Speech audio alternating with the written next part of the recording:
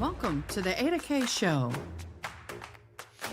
I'm your host, Ada K, and I am a criminal justice major. I am also a deaf courtroom commentator, breaking down the gripping courtroom drama while providing full ASL interpretation, making justice accessible to everyone. Grab a cup of Java and let's dive in. Don't forget, comment, like, and subscribe. And if you love this channel, please become a member.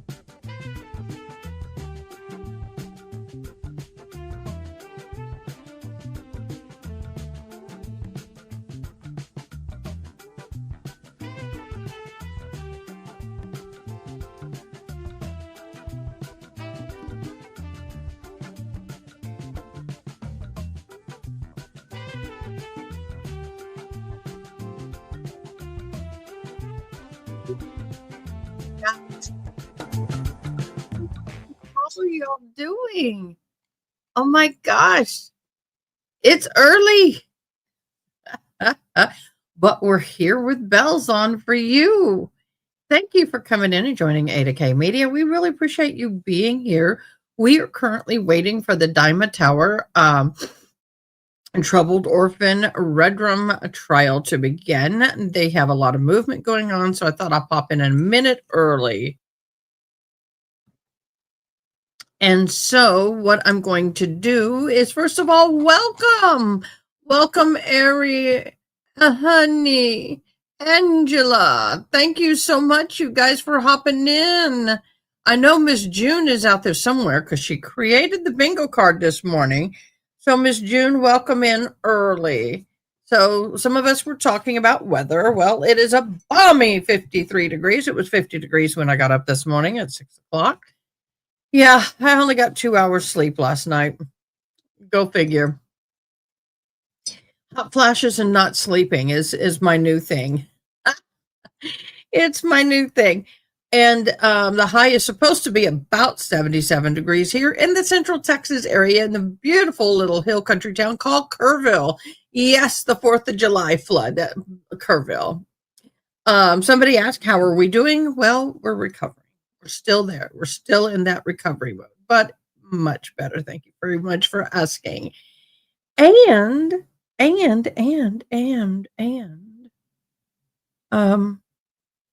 where is it?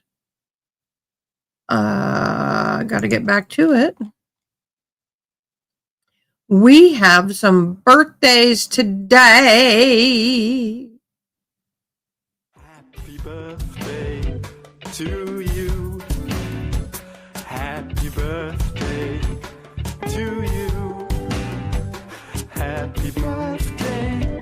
Happy birthday. Happy birthday to you. Happy birthday to you.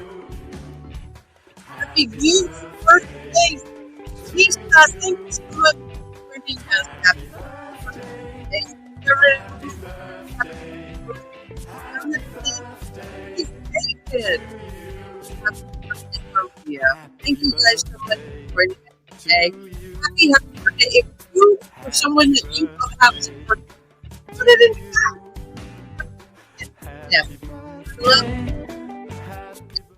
Sure do. And I know Miss Angela has somebody in her life that has a birthday, I think, today. But we'll wait till she has them in front of the camera to wish them a happy birthday. Happy birthday, everybody. Hello, Miss Sarah. One sunny day. Thank you so much for joining us. Red Panda Power. Good morning, beloved. Hadn't seen you in a while. Good to see you this morning. Good to see you. We have a very interesting case today. And well, I'm going to tell you all about it, but I'm going to tell you if you were an adopted child like myself and went through a horrific experience in foster care or in an orphanage and or both, as some of us did, this is going to be triggering. And yes, I've got allergies going like crazy. Like crazy. So the Dima Tower, I think I'm saying it right. We'll find out when they say it in court. Trial day one, opening statements, and we're going to give a little bit of a legal breakdown and introduction in just a second. But first, we got to share screen. And we're going to share the beautiful bingo card. And I got to do this again because I messed it up. Okay.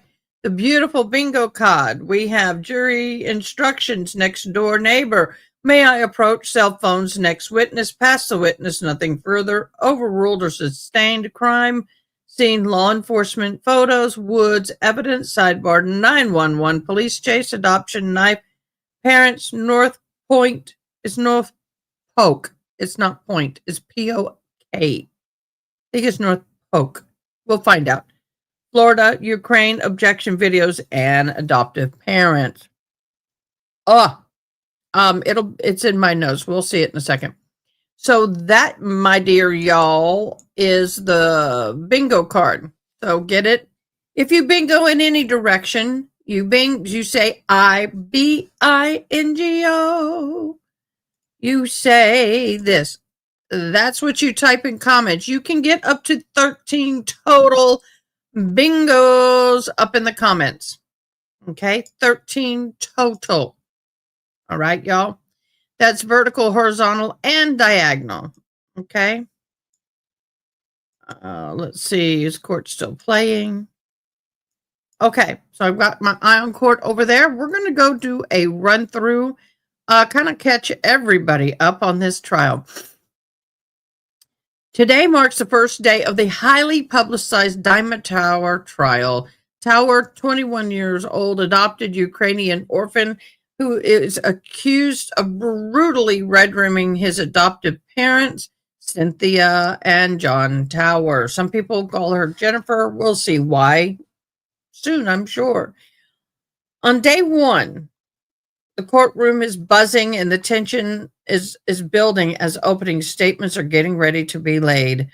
And they will be putting down the foundation of what promises to be a complex and a very emotional trial. The victims were Cynthia and John Tower. The adoptive parents were found unalived in their Florida home.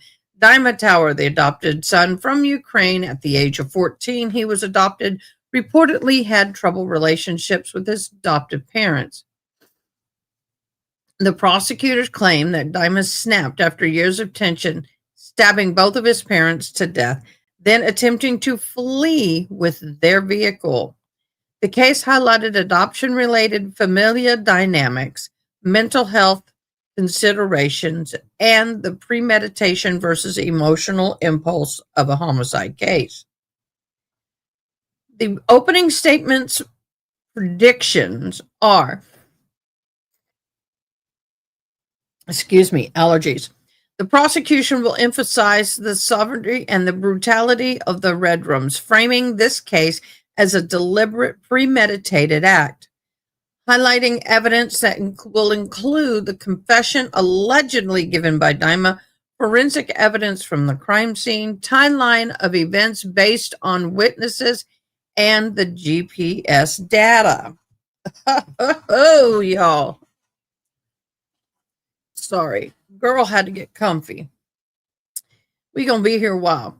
Now, on the defense's side, Dima was a troubled young man under extreme emotional and psychological stress.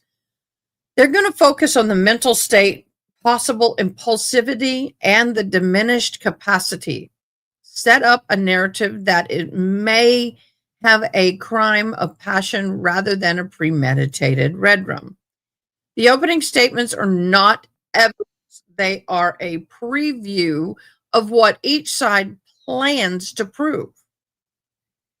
Viewers should keep this in mind. That'd be you. The trials, let me pause it.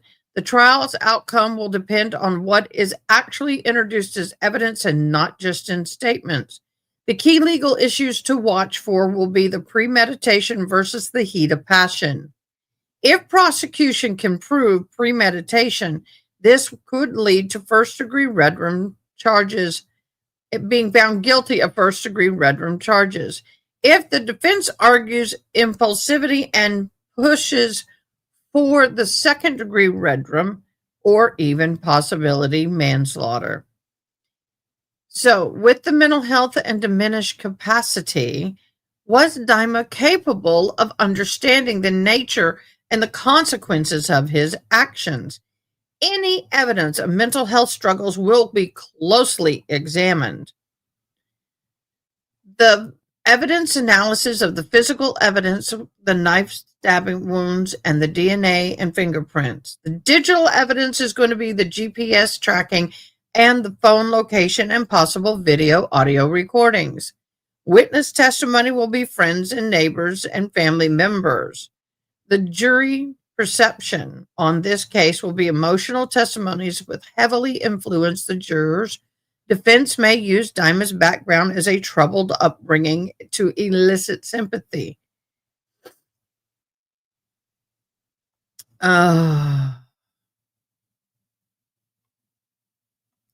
So, I'm sorry, I got a sneeze building. The CTA remind viewers that it's trial evidence and witness testimonies will evolve as the story unfolds. I'm going to ask that you do one thing right now. One thing. I'm going to ask a favor. One thing. Can you guess what that one thing is going to be? Can you guess? Click the subscribe button. And if you like this channel, become a member. We are starting to roll out member perks, and I can't wait for you to start seeing them. I'm getting ready to start doing member-only shorts where I dump in tidbit of private information that only you will have access to.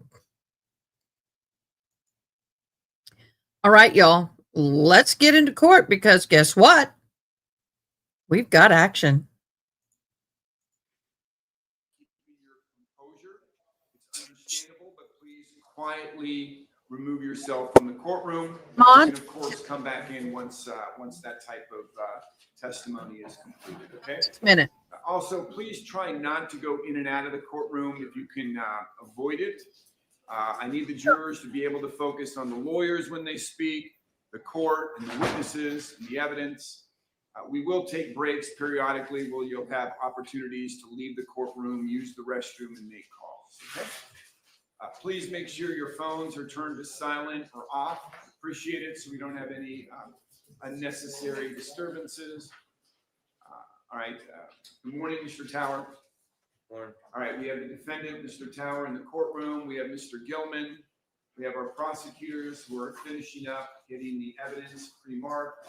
Deputy, do we have all our jurors up? Yes, Your Honor. Okay. Notepads are out. Folks, I went over all those preliminary instructions on Monday after we selected and swore in the jury. Mr. Gilman, is there any instruction that you'd like for me to give to the jury before opening statements? No, Your Honor. Ms. Frabel? No. I'll answer for her. Say no. Say no. Ma'am, say no. Okay. No, Your Honor. Okay. All right, as soon as the state has their evidence pre-marked, we'll begin with the trial, okay? Mr. Tower, we do have a notepad and a pen. There's cups, water. Be careful when you pour it. It comes out quick. If you need another notepad or pen, let the bailiffs know. Let me remind you the headphones you can put on if we have a bench discussion here at the bench, okay?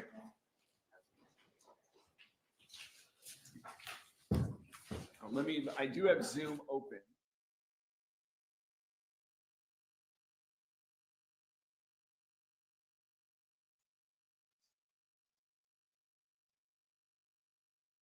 Okay, they are bringing in the jury.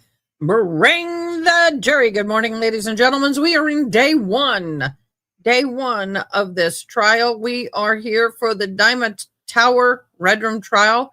where he unalived both of his parents who adopted him while he was at the age of 14 from Ukraine, hoping to give him a better life.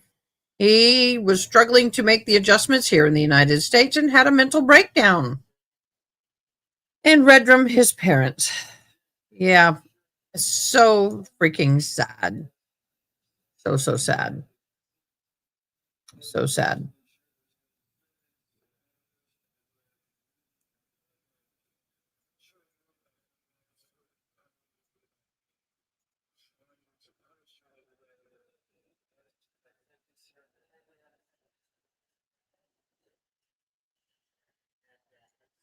I forgot to do my screen thingy. So I's a doing it now.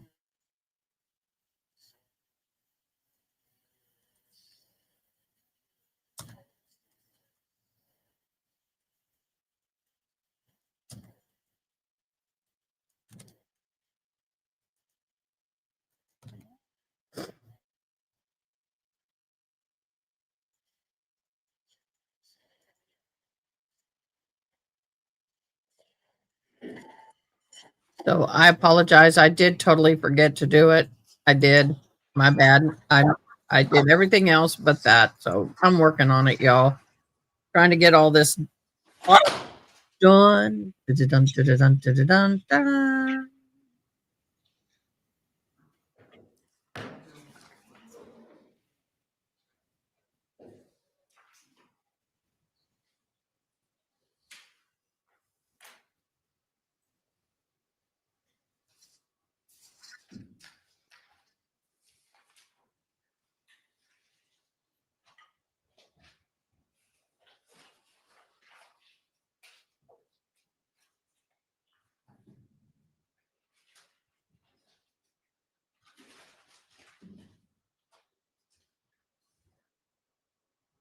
Come on. Well, I guess I could zoom them.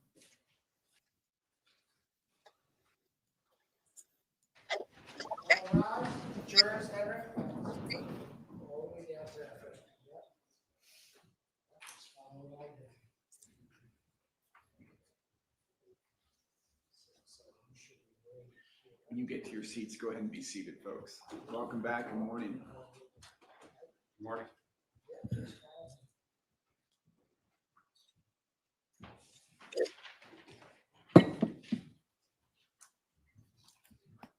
All right, everybody may be seated. We have our jurors back. Welcome back, folks. Remember, they're all standing out of respect for you. So as soon as you go ahead and come into the courtroom, you can go ahead and find your seats. As promised, there is the notepad there. You'll see there's no names on it, of course. There should be a number. So if you can just remember your number, it might be ideal. It's not required, of course, but if you just sit in the same seats, that way your notepad will just be right there in front of you, okay? All right, members of the jury, welcome back. Today's day one of the evidence. You might recall on Monday, we picked you, we swore you in, and I went over those pre-trial instructions. I explained how a trial will proceed. You might recall that the next step in the trial is going to be the opening statements by the attorneys. Let me remind you folks that the opening statements is an opportunity for the lawyers to tell you what evidence they believe will be presented during the trial. But let me also remind you that what they say during the opening statements is not the actual evidence, okay? It's used, it's there to be a roadmap to guide you as you go through the trial. Okay, are both sides ready to proceed? Is the state ready to proceed? Yes, Defense? Yes, Your Honor. All right, our procedure has the state go for first. State, when you're ready, please begin. Yes, Your Honor.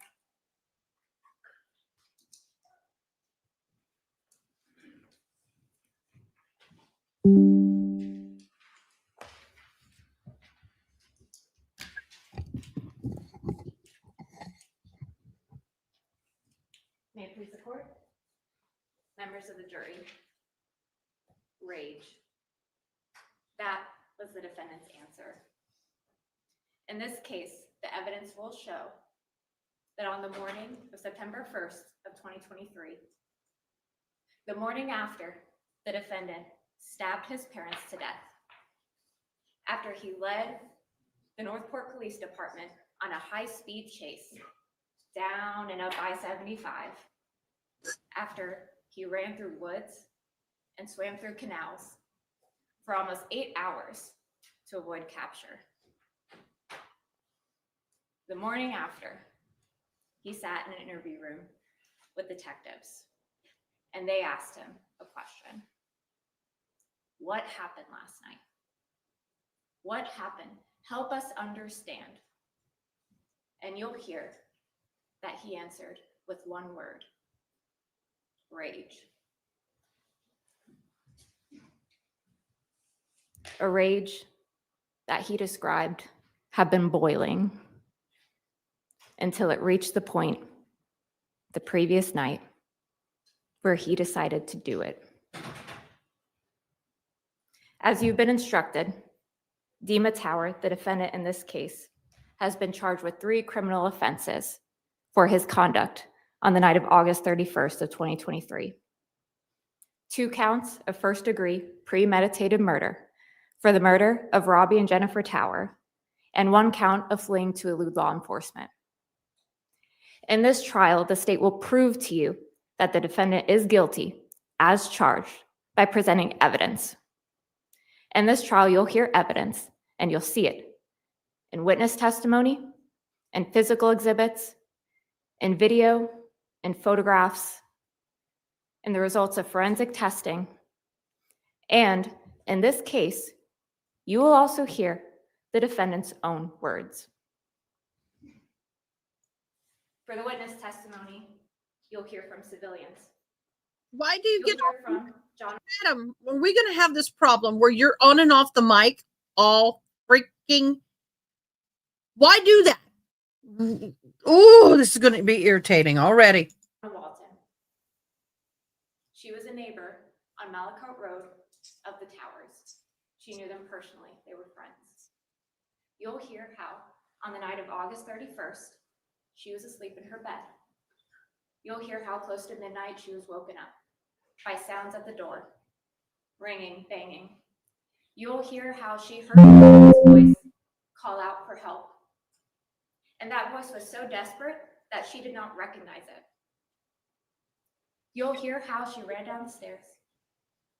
And a few moments later, she called law enforcement, 911. And you'll hear how she opened the door. No one was there, but she saw the blood. She saw stains of blood.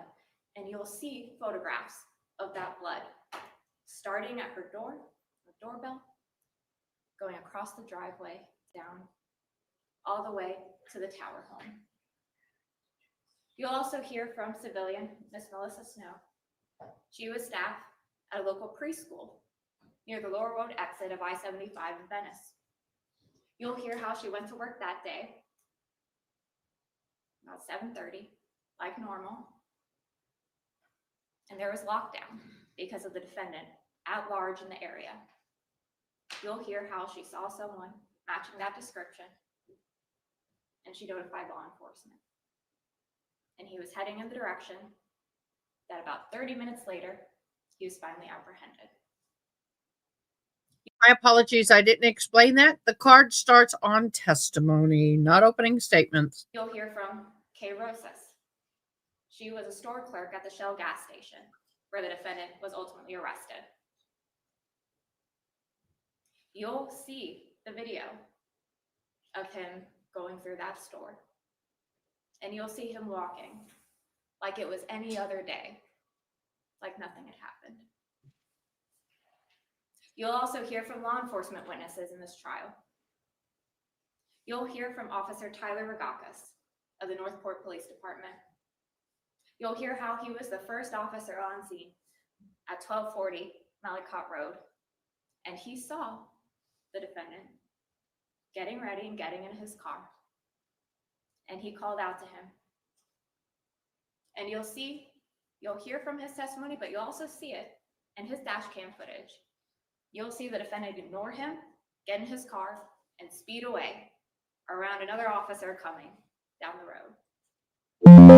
You'll see for about 30 minutes the defendant's driving.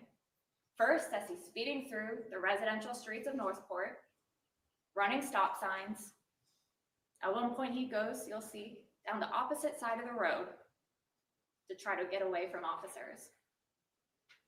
You'll see when he merges on I-75, you'll see him drive around cars and speed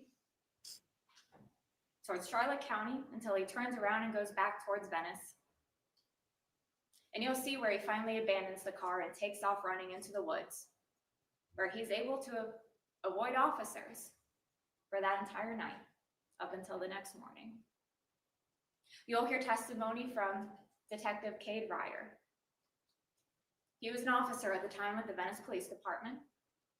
He was the one who went out to location where a sighting of a potential subject was called out near the Lower Road exit. And you'll hear how he happened to be checking the Shell gas station at the same time the defendant was walking in the back of the building, and they were able to make the arrest.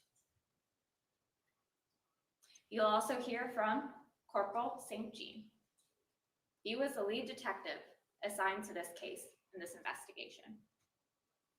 You'll hear the steps of his investigation, identifying a suspect.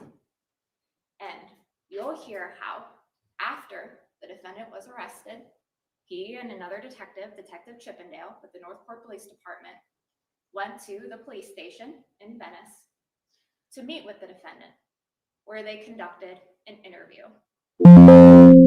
That interview was video recorded, so you will hear in this trial the defendant's own words about what happened. You will hear that prior to that night, despite his parents being loving, the defendant was angry. Angry at life, that it was not turning out the way he expected. And that anger was building and boiling. You'll hear how that night was not the first time about killing his parents. You'll hear how that day started out like any other normal day for him, that he went for a full shift at his job, came home, then went to his car and had a drink and began to think.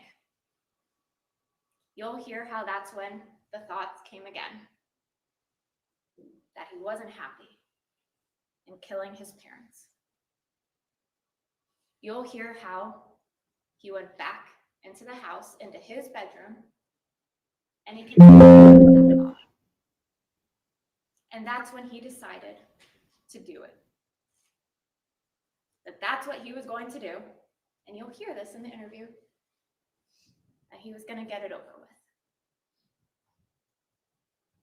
You'll hear him describe as he walks to the kitchen, takes a knife out of the knife block, a steak knife, and he walks to the master bedroom. You'll hear how that day, that night, there was no argument. There was no confrontation. His parents were asleep in their bed.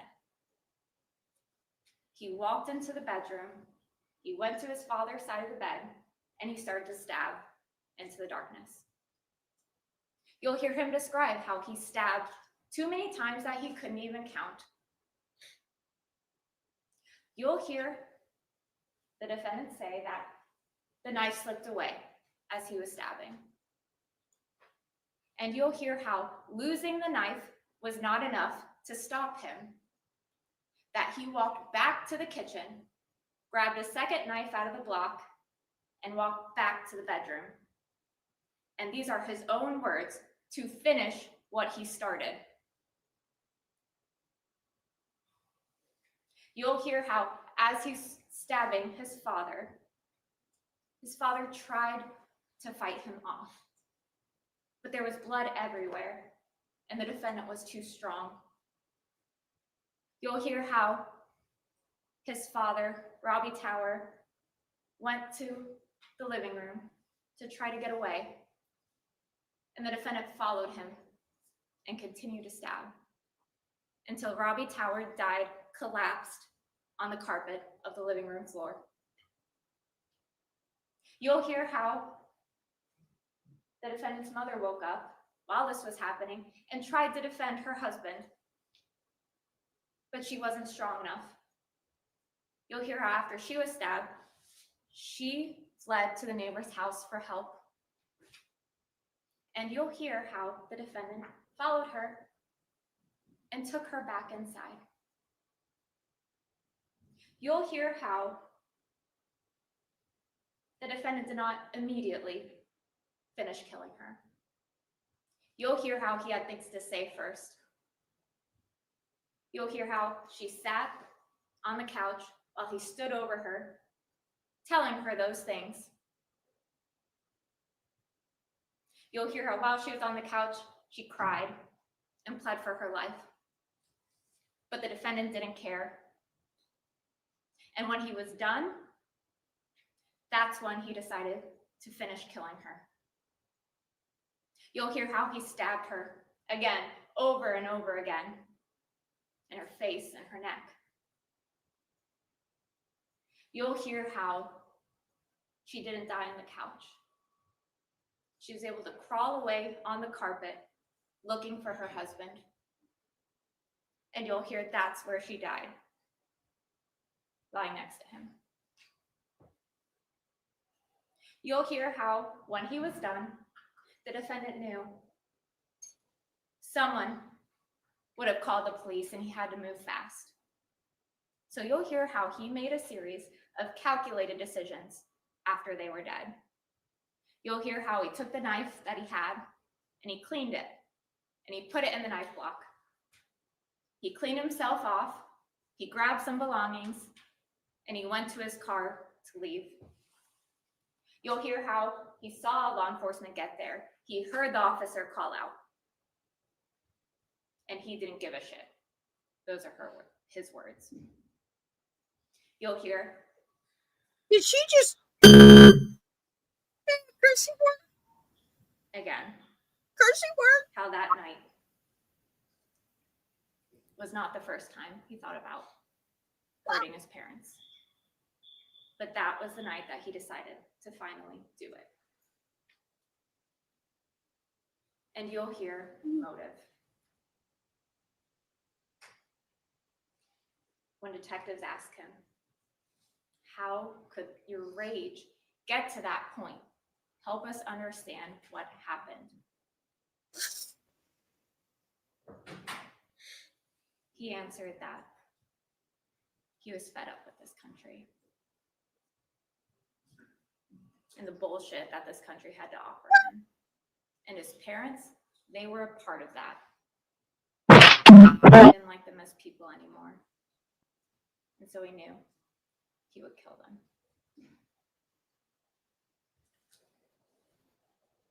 In this trial, you'll also hear from law enforcement witnesses that specialize in forensics and evidence collection. You'll hear from crime scene technician Elizabeth Walker. There she goes. Oh, dang it. You'll see the photographs that she took and see the videos that she documented of 1240 Malcott Road and the surrounding houses that night. You'll see the signs of a violent struggle. You'll see the bedroom where the killing started and the bloody sheets, still wet when they were photographed. You'll see blood stains going up to the ceiling, surrounding everything around the bed. You'll see the living room. You'll see the stains on the couch where Robbie and Jennifer Tower were. And you'll see their final resting place on the living room carpet. And you see the blood stains going from the front door to the neighbor's house, the Jennifer Tower, trying to get help. You'll also see the knives that were collected I'm not sure if I'm awake enough for that. that the defendant used to kill his parents. You'll also hear from crime scene technician Courtney Stender. She assisted with processing and documenting the vehicle that the defendant fled in and abandoned that night. And you'll see pictures of that vehicle. Next, you'll hear from Charlene Webster with the Florida Department of Law Enforcement. You'll hear how she received the knives and blood samples from the Northport Police Department in evidence, and she performed testing on those samples. You'll hear about her procedures for doing that, and you'll hear how, at the conclusion of her testing, that Robbie and Jennifer Tower's blood, as well as the defendant's, were identified on the knives that he admitted to using. Lastly, you'll hear from Dr. Russell Vega. He's the chief medical examiner for the 12th Circuit. He examined the victims in the home where they died. He also performed formal autopsies in the medical examiner's office. Through his testimony and the pictures that you'll have to see, you will see the extent and the quantity of the stab wounds to Robbie and Jennifer Tower. The evidence will show that Robbie Tower had 68 penetrating wounds. Wounds to his scalp, his neck, shoulders, chest, his back, arms, and one of his legs. You'll hear that Robbie Tower had perforations of a carotid artery, larynx, and his left lung. You'll also see and hear that Jennifer Tower had 79 penetrating stab wounds, clustered over her scalp, her head, her back, her right shoulder, her chest and arms, and 30. Okay, that is sheer rage. In my humble opinion, that is sheer rage. That's not anger. That is absolutely full-on, unadulterated rage to cause that kind of damage. Oh my gosh, y'all. That is horrible. June, I need a sound check. 8 stab wounds to her neck. Live feed. You'll hear that she had perforations of her carotid artery, her internal jugular vein, and even her spinal cord. At the end of this trial, and the close of all the evidence, after the judge instructs you in the law, Chippendale ain't so much a the Chippendale. state I will ask can- you to render a verdict. I- Aligns with 3 things: the evidence that you will be presented, the law, and your common sense. We will ask that you render a verdict that holds the defendant accountable and that you find the defendant guilty as charged. Thank you.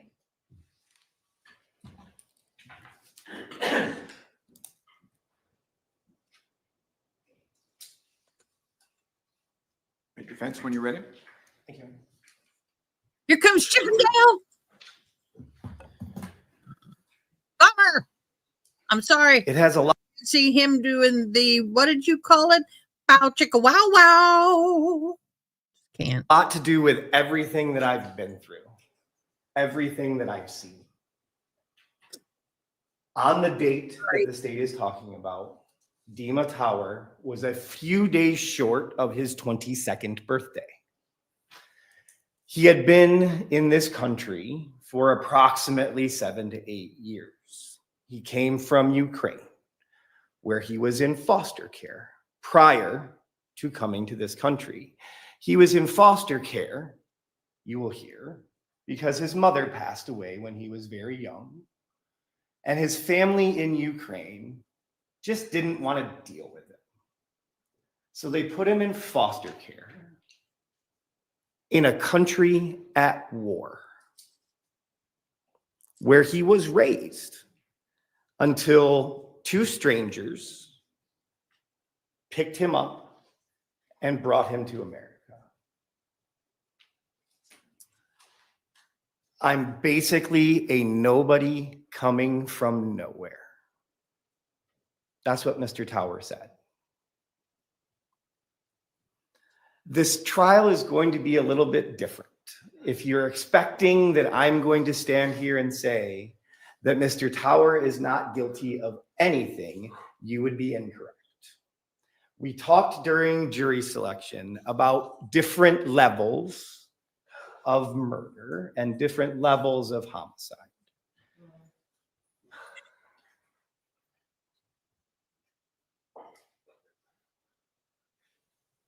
Let's continue for a moment. Let's see if. Objection! Go ahead, Mr. Objection, Your Honor, we. So the decision that you collectively as a group and individually will have to come to is whether or not Mr. Tower has the ability to fully form the. It's difficult for, I think. Sure. Here. Let's take a short break. Members of the jury, can you please leave your notepads turned down here in the courtroom, writing implements on top. Don't discuss anything related to your jury service. You're going to get tired of these. Okay? Everybody please stand. Jurors exiting.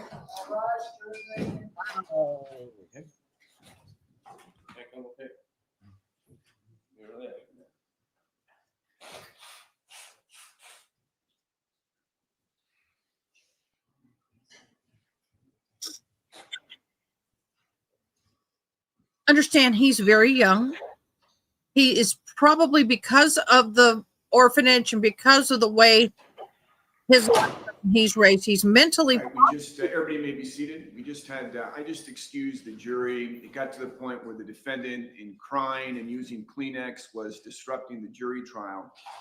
Mr. Tower, I won't allow that to continue. So take a moment, compose yourself, and we'll get started in about 5 or so minutes. Okay, we'll take a short break.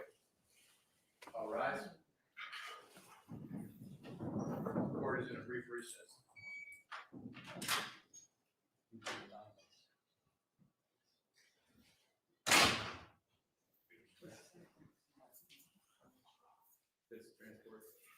Okay, June, how is my sound? Am I too loud versus the court feed? Let me pull me up and listen to what's going on if I can.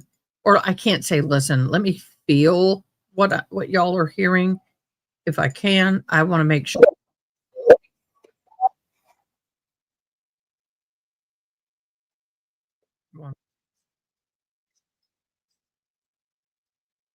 Okay.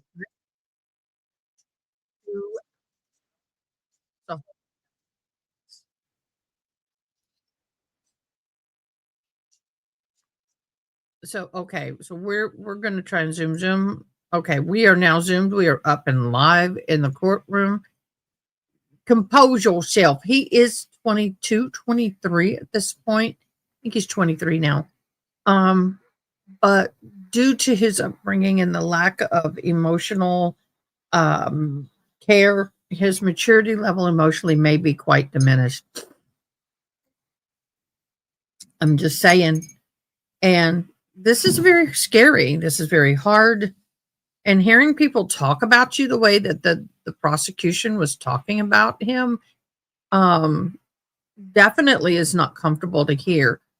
I think that I wish this particular attorney had an assistant to sit with him and they can kind of, okay, keep it up. Good. You know, kind of help monitor his emotions and help him control his emotions. We'll see if that changes. But right now, it's just this attorney by himself. I didn't see anybody else sitting with this young man. For those of you who were just hopping in, let me give you a quick rundown on what is happening. In the Dima Tower trial, we're in day 1. I'm going to reread what I did today. He is charged. Today marks the first day of the highly publicized Dima Tower trial. He's 21 years of age at the time of the incident. He was adopted at the age of 14, accused of brutally red-rooming his adoptive parents, Cynthia and John Tower. Cynthia also is sometimes called Jennifer. Just FYI, same person. I think her name was Jennifer Cynthia or Cynthia Jennifer. The background on the case is Cynthia and John Tower adopted parents were found unalived in their Florida home. The defendant, Dima Tower, adopted from the Ukraine, again at the age of 14, had trouble relationship with his adoptive parents. Prosecutors are claiming that Dima snapped after years of tension, stabbing both parents to death 68 times on the father, 79 times on the mother. Woo! That is a lot of anger. And that is, that's sheer rage. That is not, I'm just not happy with you. I'm going to stab you a few times and get rid of you. Ultimately, that is sheer rage. That is one of the facts that I didn't know. And boy, that's hitting me pretty hard. As a juror, that would hit me pretty hard. Then attempting to flee. So after he stabbed him, he tried to get in the car and flee. When the police shows up, he put whatever he was putting in the vehicle, got in, and left. This case does highlight the adoption related familial dynamics, mental health consideration, and premeditation versus emotional impulse in this homicide. This case is the prosecution are going to emphasize the severity and brutality. There's a red room. Framed the case as a deliberate and premeditated act. However, they're going to highlight, I just shouldn't have said however, but I did. Oh well. The evidence will include the confession allegedly given by Dima, forensic evidence from the crime scene, timeline of the events based on witnesses and GPS data. Cellbrite is important. I just think a lot of trials take it too far. The defense is going to suggest that Dima was a troubled young man under extreme emotional, psychological stress. They're going to focus on the mental state and the possible impulsivity and the diminished capacity. That's the key. He's very much diminished, his diminished capacity. So that sets up a narrative that this may be the crime of passion rather than premeditation. Opening statements are not evidence. That's one thing that I need to start saying when we do this. Opening statements are not evidence. They are a preview or an outline of what each side plans to prove. We need to keep in mind that the trial outcome will depend on what is actually introduced as evidence and not just a statement. All right, y'all. I am going to, there, I copied. I'm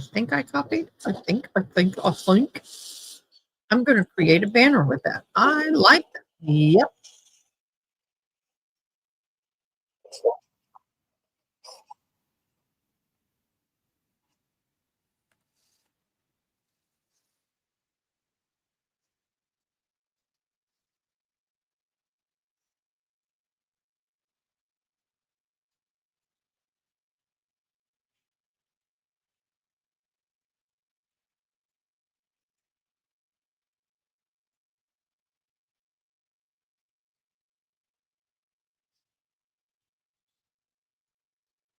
You know, I feel bad for the kid. I really do. And I got a soft spot for adopted people.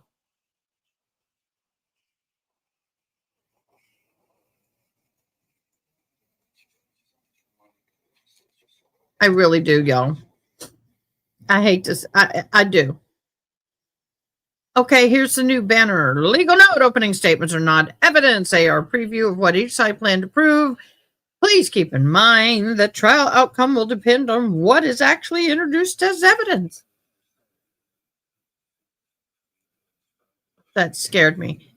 My cat is clawing on her cat tree, and I didn't see her come in, and all of a sudden I see this thing move. It startled me. Okay, we've got movement in the court. They are at a sidebar. And yes, that is rage. Absolutely nothing but rage. And you know, I guess at 14, you know, he's pretty much his everything is pretty much set in him. And at 14, having no control over what happens and being adopted, whether or not you want to be adopted or not, being brought to a country that you care to maybe not come, and you feel kidnapped. That's how I GPS going. He may feel kidnapped. I took my necklace off. Behavior in the courtroom. You were showing emotion, crying, sobbing, using Kleenex. You were here when I spoke to the audience this morning, right, Mr. Tower? Why do they not have an interpreter? Okay. I spent time this morning. I thought you were in here where I instructed those in the audience that they can't show emotion, that there are times during, especially a murder trial, where the emotion might be high, and that if they're unable to handle it, I need them to remove themselves from the courtroom. I will not allow the jury to be persuaded or interfered with by folks showing that emotion in the courtroom, okay? And that includes you, Mr. Tower. So you need to handle yourself accordingly. If you need to take a break because you feel that the emotion is too high and you're struggling, please bring it to Mr. Gilman's attention and we can take a break, okay? But we can't have any more outbursts like that in front of the jury. Do you understand, Mr. Tower? Anything else, Mr. Gilman, you wanted to add? No, Your Honor. State? Okay, are both sides ready to bring the jurors back in?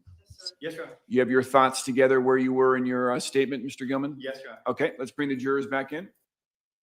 Okay, for those of you who don't know and did not watch the live last night, while they're bringing the jury in, I'm going to share something personal. And this is maybe personal, but I don't care. It is public knowledge and it's okay. I too am adopted along with my twin brother. We were adopted by a military family. And during the time, well, I made it public, but during the time of my being in foster care and orphanages, let's just say at one point we were in the home of a family, a parent, a husband and wife that practiced black magic, black magic, Wiccan Druidism, dark side, bad stuff.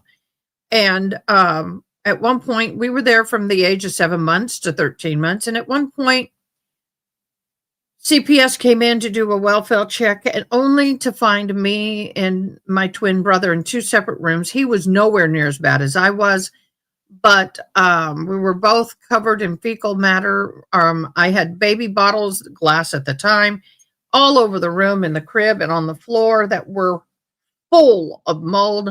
We were covered in urine. We were so bad off that they said that I looked like one of those little African malnourished kids.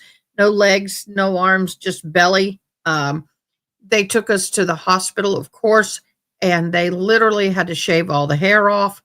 They couldn't even bathe it. And they had troubles removing the stuck-on fecal matter, had to bathe us, and we had sores on us. It was really horrible. And do I remember that? Absolutely not. But my body memory probably does. But we then were moved from after we were became healthy again. I'm doing a long story short. My grandmother took us in.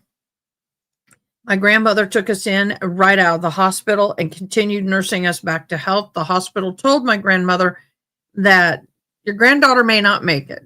Be prepared. It's going to be a tough road. My grandma nursed me back to health, wanted to adopt us, but my step grandfather said he's not raising another set of kids.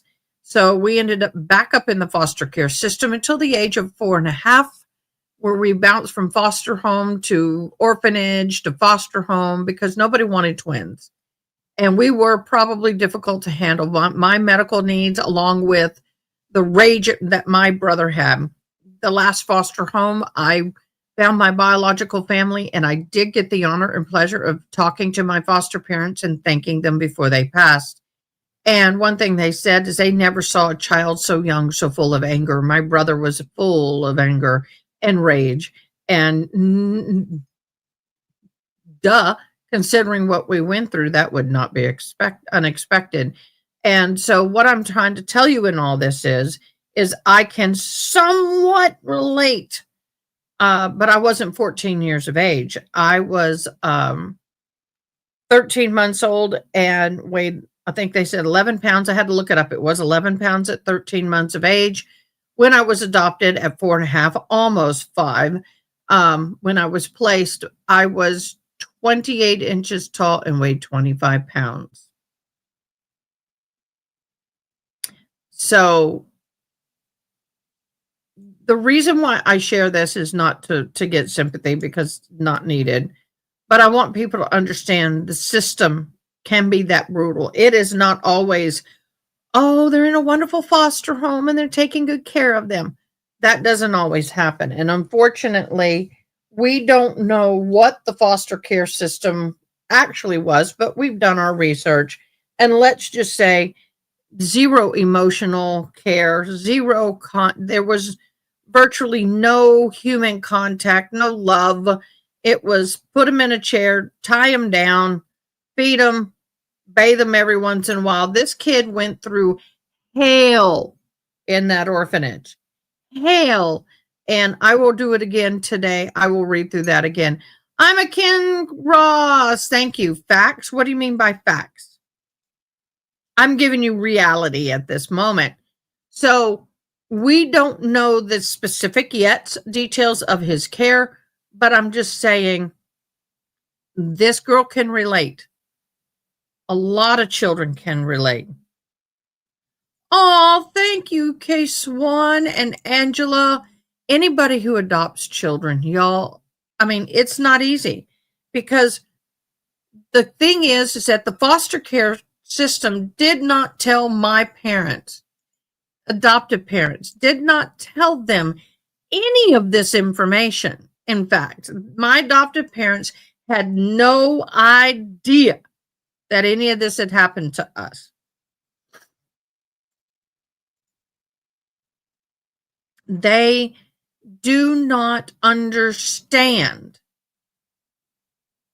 some of the behavior. Even in counseling, they didn't understand some of the behavior. So please do not be judgmental on this case, and I will keep it in check because we really don't know the hell this child went through. And it's obvious he went through hell. And I did my research on Ukrainian orphanages, and boo. And it was, and it was during the time that there was a war on top of that. So his mother, we've already learned, his mother died very early in his life. And his family did not want the responsibility to care for him, the rest of the family. We don't know what happened to the father. Yes, the facilities they put the kids over there were bad. They wouldn't get socialization, counseling, guidance, nothing. It was horrible. Okay. I don't condone his behavior in any way, shape, or form. I'm just saying this case, we've got to keep a little different mindset as to this trial. Okay. I may get a little triggered. If you see me beating a lot and doing this, it's because I am keeping myself distant enough to where I'm not triggered. Okay, let's get into court. Thank you for understanding on the rant. I just wanted you to understand. Let's give them a minute, Mr. Gilman. Yes, Your Honor.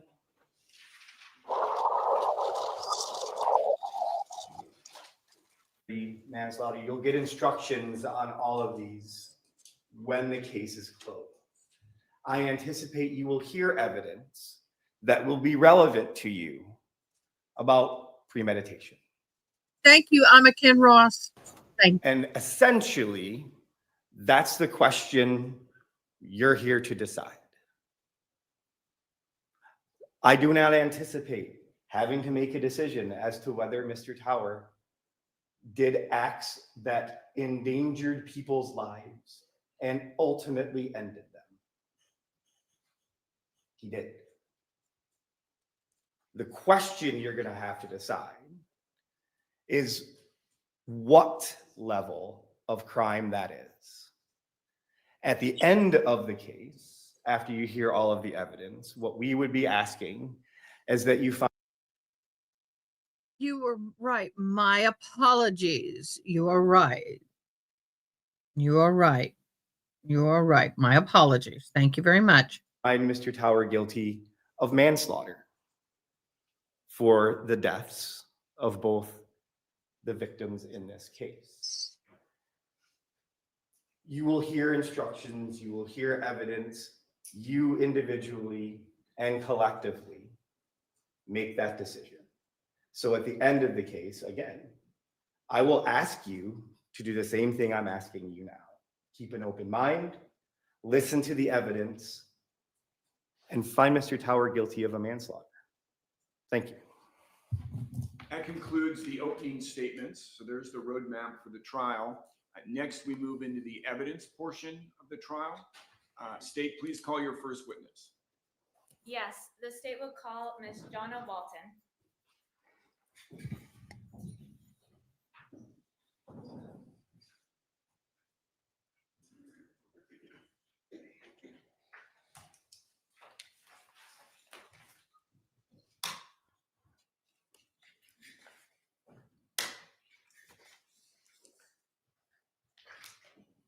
Are we using a jury room down the hall or what do we know?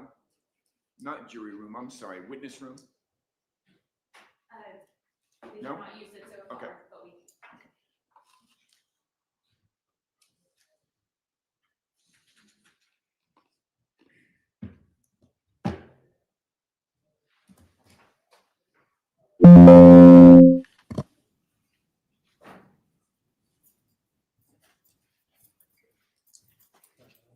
Stand right here, face the court, raise your right hand.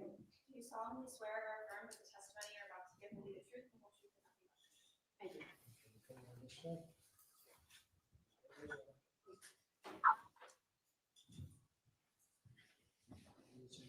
Yes, please. Just keep that one close to you.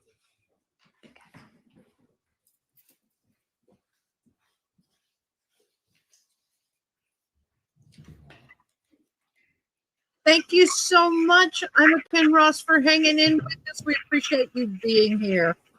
Good morning, Ms. Walton. Good morning. Can you introduce yourself to the jury and spell your last name for the record? I can. My name is Jonna Walton, and it's Walton. And where do you live, Ms. Walton? I live at 1200 Malakote Road in Northport, Florida, 34288. Thank you.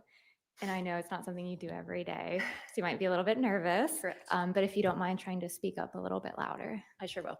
Thank you. So how long have you lived on Malakote Road? Almost 3 years. And through your time living there, did you come to know the residents of 1240 Malakote Road, Robbie and Jennifer Tower? I did. Did you consider them personal friends? I did. Describe their role in the neighborhood. Well, we called them the mayor of Malakote Road. He and Robbie and Jen both got us together every month. He was always walking his dogs down the street, saying hi. We were always seeing them. They'd come over our house at least twice a week, and we'd just hang out and talk. So we were good friends. And through that, did you also come to know their adoptive son, Dima Tower? Just briefly. And is the Tower's home right next door to yours, or was it further down the street? There's one house in between us. It's one house over. Okay. And did anyone live in that house between your home and the Tower's home? Not on that date. Someone does now, but not then. Okay, so in 2023, it was vacant. Correct, it's a rental. Now, I want to take you back to the night of August 31st of 2023. Were you home that night? I was. And who else was home with you? My husband, my son, and my daughter. How old are your children? Right now, 10 and 19. Okay.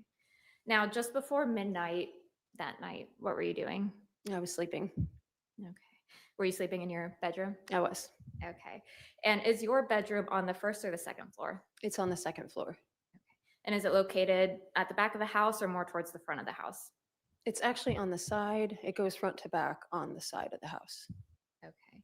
Now, about a quarter till midnight, did something wake you up? It did. Tell the jury what you heard.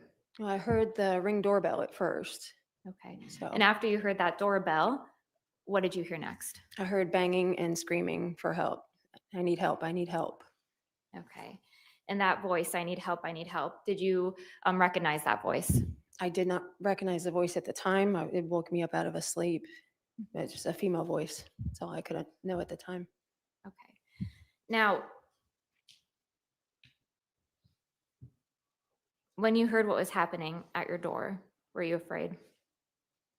Yeah, I was concerned.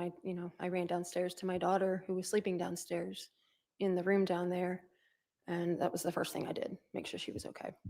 Okay. So when you ran downstairs, you made sure she was okay? I did. Okay. Did you see your son as well? He followed me down the stairs because he heard it as well. Okay. Now, after you made sure that your daughter was safe, what did you do then? I went back upstairs. My husband was actually still asleep, and I woke him up, and I explained what I had heard. So, Yeah. And I want to take just one step back. Okay. Before you went back upstairs, did you do anything to try to see what was happening outside? yeah, I did. I actually peeked through right next to our front door. There's a glass window, and there's mini blinds on it. So I peeked through those to see anything, but our light was off, so it was dark out there. I didn't see anything. Okay. And after you checked that front window, did you check another window at the front of your house? I did. Right next to it is that office slash guest room, and there's a window in there too. It's a little bit bigger window, so I checked that one too to see if I could see anything. But it was dark. It was dark Yeah. outside. So were you able to see anyone at your door out that window? I couldn't see anything. No. Okay. So after you did that, what did you do then? I went up. That's when I went up to go wake my husband up and tell him what I heard, and then I came back downstairs. Yeah. So when you first wake up your husband, what were you guys doing upstairs? We were actually trying to find the gun safe key. We couldn't find it, so of course we were very nervous. It was concerning. So we trying to find the key. He was looking around for it, and I went back downstairs to my daughter Yeah. and to my son. Yeah. So Was he able to find the gun? he was not. Okay. So once you go back downstairs, were you able to see anything at that point? No. No. Okay. So what did you do then? That's when I called 911. Okay. And when you called 911, about to the best of your memory, how much time had passed since you were first woken up? Couldn't have been more than 5 minutes. It's just maybe that's about it. Yeah. Now, while you were talking on the phone with the 911 dispatcher, did you open your front door? I did. Can you tell the jury what you saw? I saw a lot of blood on the ground. I didn't expect that. I had actually turned the light on to see, and when I did, I looked down and you can see it all on my front porch, front walkway. And what did you do when you saw that blood? Oh, I kind of freaked out a little. I told them that we needed someone. I don't know if it was an ambulance or police or whoever. 911 told me to shut the door and lock it, and I did. So, and they asked me to stay on the phone with them until an officer showed up. Yeah. So you're still on the phone while that Yes. happened? Yes. All right.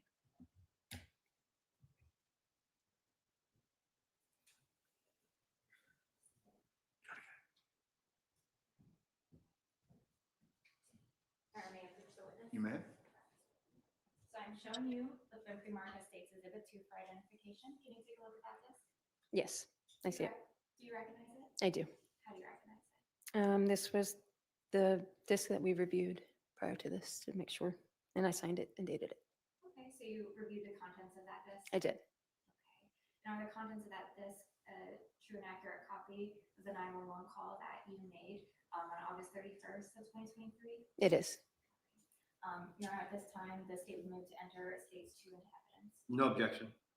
Right. What's been pre-marked as States Exhibit Number 2 will be admitted into evidence. You may publish it at your leisure. Are you going to play it right now? Yes, Your Honor. Is there a transcript with that or no? No. No. Okay.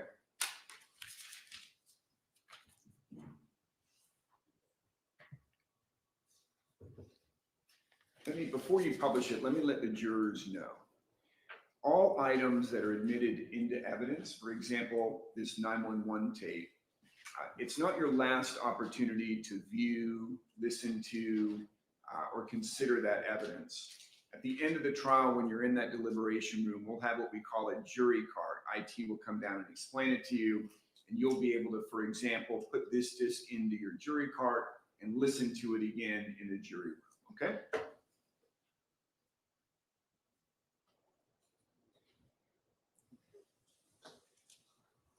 And for the record, the state's publishing States 2. And it might get a little bit of light. Okay.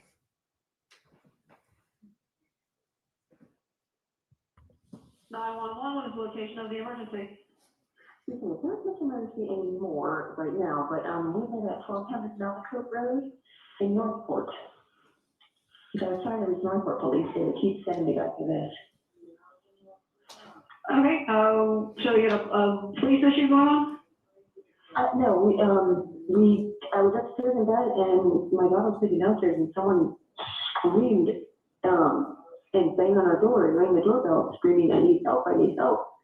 Took me a second to register what was going on, and we were trying to come in, our son upstairs before we opened the door and the person's gone. Okay, well, let me put connect you over Northport so I can check the area. Let me connect you, please.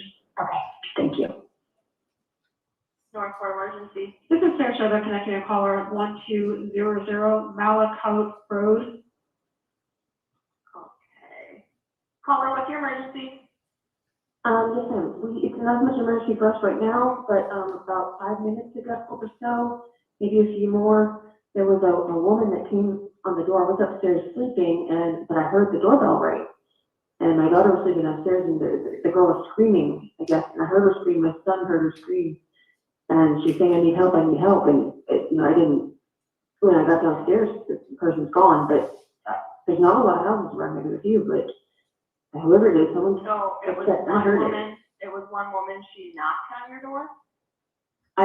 It was a woman's voice I heard, I don't know, and my ring camera doesn't work out there, of course, right now, but yeah, she banged on the door, had to ring the doorbell, and screamed, I need help, and I was just going out there, I haven't gone out yet, but we were trying to find one of our weapons, but we can't find one. Okay, so did you ever see her? I did not, and my camera's not working, so. Did anyone in your home see her? No, we all heard her. Okay. But everything's pretty vacant around here. The house across the street is empty, the house next door is empty. Okay. There's only like 2 other houses on the street. And, did you only hear one voice or did you hear more than one? Only one. Oh, there's a whole bunch of blood outside. We need an ambulance now. Someone's bleeding. There's Someone's a whole bunch of blood out there. Yes, there's blood on my front door. On my front step. Oh, shit. Okay. Okay. I And need there's you, blood on the front door. okay, I need you to lock the door and stay in the It's house. locked. It's locked. It's locked. Oh, snap It's locked. Okay. on this, Gary.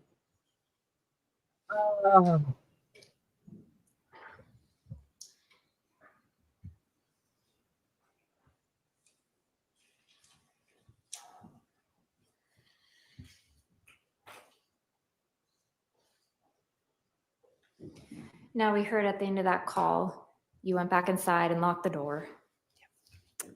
After you went back inside, where did you go in the house? Dispatch had asked us if there was another exit that we can go out through to meet with an officer. And I said, yes, we can go out the garage. So we went into the garage until they told us to open the door. Okay. So when you were told that police had arrived, did you open the garage door? I did. Okay. Can you tell the jury, what did you see when you opened that door? Well, when the door went up, we could see the police lights, the headlights coming down, just the headlights, no blue lights or anything. And it stopped at a distance, which is 2 houses. They stopped 2 houses down. And then I started to walk out of the garage. And then the next thing we know is we see a black vehicle pull out from in front of the home 1240 Malakote Road and drive off. And the police officer followed behind with blue lights and sirens. Okay. And we were like, what just happened? Yeah. Now, the car that you saw, that black car, did you recognize it? I did. And who did it belong to? It was Dima Tower. I actually said, what is Dima's car driving away? And why are the police chasing it? Okay. So you recognize that car from I did. Being in the neighborhood. Well, my husband was working on his car for him. So. And when yes. was that? Oh, that week. All right. Now, when you went outside to meet with police, did you see more blood stains on your driveway and front area? We did, yes, I did. Great.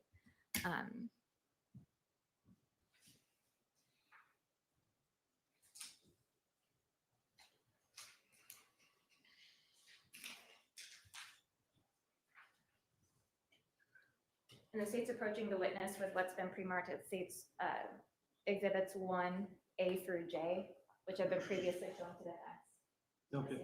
Okay, you may approach him. Now, Ms. Walton, if you can take your time, go through each one of these images and then look up when you're finished. Okay. Yeah.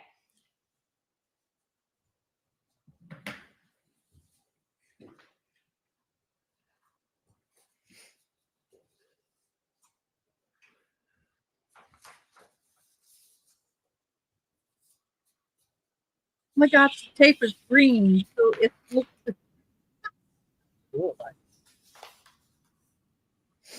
green tape. Figure.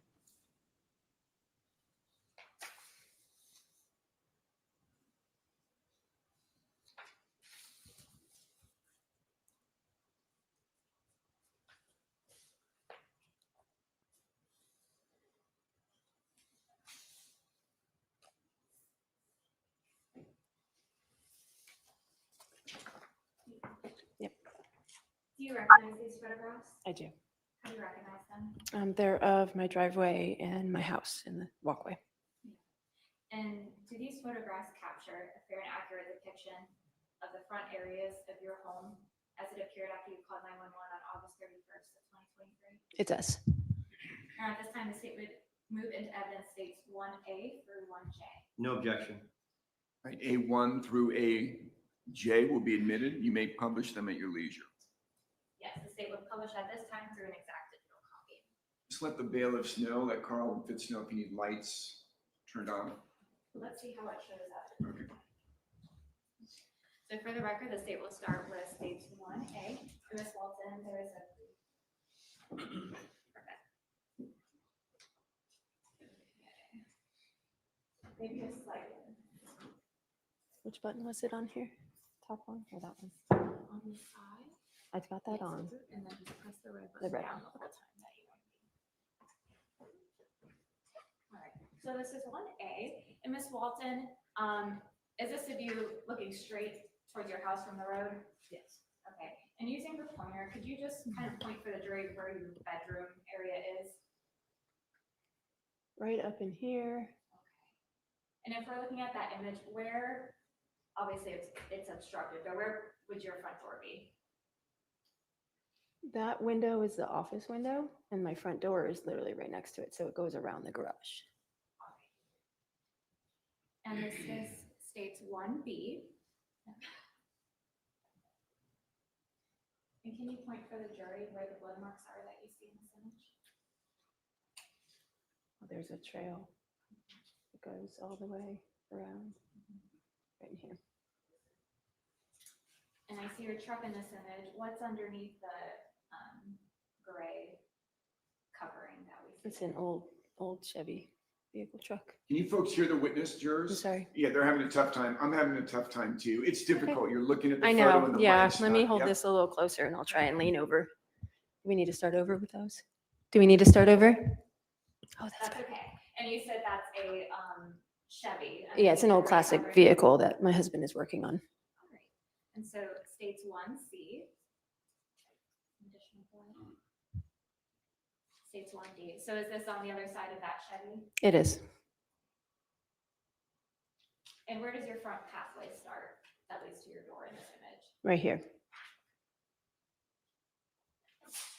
States 1E. So is this the front pathway? It is. We came right where I pointed to that one in the last slide. You actually walk this way and walk up. Okay, so that direction is the front door. Is the front door. Yes. And does this show your front door? It does. And that's 1F. I've got 1G.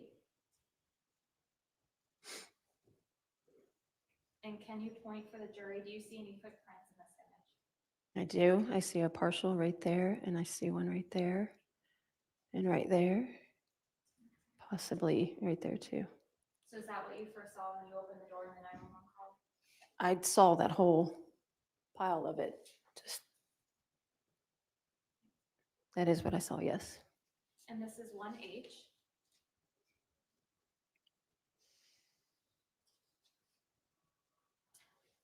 And 1I. What are we looking at here?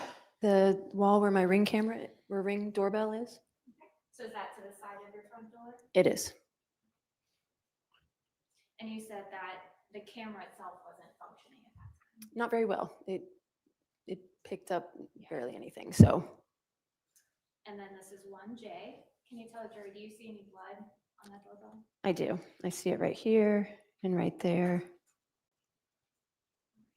Thank you. Yes. Let me shut it off. So if we can have the lights, please, deputy. Thank you.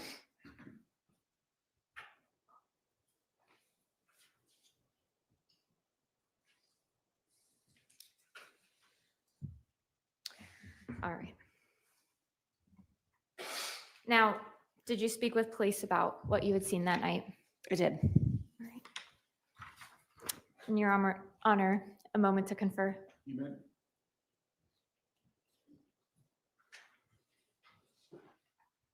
No further questions at this time. Defense, when you're ready. Good morning, Ms. Walton. How are you? Good morning. I'm well. How are you? Doing well. How long have you lived at 1200 Malakout Road? It'll be 3 years in January. So you had basically just moved there back in August of 23, correct? It will have been, yeah, it was that year. Okay, Just so January to August, yes. so you'd only lived there about 8 months. 8 months. And you said that the house next to you was a rental, so it was vacant at that time? It was vacant at the time. How long had it been vacant for? Probably about 6 months. Okay. And you said that Malakout Road is a small little area. Is there a cul-de-sac there or something? No, it's like a group of 3 streets that kind of come around in a circle.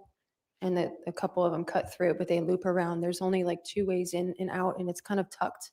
There's no cross through. You have to all go out the front. It's on the backside of like Toledo Blade Elementary School down It there, is, correct? correct. Okay. And your neighbors, the Towers, became friends pretty quickly. They did. You said that you would go see each other monthly, correct? We would all, a few of us that had houses right there would actually meet in the street and just hang out about once a month. And then they would come over, about twice a week during the week or on the weekend. And your oldest was only a couple years younger than Mr. Tower, correct? Correct. All right. Did they ever socialize together? No. When you say that you met Mr. Tower briefly, in the 8 months, how many times do you think that you saw him? A handful. He wasn't around most of the time. I think he had just come back from wherever he was. When you did see him and talk to him, were there any conversations with him, or was it pretty quick or just see him? It was brief. He came to my house 2 days prior to this because, as I mentioned, my husband was helping him fix his vehicle. Okay. And was that the most exposure that you had to him a couple days before that? Yes. Did he seem socially adept to you? Sustained. Okay.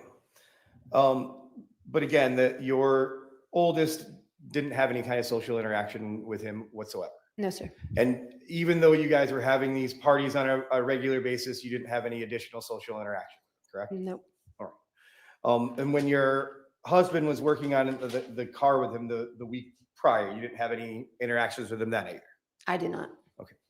But your husband did? Yes. Obviously? Okay. Yes. Do you know what part of the car they were working on? No, I don't know. If I could have a moment, Judge? Sure.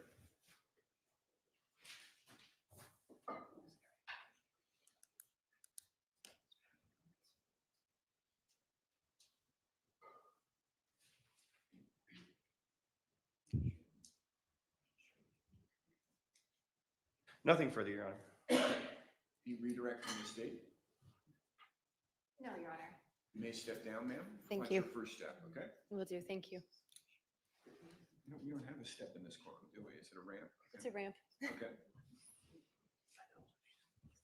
Bye, honey. If you want to always stretch and just take a quick stretch break in between witnesses is also a good time to do that if you want, okay? And also, if you need to use the restroom, sometimes we'll get rolling during the trial. Just go ahead and raise your hand and let me know, okay? Are you folks okay to continue? The state would request a brief bathroom break at this time. See how good that works? They request a bathroom break and I deliver. Okay, let's take a 5-ish minute comfort break. Everybody please stand. Folks, yeah, notepads face down. Okay, we are back. They are having a comfort break. They should be back shortly. We zoomed a little bit. Get you some rest. Oh, I forgot. I am taping this off because what I'm doing is that's going to help keep my lines straight. I'm getting ready to start beating my graduation hat. For those of you who are new to the channel, I'm graduating with a bachelor's in criminal justice. Oh God, I hope I can find a job. Although I would love for this to be my permanent job, it could not be at this time. I will keep this going. It will look a little different, but that's okay. We will still be here. We ain't going anywhere, y'all. We're just going to be doing it at a different time. So life is going to do some changes here after December. Yep, this girl get educated. Girl's already educated. I'm just getting the paper to prove it.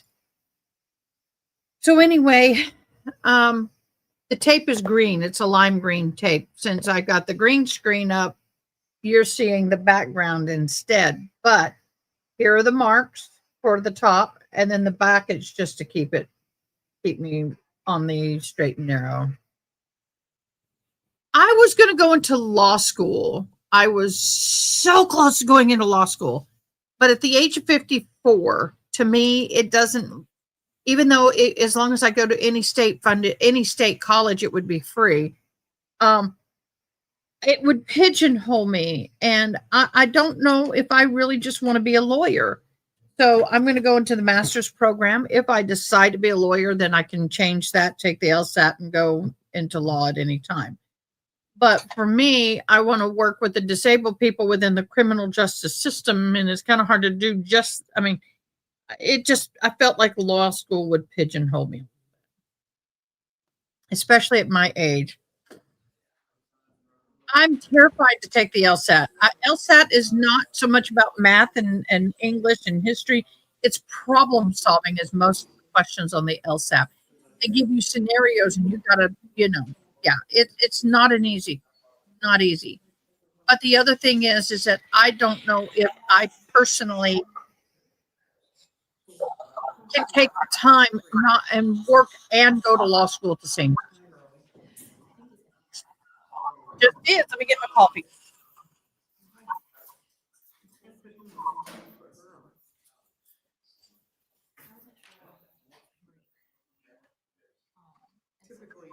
Right, everybody may be seated, or if you're just standing for the jurors to come in, that'll be in a moment. Yeah. All right, both sides ready to continue? State, defense. All right, bring the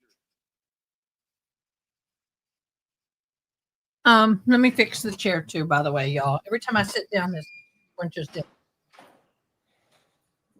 So, law school would be great if I had a husband and I didn't have to support me on my own income, then I would probably go to law. But I have to work and go to school. So I'm going to go for the master's first and see what happens. If I go all the way to doctoral or become a PhD in criminal justice, there's a lot of things I can do. But if I go to law school, that limits me in some ways. We'll see. But I'm a Ken Ross. Go for it. Take that LSAT and let me know how it is. Get yourself in law school. I think that would be great. Definitely. I'm all about people going to college. Doesn't matter what age and stage. It's always good to learn. In my humblest of opinion, which doesn't much. For those of you, I am on decaf at this point. I had one coffee caffeinated. The rest of the coffee today will be decaf because I had a Dr. Pepper yesterday after having coffee yesterday. You know, the Dr. Pepper was at lunch. If that's what kept me awake, I don't think so. But this girl only had 2 hours sleep. So this girl doesn't want anything that's going to keep her up All right, we have everybody back. Everybody may be seated.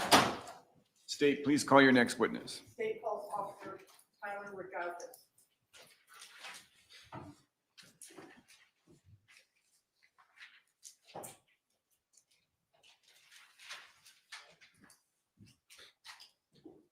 I didn't get all. Stand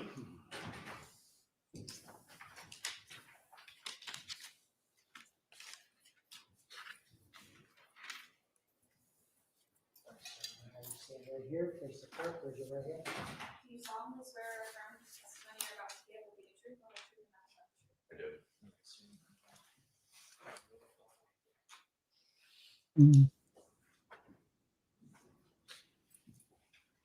I don't have the right lights on. I hope the camera and everything still look good. Let me put the lights on. I'm gonna have one on here. Please proceed. Good morning, officer. Good morning. Will you please tell us your full name and spell your last name? Tyler Rogakis, Ragauckas. And where are you employed, officer? The city of Northport with the police department. How long? 5 years. Can you please tell us your duties? I work patrol, primarily just answering calls for service as they come out. Do you have prior law enforcement experience? Yes. Can you tell us a little bit about that, please? Yes, I was a police officer in New Jersey for 9 years. Where in New Jersey? Lakewood Township. Okay, thank you. I wanted to take you back to September 1st of 2023. Will you tell the members of the jury how you first became involved in this case? On that day, I was the primary officer to get sent to the address on Malakote. I was the initial officer to arrive on scene first. And that home on Malakote, 1240 Malakote Road, is that in the city of Northport in Sarasota County? Yes. Did dispatch alert you to a safety issue at that address? Yes. Can you please give us a bit of information about that safety issue? So prior to my arrival, police dispatch let officers know that there was a female that was screaming from the neighboring house. And as that neighbor opened their front door to see what the commotion was, there was a puddle of blood on her front steps. Right. Once you arrived at Malakote, can you tell us what was the very first thing you saw? The first thing I saw was a male closing the trunk to a black vehicle. And that male. I'm sorry to interrupt you. And where was that black car situated with reference to 1240 Malakote Road? The black car was parked right in the swale directly in front of 1240 Malakote. Is there a dashboard camera on your patrol car? Yes. Was it operating on the night of August 31st into the early morning hours of September 1st of 2023? Yes. Okay. Can you tell us a little bit about how that dash cam operates when a law enforcement officer gets in the driver's seat? That specific vehicle that I was operating that night, once the vehicle's turned on, the camera rolls 24 hours, 7 days a week, as long as the vehicle is on. You can't turn it off or manipulate the camera in any way. In addition to the dash camera on your police car, were you also wearing a body camera? Yes. Was that regulation at the time and continues to be regulation with the city of Northport? That's correct. All right, thank you. And was the body camera also turned on? Yes. At the time this incident occurred? Okay. Now, when you turned onto Malakote and saw a person near that black car, did you have, well, I guess it's kind of redundant, but you were in a police car. Did it have the typical insignia and all of the authorized patrol vehicle distinctions on the car? Yes. Okay. Did it have jurisdictional markings displayed on the car? Yes. Okay. Tell us about the lighting on that street. Lighting was sporadic street lights, but fairly dark. And when you pulled up to this car, did you have your headlights on? Correct. Okay. Were you able to see the activity at the back of the car with your headlights? Yes. Did you illuminate that person further? Yes. How did you do that? I activated my high beams on my headlights, as well as takedown lights, which are affixed to the light bar. They're bright white LED lights. All right.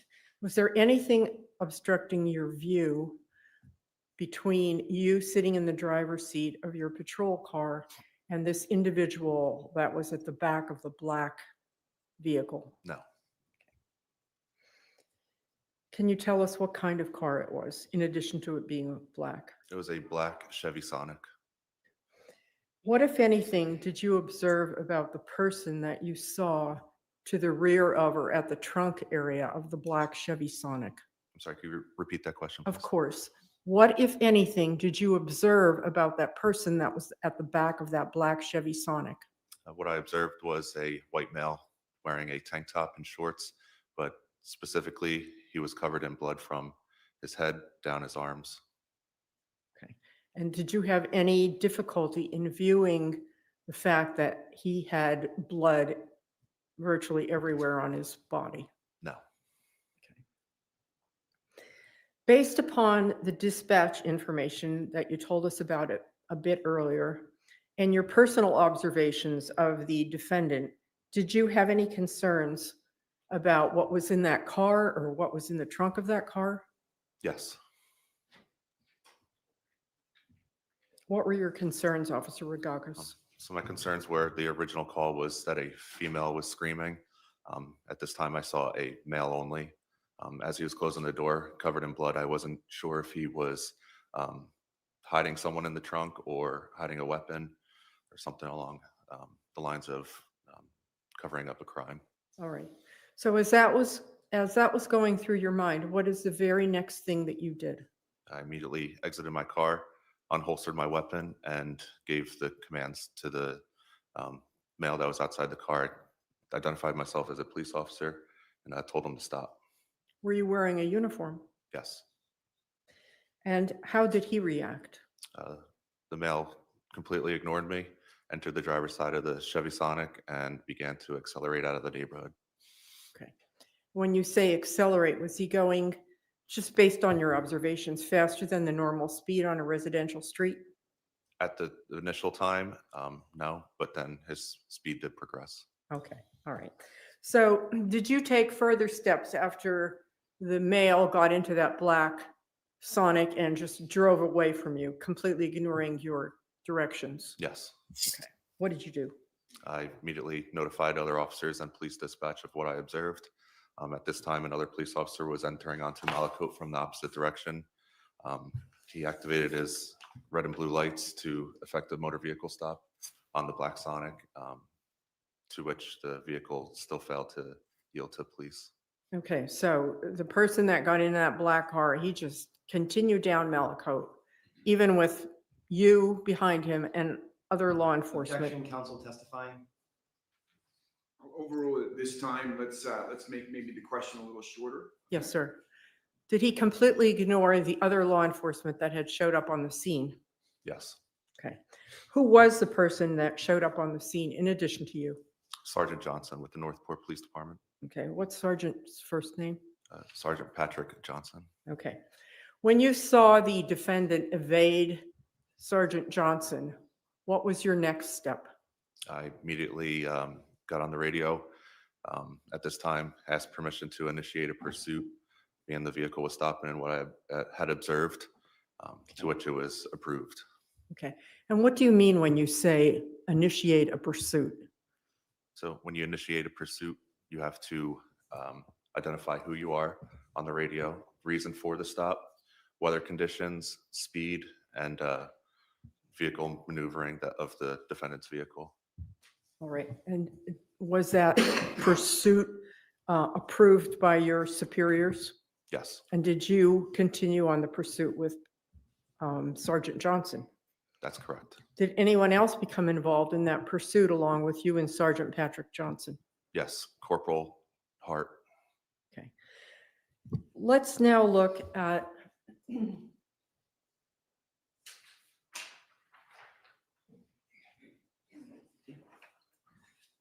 what's been pre-marked for identification as State's Exhibit number 3. Do you recognize this, officer? Yes. Would this map help you to explain to the members of the jury exactly what took place after you called out for pursuit? Yes. Your Honor, I'm offering State's Exhibit 3 into evidence, please. No objection. State's Exhibit 3 will be admitted. You may publish it at your leisure. Officer, there's a laser pointer up here. If you would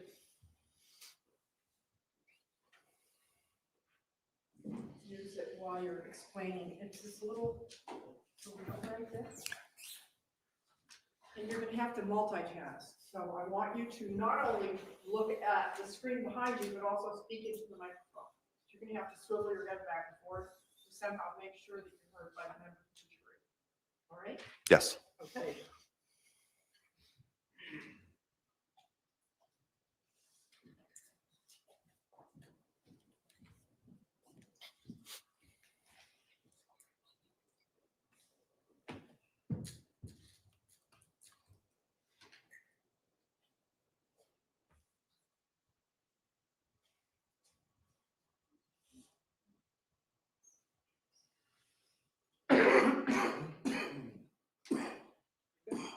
Thank you. Officer, I'm now showing you what's been marked as State's Exhibit number 3, and I want you to first point out to the members of the jury the area in Northport where you first encountered the defendant on August 31st of 2023. So the address of 1240 Malakote is going to be in this general area. Okay, all right, so let's look at the Northport map, and can you point out? All right, so once the defendant started to flee from you and Sergeant Johnson and who was the other person? Corporal Hart. Corporal Hart. Can you show the members of the jury the earlier part of his flight? The earlier part of the flight was in this general area, which proceeded northbound past Toledo Blade Elementary School. And the road that the laser pointer on now is East Price Boulevard. And was that through residential neighborhoods? That's correct. Okay, and how was the defendant driving as he continued his flight through those residential neighborhoods? In the beginning, his flight was slowed driving, not too aggressive, but that pattern changed once we got onto East Price Boulevard and the defendant began to speed and drive recklessly. All right. Show us the continuation of his flight. Show us how he progressed as he drove away from you and the other two personnel from Northport. So as the pursuit continued west on East Price Boulevard, we approached Toledo Blade. Once on Toledo Blade, the defendant made a right to go northbound as we traveled. In this general area where the pointer is, the defendant recklessly changed lanes and began traveling northbound in the southbound lanes in the opposite lane of travel. At this time, Commander Brownie was in a white unmarked police car coming southbound in the correct lane of travel. This time, the defendant almost struck Commander Brownie head on. All right. And what happened after that incident when the defendant was going driving in the wrong lane? What did he do next? So after the defendant was driving in the wrong lane of travel, he made a lane change to go back into the northbound lane and continue northbound on Toledo Blade. Okay. After that incident there in Northport, did he take another main artery? That's correct. Where did he go? So the defendant traveled north on Toledo Blade, ultimately entering the southbound lane at I-75 southbound. All right. And in which direction did he go once he was in I-75? Southbound in the southbound lanes. Okay. Are you able to show us with your laser pointer, just in general, how far he continued into Charlotte County on I-75? Yes, so the defendant traveled southbound, continuing southbound. So we got on the highway at exit 179. The defendant traveled all the way down to approximately this area, which is exit 170, Kings Highway in Charlotte County. What did he do then? The defendant exited I-75, made a left turn, and then made a second left turn, ultimately entering I-75 northbound at the same exit of 170. At this point, were there still 3 police vehicles following the defendant, you, Sergeant Johnson, and the corporal? That's correct. Okay. So with your laser pointer, I want you to show the members of the jury what the defendant is doing now while Northport police cars are following him. So the defendant enters northbound I-75, enters the center lane, and maintains a speed of approximately 80 miles an hour, driving in a straight, no evasive maneuvers, but still failing to yield for law enforcement. Okay. And at this point, are your lights and sirens activated? Correct. Okay. I'm sure the members of the jury have heard police sirens before, but is the sound of a police siren loud enough to penetrate the cars that are near or surrounding the police car that are letting out their sirens? Yes. What about the lighting? When you say the lights are activated, describe the kind of lights that are used to draw the attention of people to pull them over and stop. So police cars, they're equipped, Northport specifically, red and blue emergency lights, as well as white LEDs. So they're flashing very fast strobes. And like I said, they're LEDs, so they're very bright. And at nighttime, it illuminates the entire roadway. Okay. And how far in front of Sergeant Johnson's car? Was he in the lead? That's correct. Sergeant Johnson was the lead and I was the second officer. So how far was the defendant in front of Sergeant Johnson's car? And you can give us an estimate, of course. Approximately 5 car lanes. Okay, thank you.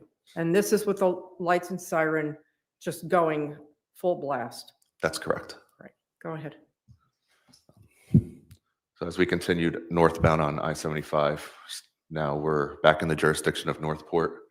This time we start radioing to surrounding agencies, specifically Sarasota County Sheriff's Office, as well as the Florida Highway Patrol. Okay, why did you get Sarasota County Sheriff's Office involved? At this time, we were passing all the exits to get back into Northport, and we were starting to approach and enter their jurisdiction. Okay, so were you soon going to be crossing over into the jurisdiction of the Sarasota County Sheriff's Office? That's correct. Okay, so once you involved those agencies to assist you, did you see their patrol vehicles as well? Yes. Okay, you can continue with your laser pointer, please. So approximately where my laser pointer is now is the jurisdictional boundary from Northport, starting into Sarasota County. The pursuit continued, still in the center lanes, northbound. Okay. And did Sarasota County Sheriff's Office assist in any way? That's correct. Can you tell the members of the jury exactly what they did? So where my laser pointer is now is I-75 and North River Road. It was at that approximate location where the Sarasota County Sheriff's Office deployed spike strips on the defendant's vehicle. Okay, tell the jury, what is a spike strip? Spike strip is it's a device that you throw into the roadway and it punctures the tires to deflate them for a safe ending to a pursuit. And did that spike strip stop the defendant? That's correct. What happened after the defendant's car was stopped? So as we traveled through the intersection of River Road, still on I-75, the defendant's vehicle came to a slow stop on the right shoulder, just south of Jacaranda, Okay, approximately in this area. all right. And were you able to see that entire procedure, officer? Yes. Once the defendant's car stopped, what's the very next thing that happened? Northport police officers pulled behind the defendant. And at this time, he exited the driver's side of the vehicle and began to run into the tree line. Thank you.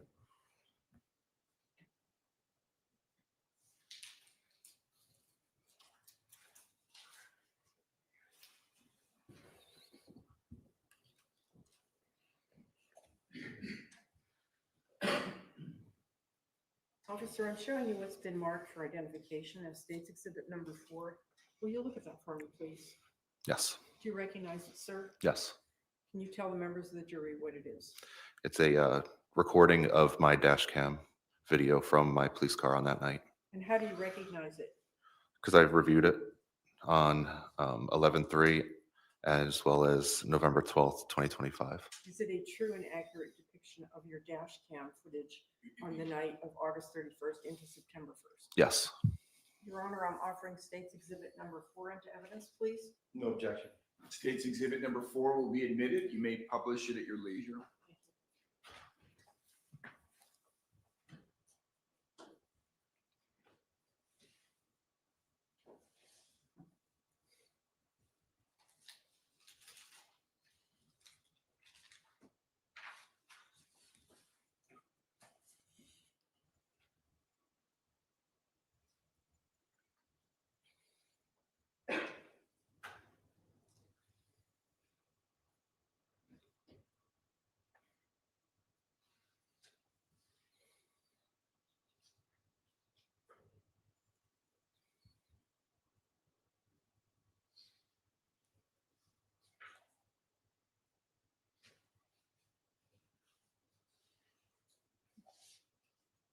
Can you please take a look at that?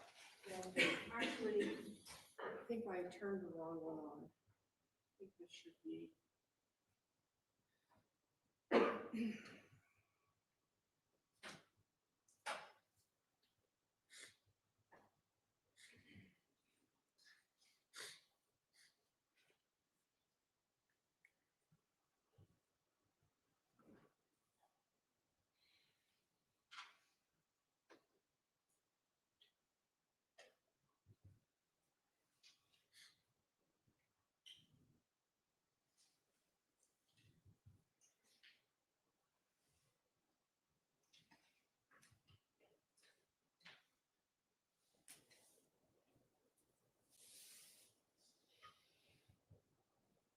Ms. Whipple?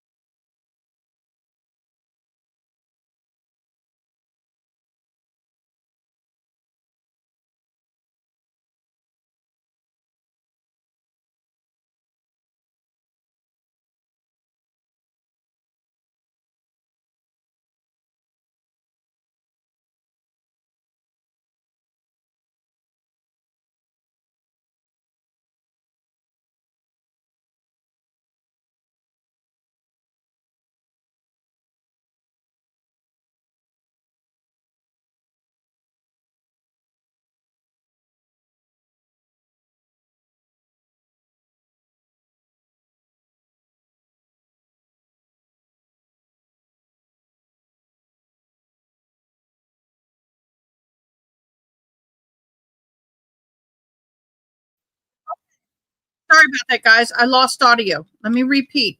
You saw the video card, Banco card. We'll go over it again. But let me know if you have audio in the video mods.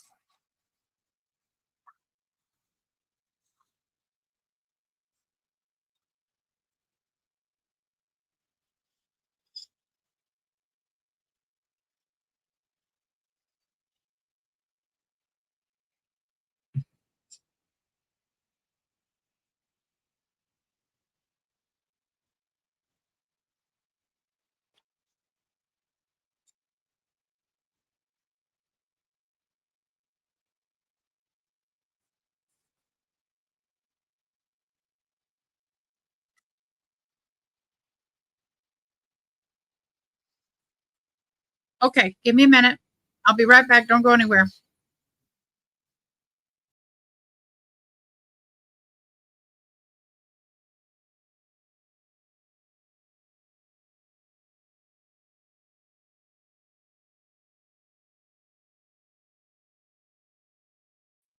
Okay, let's try it again, Sam.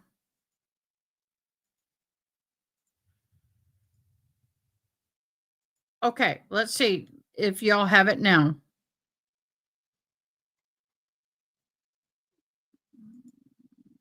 Let's play. Tell the jury. There's video- Who is that? Large black vehicle. That's Sergeant Patrick Johnson. And prior to that is the time when I was letting other officers know over the radio what I observed and that the defendant was ignoring my commands and beginning to drive away.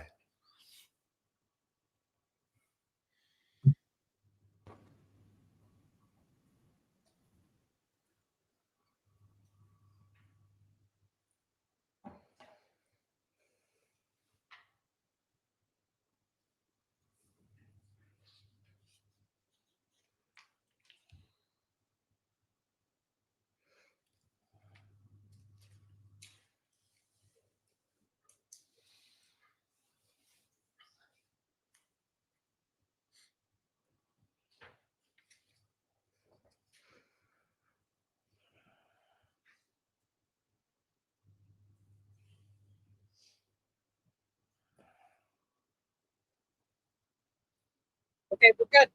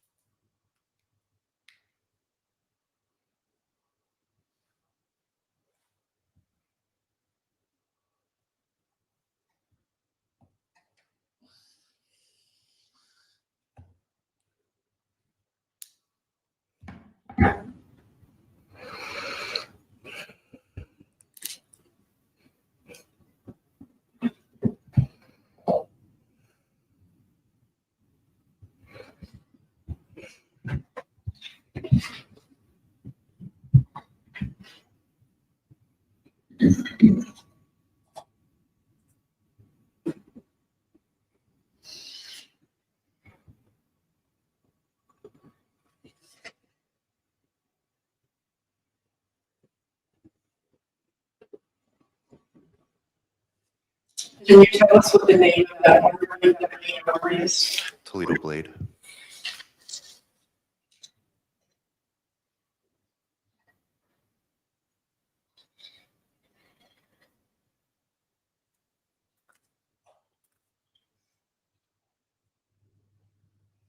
All right, what's happening here? What we just observed was the defendant entering the southbound lane and continuing northbound in the wrong direction. So is Toledo Blade a 4-lane highway? Correct. And tell us, how is it actually formulated? Does it have 2 lanes going northbound? Correct. And 2 lanes going southbound. Separated by a strip? Yeah, that's correct. All right. So did the defendant just cross over and enter the southbound lane? Yes. Was there any other traffic that night? Traffic was light. But There were other vehicles on the roadway. And Commander Brownie was also coming to the joining the pursuit. Correct.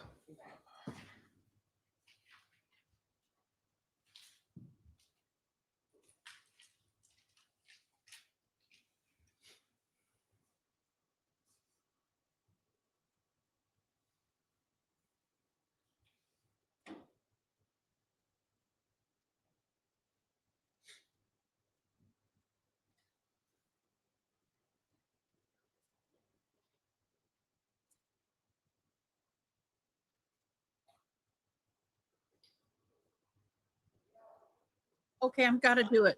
I got to do it.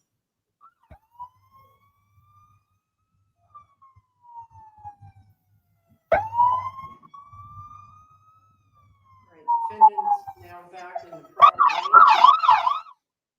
Correct. Got to do it. Sorry, not sorry. As you continue to pursue the defendant, were you also getting reports from your fellow officers back at the crime scene? Yes.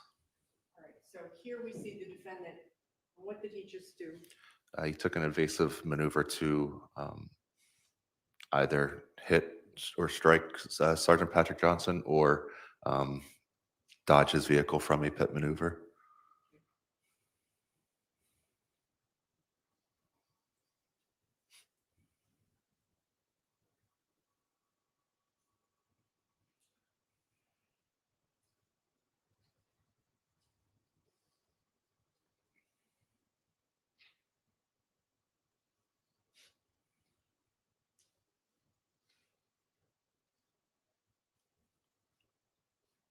What's going on now, Officer Regatos? The defendant entered the southbound lane to go onto I-75 southbound.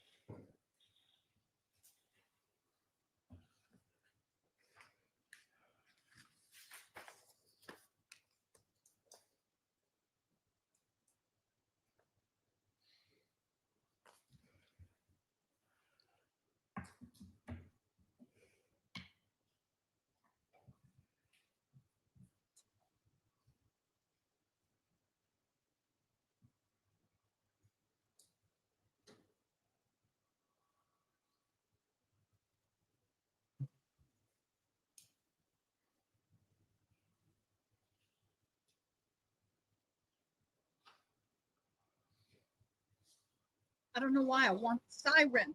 Give me the siren. Give me the siren.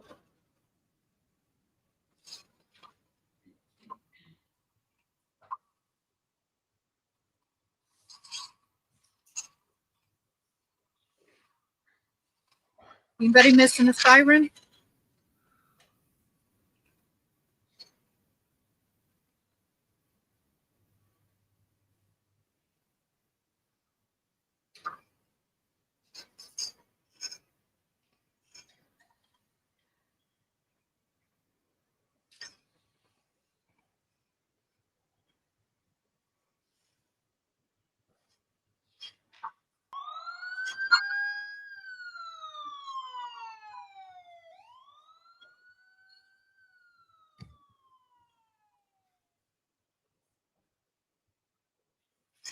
Makes it a little less obnoxious.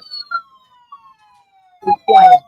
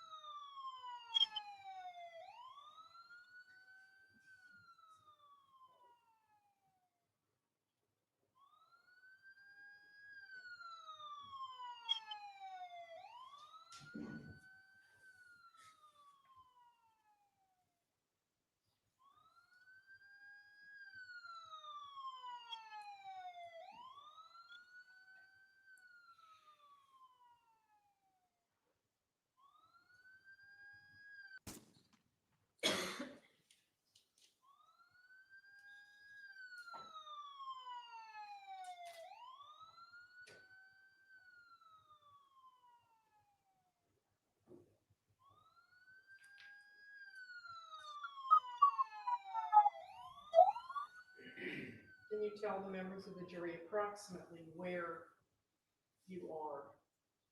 At this time in the video, about to approach the exit 170 for Kings Highway in Charlotte County.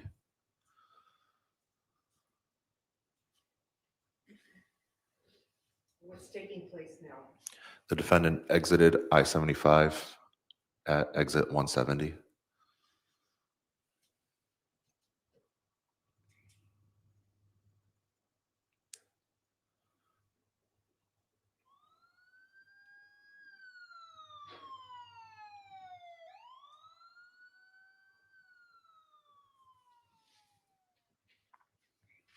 And what's the very next thing that the defendant did? The defendant then re-enters I-75 to go northbound.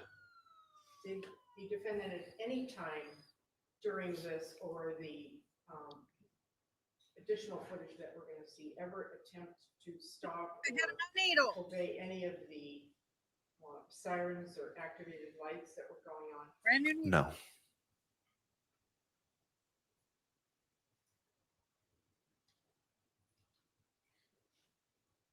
Needle.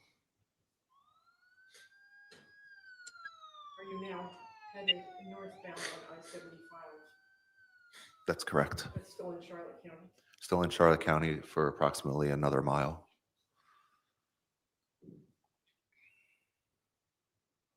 At what rate of speed is the defendant traveling? Approximately 80 miles per hour.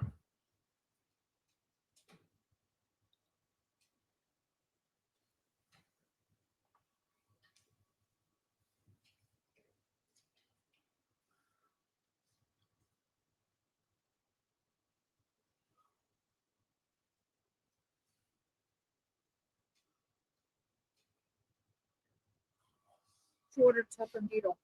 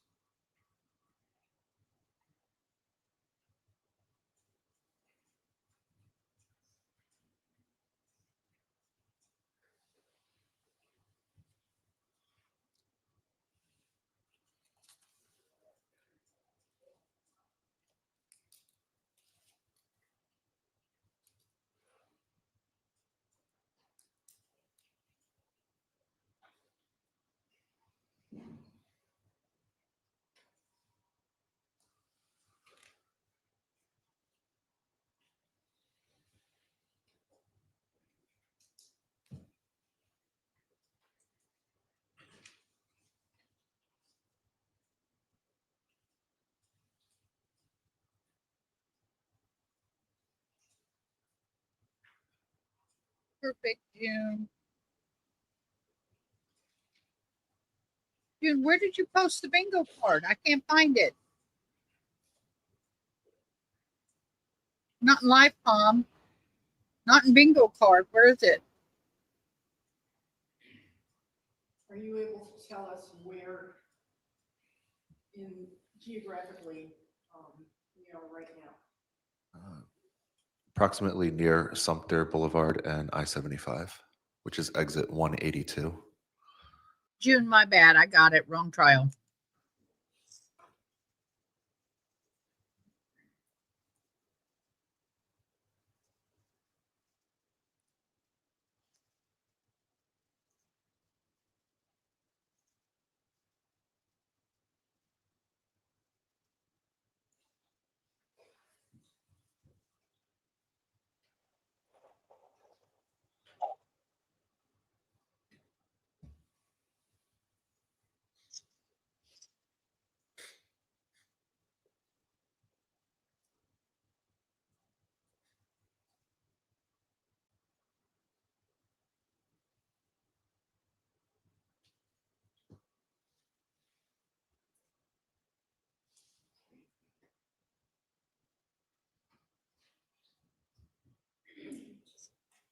So we're gonna look at the second portion of the dash cam.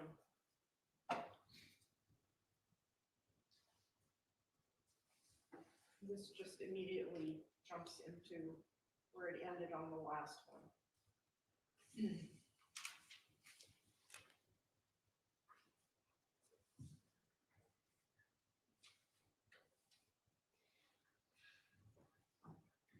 Are you now approaching the northern boundaries of Northport's jurisdiction? Yes.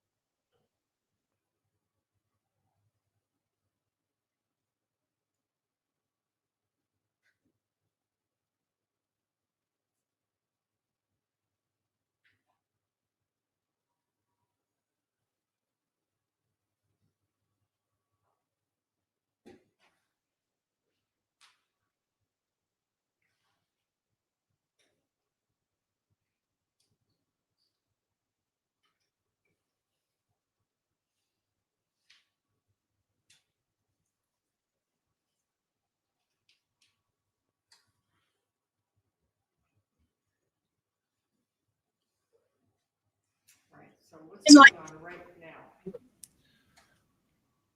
I believe it's at this time we're crossing into Sarasota County.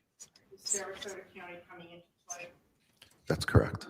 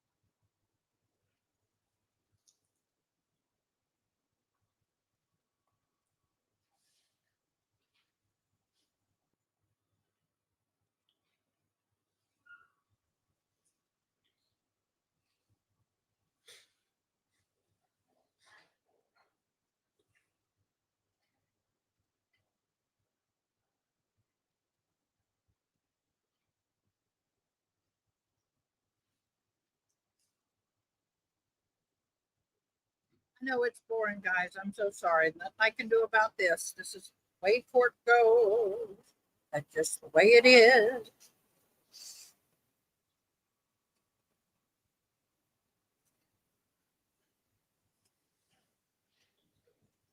Oh, I'm gonna have to buy more beads. I'm gonna say that.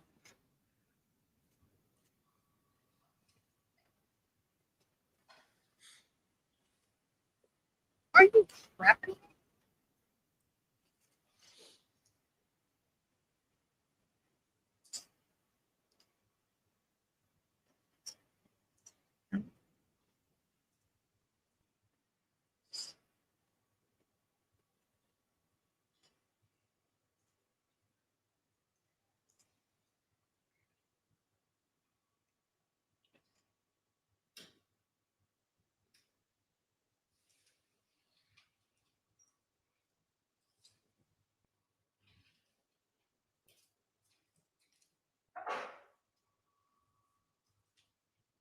Um, this is one of the most boring high-speed chases I think I've ever seen. How long did they do this? Are you now approaching the Venice city limits? That's correct. Approximately at mile marker 188, approaching 189 at this time. Oh my God.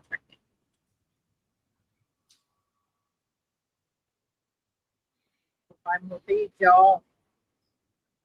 Have the colors I need.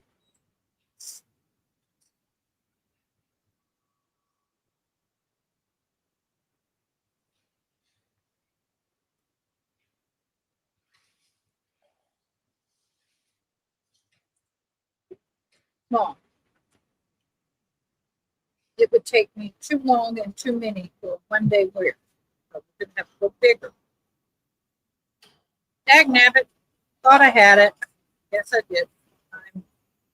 The big beads are too irregular in shape, so I can't get a good consistency. The small beads are too many and too little. The needle.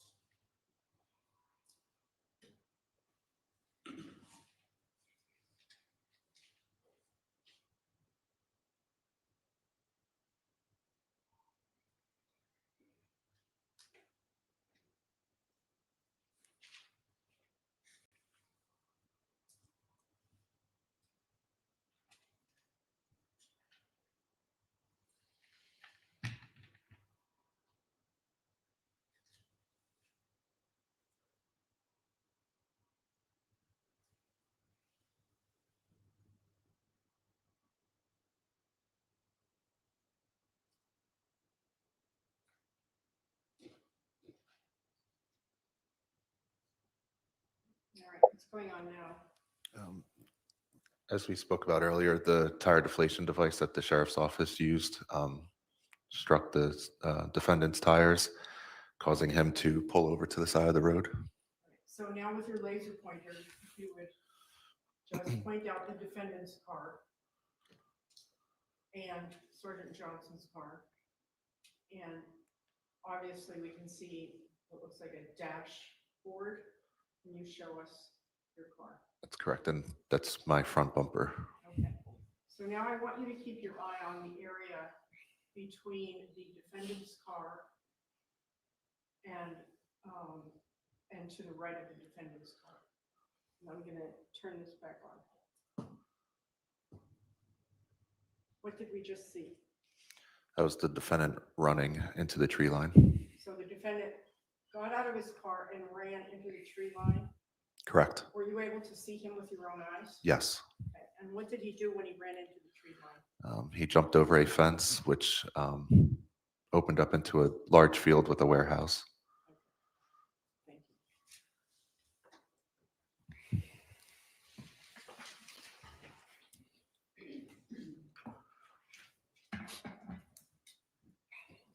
you. Now, you told us that you were in communication with your fellow detectives and fellow officers back at the crime scene on 1240 Malacote Road. I want you to tell the members of the jury, before we talk about your communications with fellow officers, what took place after the defendant abandoned his car and jumped over the fence? Law enforcement agencies, Northport, Sarasota County Sheriff's Office, and Florida troopers began to set up a perimeter in that general area. And then we waited for K-9 officers to arrive. Right. At this point, had you heard about the fatalities on 1240 Malacote Road? That's correct. And did you also get other details about the circumstances surrounding the deaths of Robbie and Jennifer Tower? Yes. Okay. Did there come a time when K-9 officers from Sarasota County and Northport arrived on scene? Yes. Okay. Can you give us a ballpark idea of when that was? Approximately 15 minutes after the defendant ran into the tree line. Okay. And did you join the foot pursuit along with the K-9 officers? Yes. Okay. Can you tell us what you did with those officers? Once we entered over the fence that the defendant was last seen, there was a large warehouse containing tractor trailers. It was completely dark out there, no lighting. So we had to conduct a thorough search of that warehouse before we can move forward. Okay. And did you find any sign of the defendant there? No. Okay. All right. And the terrain, what was that like? Very rough, tall grass, wet, small canals containing alligators. They could hear them. All right. Okay. Did there come a time when you discontinued the K-9 search? Yes. Okay. Did you have further steps in this investigation, officer? Yes. Okay. Tell us what you did. I returned back to my vehicle after the K-9 search and drove back to 1240 Malacote Road to show detectives my dash cam video from my vehicle. Okay. Who was the lead detective in the case? Detective Eric St. Jean. Did he review the dash cam video that the jury has just seen now? Yes. Including the early portions where the defendant is getting into his car? That's correct.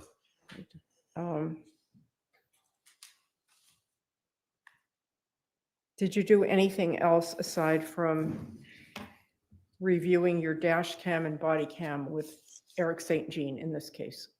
No, that's where my investigation concluded. Okay. Have a moment, please. You may. Thank you, officer. I have nothing further for you at this time. Defense? Morning, officer. How are you? Good morning. How are you? Good. You said that the high-speed pursuit didn't begin until outside of the residential district, correct? Not correct. Okay, you said that he didn't begin to accelerate until he left the residential area, I believe that was your testimony, correct? That's correct. All right. And the residential neighborhood off Malakote, would you consider Price a residential neighborhood? Yes, Okay. So Price and Toledo Blade has a Wawa at the corner, right? correct. And at the time they were building the Northport Behavioral Health Unit. I believe so. Okay. Behind the Wawa. That's not a residential facility, right? It's not like apartment complexes. No. In fact, the only area is on, if you're heading southbound down Price, on the right-hand side is where most of the houses are, correct? Incorrect. If you take Toledo Blade Mhm. and the direction opposite that we were just shown there, because if you're going up Toledo Blade, going up Price, you take that right on Toledo Blade, correct? Correct. That's where that Wawa is, right? Correct. And the other side is woods, correct? Correct. All right. And the side of the street that's woods, if you go down farther in Price, they're actually building some apartments now, right? They've been completed for a couple of years now. Okay. But you're considering that a residential neighborhood. Correct. And that's Price, you would agree with me, is a main thoroughfare through Northport, correct? Correct. With houses on either road side. as well. Correct. Right. And it gets more residential the further you get past Toledo Blade, correct? So you go past the Walgreens there and the Commons where the Publix is, right? Correct. It turns into residential. And again. then further past Toledo Blade is more residential, correct? Correct. All right. But Toledo Blade has gas stations, right? Correct. I would consider it industrial with warehouses as well. And the warehouses are out down towards 75, correct? Correct. All right. You said that there was one portion there that you believe, I think that you may mention that Mr. Tower was attempting to strike the sergeant, correct, with his vehicle? Well, it's unknown. There was two conclusions that I announced. Sure. You could see from that vantage point, the sergeant was attempting to go in front of the vehicle, correct? Correct. All right. And that would be something that you are trained to do as law enforcement, right? To use your vehicle to stop other vehicles. Correct. Okay. And that was unsuccessful, correct? Correct. All right. And then when you would agree with me that there is not an exit between 179 Toledo Blade and 170 Kings Highway, correct? Correct. On 75. And there is also not an exit between 182 on Sumter and 191 of River Road. Correct. Okay. So in those two areas, would it be fair to say that 80 miles an hour is a standard speed? I don't know how to answer that with the Do you- speed limit do you- being 70 miles per hour. I understand the speed limit is 70 miles an hour. Have you done traffic controls in that area previously? Correct. And you travel that way normally, right? Correct. Okay. Would it be fair to say that 80 miles an hour is pretty standard from your travels in that area? Yes. Okay.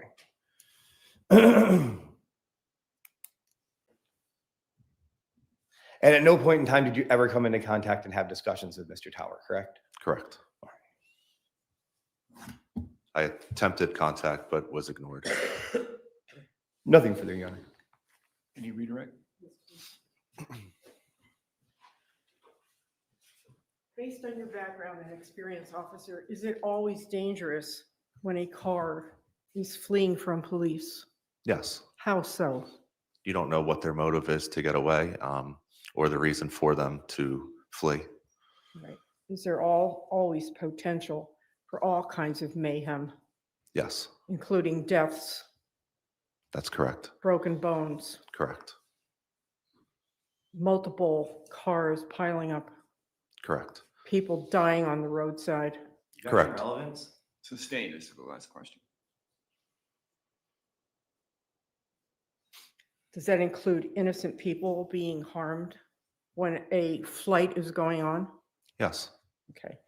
So whether the defendant was going 40 miles an hour or 50 miles an hour or 60 miles an hour, was he still fleeing from police That's correct. for over a half an hour? Yes. Nothing further. Thank you. Is the witness free to step down, counselors? No objection, Judge. All right, you may step down, sir. Thank you, Your Honor. All right, let's see. State, we're at 11:26. Can we get another witness in before lunch? Yes, Your Honor. Jurors, are you okay to do another witness before lunch? Yes, would you like a break before the next witness? No, they're ready to go. All right, let's bring the next witness in. State, who is it? The state would call Miss Melissa Snow.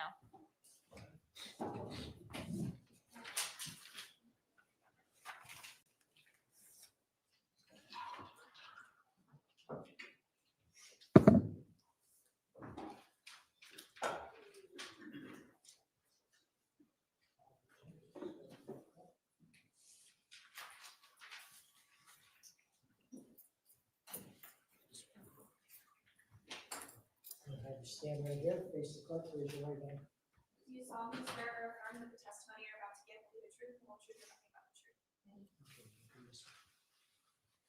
Yeah, correct.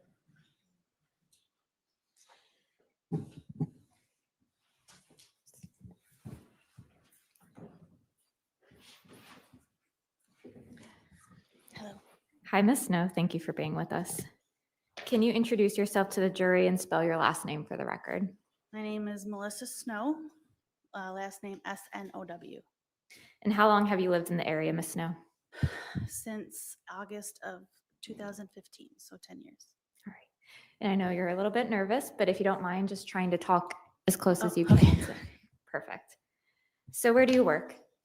I work at the YMCA Early Learning Academy at PGT. Everybody just calls it PGT Preschool. All right. And is that preschool located at 101 Triple Diamond Boulevard in Nokomis, Florida? Yes, Okay. And is that building area near the Laurel Road exit of I-75? yes, very close. Okay. What is your position there? Assistant director, Okay. When do you typically go into work in the morning? approximately 7:30 a.m. All right. And taking you back to September 1st of 2023, did you go into work on or about the same time that you usually do that day? Yes, All right. Was it light out when you arrived? yes, Okay. Now, when you got there, were you informed that any special safety precautions were being used by the school that day? yes, we were on a lockdown And why was that?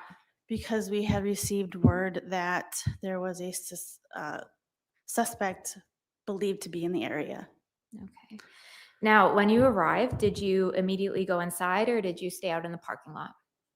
I got out of my car and saw a family getting out of their vehicle. And then knowing that somebody was in the area, I stopped and said, hey guys, hurry up and get inside. And then I noticed somebody walking down the walkway that I did not recognize.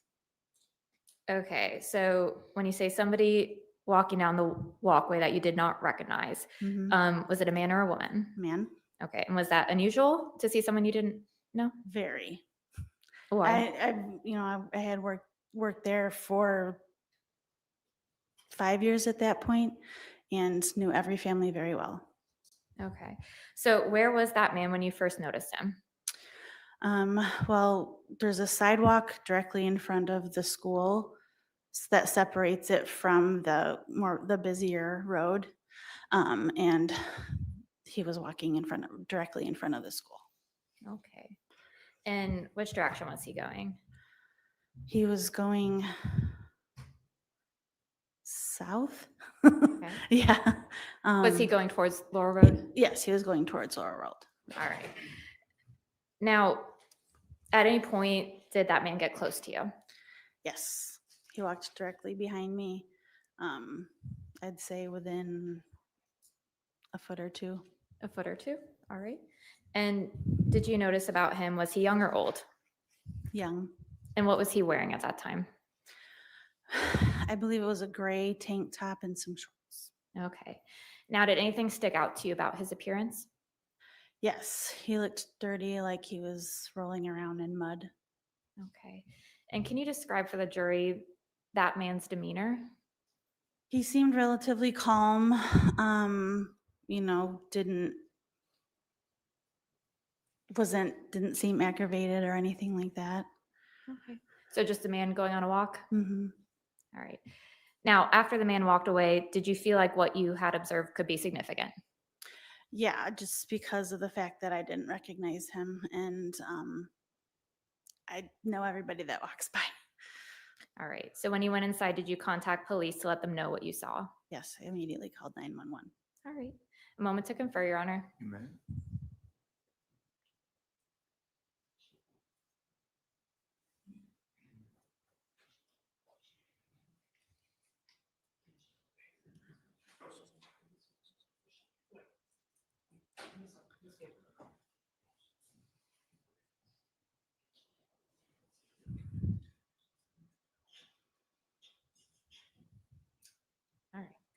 So that man that you saw, was he heavy set, thin? Pretty average. Not very tall. Yeah. And do you remember anything about his hair? Dirty blonde, light brown. All right.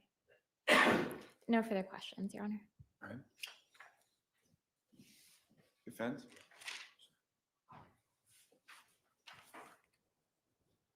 Just so that I'm clear, ma'am, Ms. Snow, he was walking on the sidewalk out in front of the school, correct? Yes. Didn't come on the school property? Yes, I think it would be considered the school property. We have our own parking lot that, so it's the Knights Trail, and then there's a sidewalk, and then there's our parking lot, and then there's another sidewalk directly in front of our school. So the sidewalk that he was walking on was the one directly next to the road? No. It was the one that was, is there a fence that you have to climb over or anything to get to that sidewalk? No. Again, you described it as somebody just going for a walk that you didn't recognize, correct? Correct, but it was directly in front of our school. Nothing further. Any redirect? Just briefly.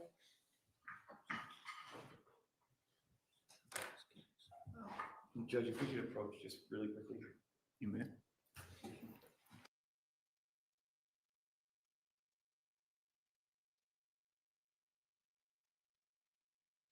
How y'all?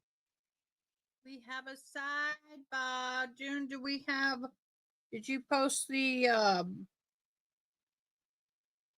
in Discord in the bingo cards, or in live chat, did you post the current card, please, with everything checked off?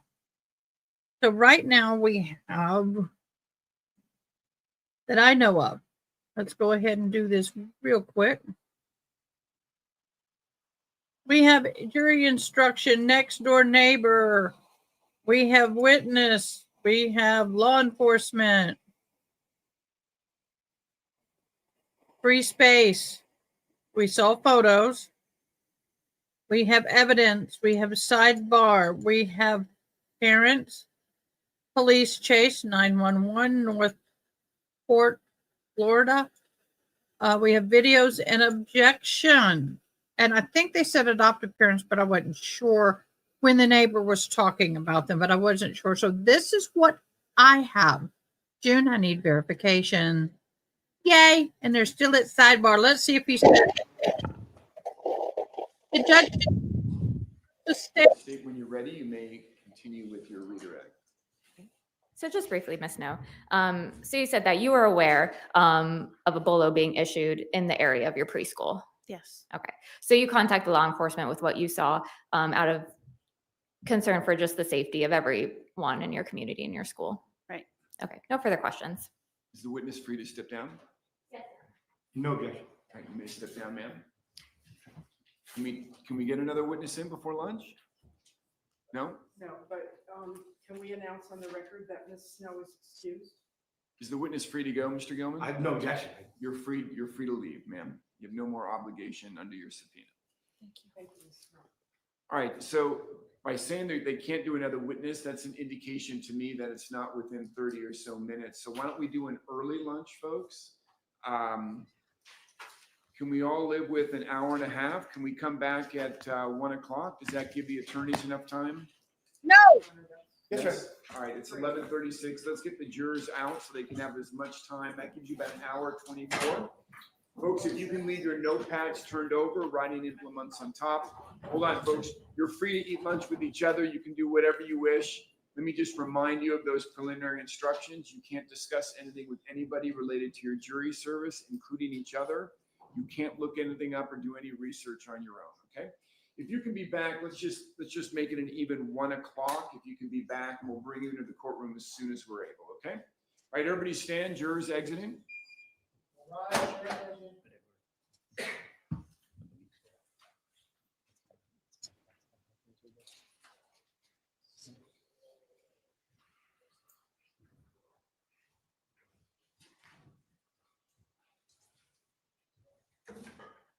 That sucks, y'all. I'm gonna say it, it's walks a dog. All right, we'll be adjourned until 1 o'clock. We'll continue with the trial. Ms. Walton, I see you came back in. In fact, you've been here since your testimony. The attorneys have indicated that you're not going to be called for the duration of the trial, so you're welcome to remain in the courtroom. Let me just remind you that you cannot speak to any other witnesses or anybody about your testimony given in the case. Do you understand? Okay. Anything we need to discuss before we adjourn for lunch? Mr. Gilman? No, Your Honor, I did receive this morning from Ms. Fravely the jury instructions, so I'll review those and we should be able to get right into those fairly quickly. Anything we need to discuss from the state? No, thank you. All right, so you'll have your witnesses ready to go to fill our afternoon and early evening. Is that right? Yes. Okay. All right, you can take the defendant out. We'll see everybody. Let's start back up at 1 o'clock. Yes, Your Honor. What? So are they gonna go late? We're already talking about jury instruction? Oh. Instruction ready? Wow, thank you, Miss June. Next witness. You've got 1, 2, 3. You have may I approach? I don't have that. Okay, let's do this again. Miss Side, but next witness. Do I have that one marked off? I have a bingo. Does she have jury instructions? You should, because we did jury instructions. June, why don't you have jury instructions on yours? Oh, thank you very much. May I approach North Adoptive Police next door. Hello, Ukraine, nothing, sidebar. Okay, so you have adoptive parents. You have next door neighbor. You have may I approach. You have next witness. You have law enforcement officer.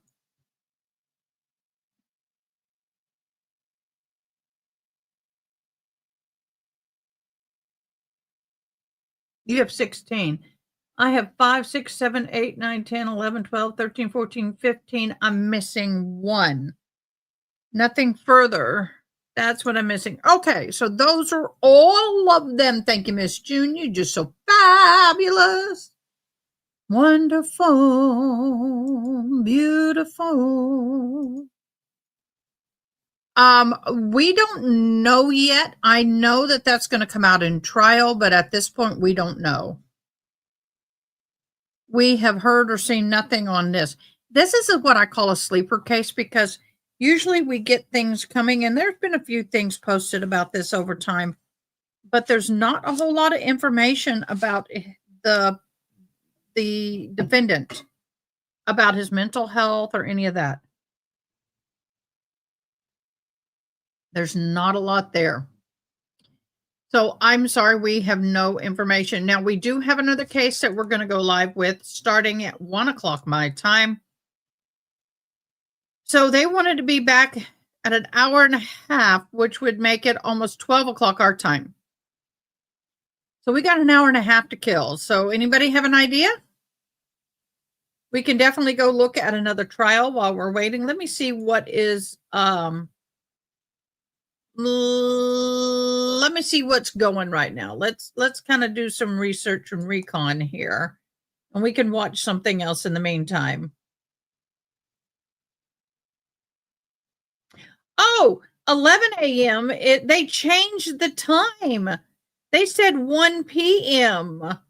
Oh, the Devin Michaels starts at a different time. It starts at 11 my time, which is a few minutes. So what we will do is we will go into the Devin Michaels trial. Yeah, that's what we'll do. Ooh, we'll do the double duty on that one. Let me go. That's not what I wanted. I wanted that. The Devin Michaels trial, it was scheduled yesterday at 1 p.m. my time. It has now been changed to 11 a.m. our time. So let me get that up and get ready to get that up and going because we're going to try and do double duty. We don't know if it's going to work. We're going to try. Because sometimes I used to be able to do multiple live streams at once and the sound was fabulous. But then we had problems since they started making some changes. So I would like to do a double live stream in all honesty, truthfully.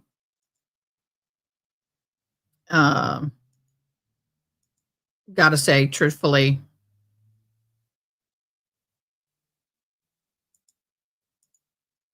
Because that is a quay trial. That is a crazy, crazy trial.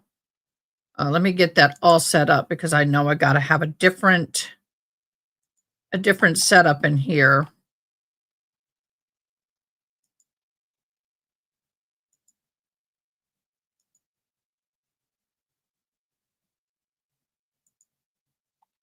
Everything has to be different in this one.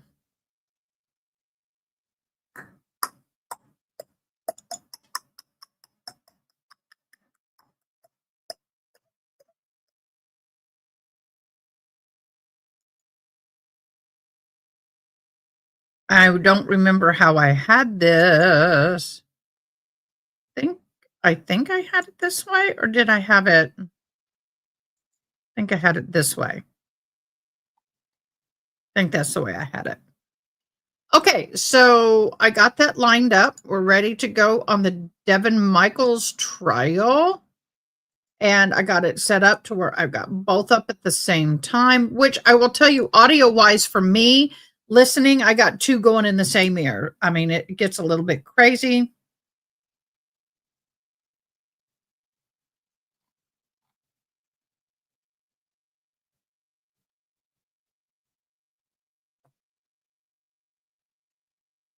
I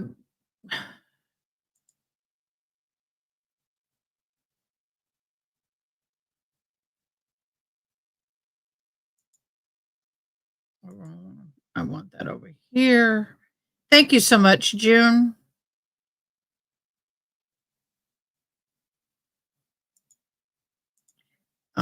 June, I made some edits to your thing.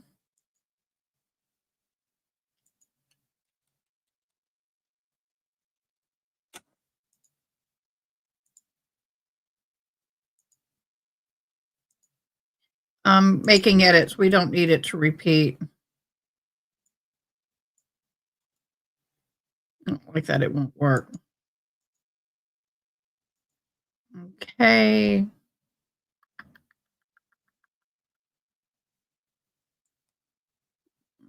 Get that down there. Get that down there. We got to get rid of that. We have a lot of things we got to clean up in here, boo. I just realized. Okay, so I think I am all set up for the other trial to go live. Boop, boop.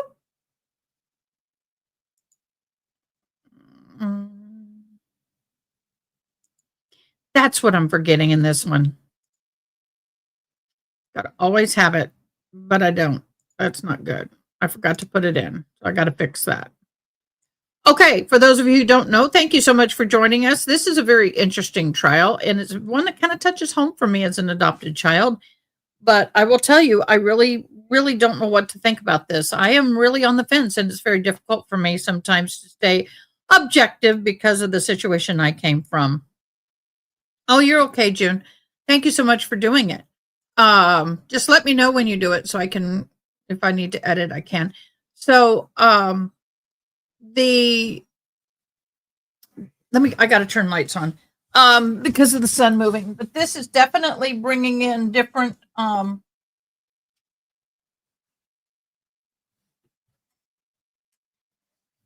this does definitely bring in some, because this definitely bring into conversation the conditions in which this child lived. And when he came into the U.S., usually they have a U.S. adoptive representative involved as well as a representative for the Ukraine and the representative for the adoptive parents in the U.S. What I would love to know what suggestions or what resources were given to the parents of I call him Devin. Dama. Sorry, I keep calling him Devin. I'm looking at Devin Michaels over here. It's Dama. What resources were given to Dama's family? Oh, are they already back in court? Or are they replaying the feed? Wow, that's interesting. Oh, that's behind. So that is a question that I truthfully have is, please tell me what resources or what suggestions were given to the adoptive parents as far as psychological and mental health care. As I said before, I don't know. I don't know Koresha. I heard of her, but don't know her. Thanks for asking. I have watched her live. You may have seen me in a comment over there, but I don't know her. We're not friends. I just discovered her this week. So I don't get the opportunity to surf as much as I want. So I get it.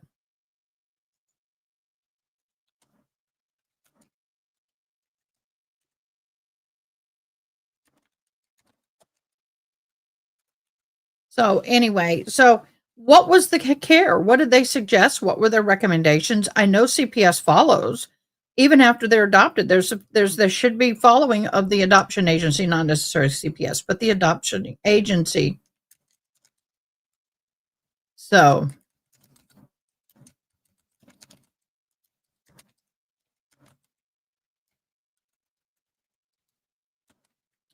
what we're going to do is, So, like I said, for those of you who weren't here when I was talking earlier, I am an adopted child.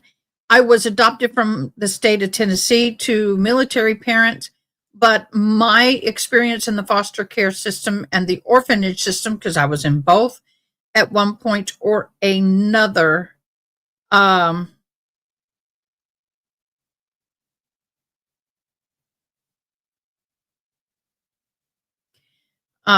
for me, do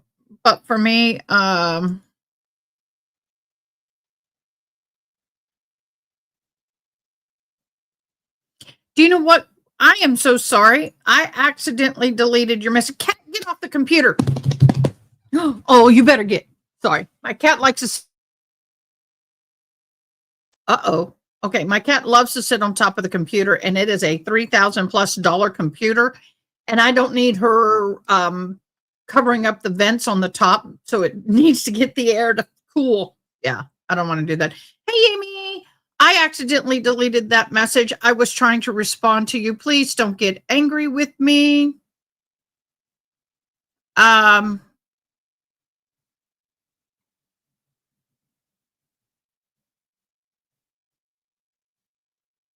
Okay, we are not discussing that here, Boo.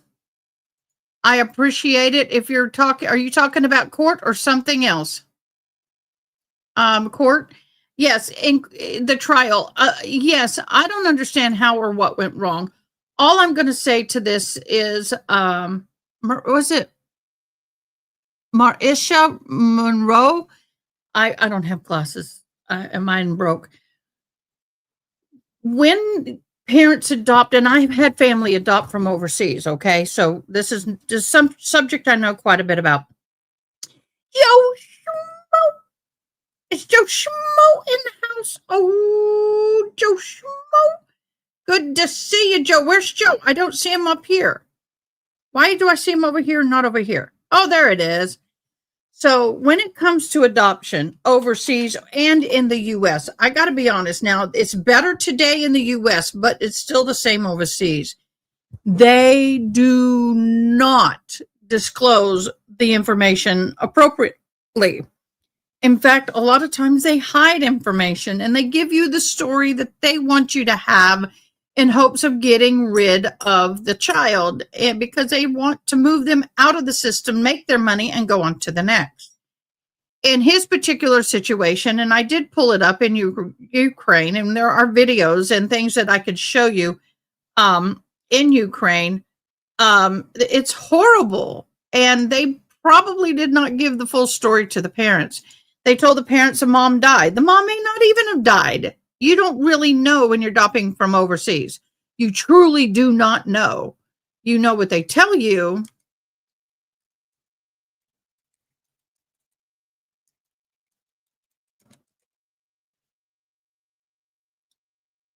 And if you go to YouTube and you see Ukraine orphanages and you see all these really nice pictures of these kids dressed up in daycare situations, that's not the truth. That is not the truth. Now, here's Romania, but this is a more realistic, and I'm going to see if I can share this without getting my butt in trouble. Okay, y'all? Okay, y'all? I'm not going to have the sound on because I do not want the sound to be on. Let's see. This is exactly what this child grew up in. This right here, they're put in these big cribs oh, sorry. I thought I shared tab. Hold on. Share. Why is it not sharing? Pause. Share. Lord have mercy.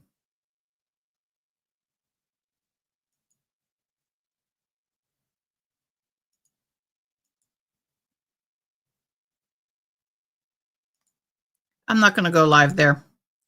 I don't know why it's not sharing, but we're going to stop it. We're going to restart share screen. There we go. Got it. Okay, so this is exactly what this young man and this came from. Now, I'm not going to share sound because I don't want to get in trouble. So this, that's what I looked like when I was 17 months, you know, the skinny legs and all that. That was me at 13 months. It's really sad what these children are forced to endure at a very young age. They are put in these.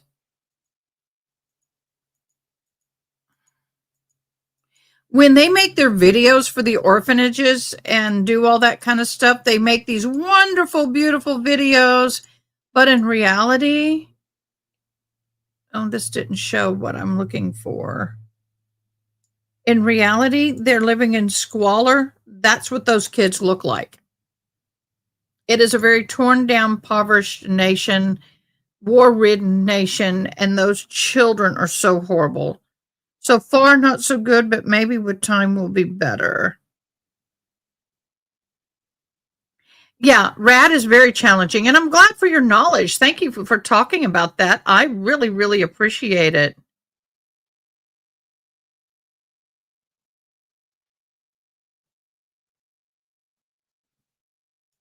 This is a sick orphan that a group of people brought to the U.S. Look at this. Oh, poor baby. Let's see if they have video. See, this is him coming in. Not what I was looking for. Trying to find the video I'm looking for that really.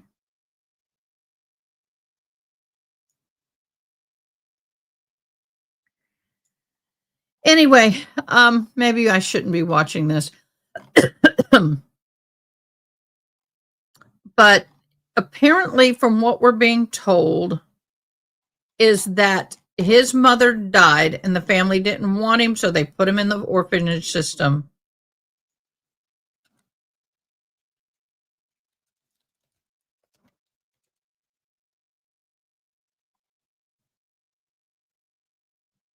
Give me a minute, I'm looking. So, example, my sister-in-law, ex-sister-in-law, adopted a baby from China.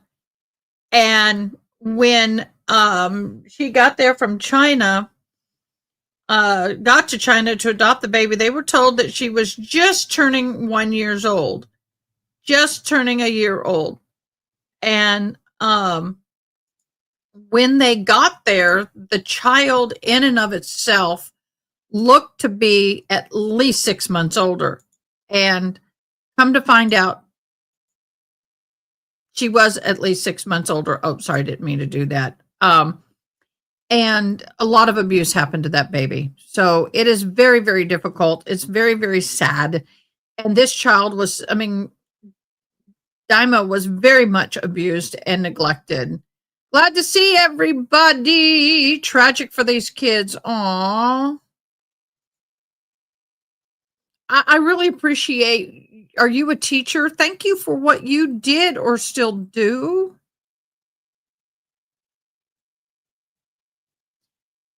Their emotional needs are not met at all. Sometimes physical needs are neglected. They definitely are.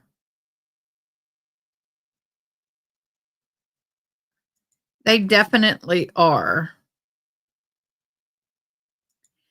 Our AD students would seem to want to get close and then sabotage the situation. I've tried hard with the students, but it is so frustrating.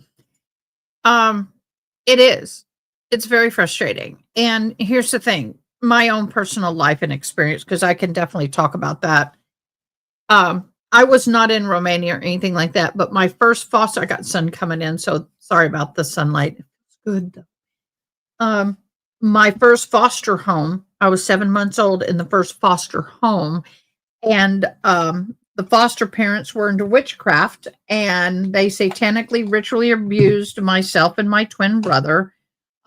Apparently, from what all documentation from the Child Protective Services, who finally went in and did a surprise home visit and discovered what was going on, said my brother was in a far better condition than I was. However, we both were severely abused, ritually abused. If you know what that is, it's called SRAs. And I'm not going to go into details, but Google it and figure it out what they do to 7-month-old to 13-month-old babies. We were not really fed. I was extremely malnourished. At 13 months, I weighed 11 pounds and was on death's door, covered in fecal and urine and milk bottles. You know, you hear this. This is not unusual, by the way, but you hear it usually in third world countries or other countries or in certain areas of the U.S., but it in the 70s was more prevalent than it is now. CPS and the social workers and all that have changed. The judge that I particularly had in my mother's case, this was a scam that they were doing years ago, and they may still do it now. I don't know. But my poor mother married my father. They got pregnant. She didn't know she was having twins until she popped them out. They lived in the mountains of Tennessee, and just a mile or two outside of a town, but they had rented a mobile home, and it had no running water, no electricity, and Dad was working at a place kind of like Sears and Roebuck, but not that. And he was in the electronic department, and he got caught and charged and tried and found guilty of stealing electronics and reselling them. So he had 4 or 5 years, or I don't know, so many years to do in jail. So he went to prison. When he was gone, he left Mom with nothing. They already had no food. She didn't really have any diapers. She got to the point to where she had to come off the mountain and get to her mom, who lived in town. And hold on a second. Make sure my daughter's okay. She's calling. Hold on.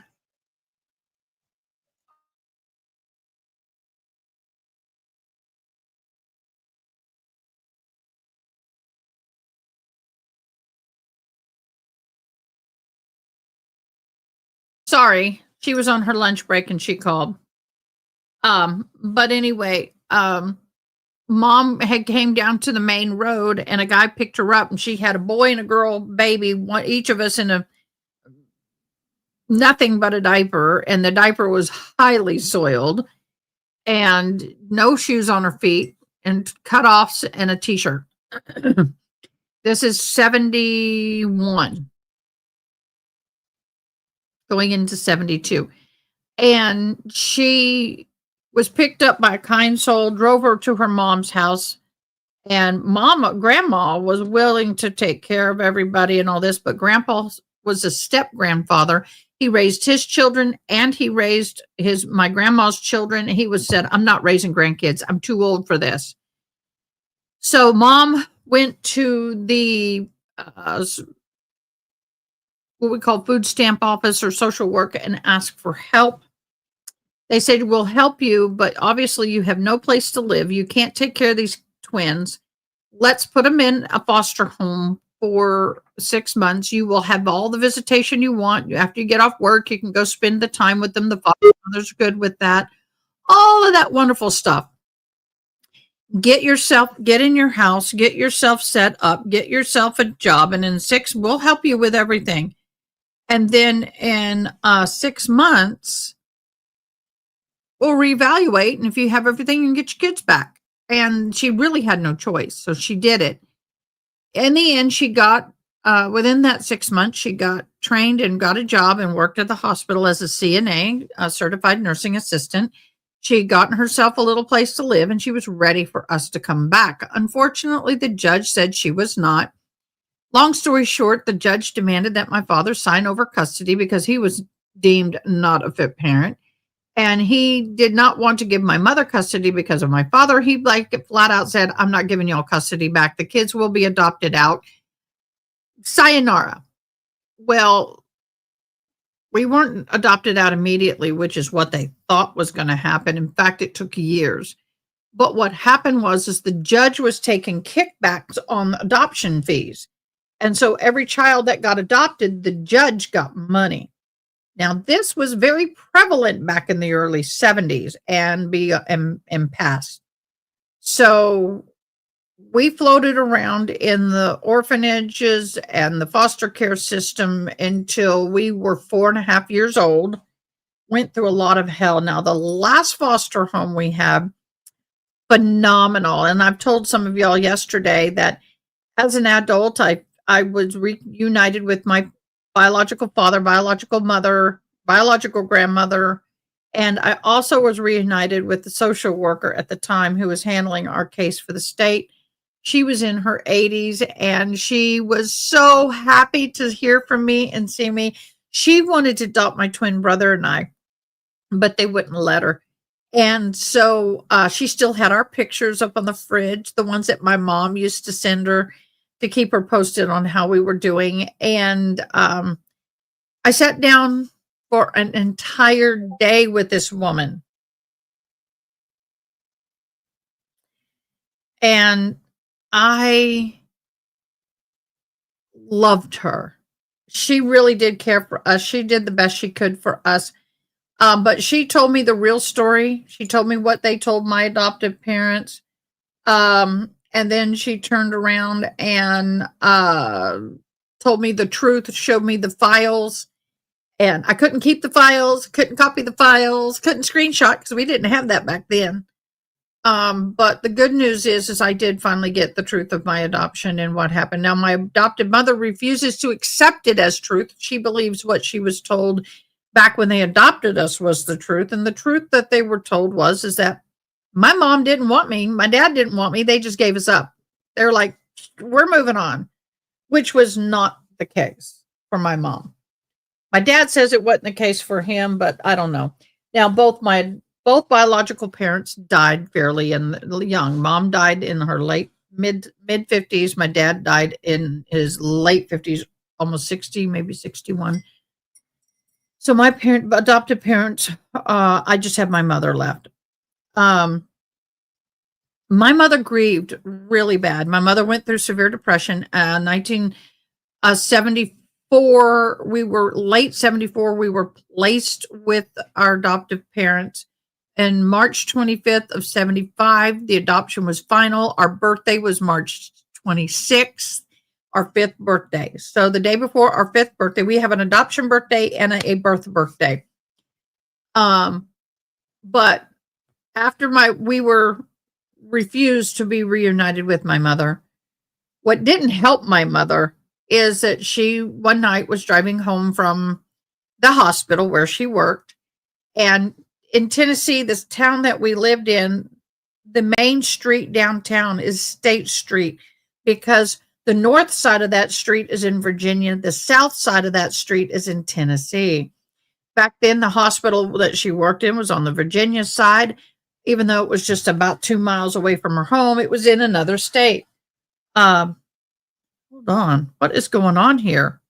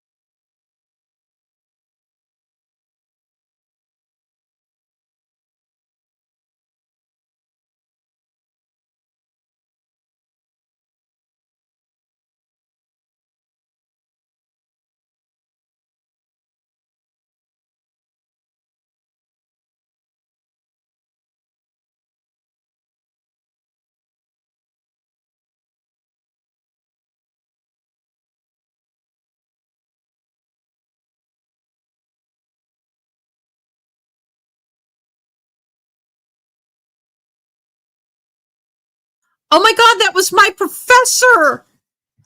I've had him before. And do you know what he told me? He goes, Ada, I just saw that you're graduating cum laude.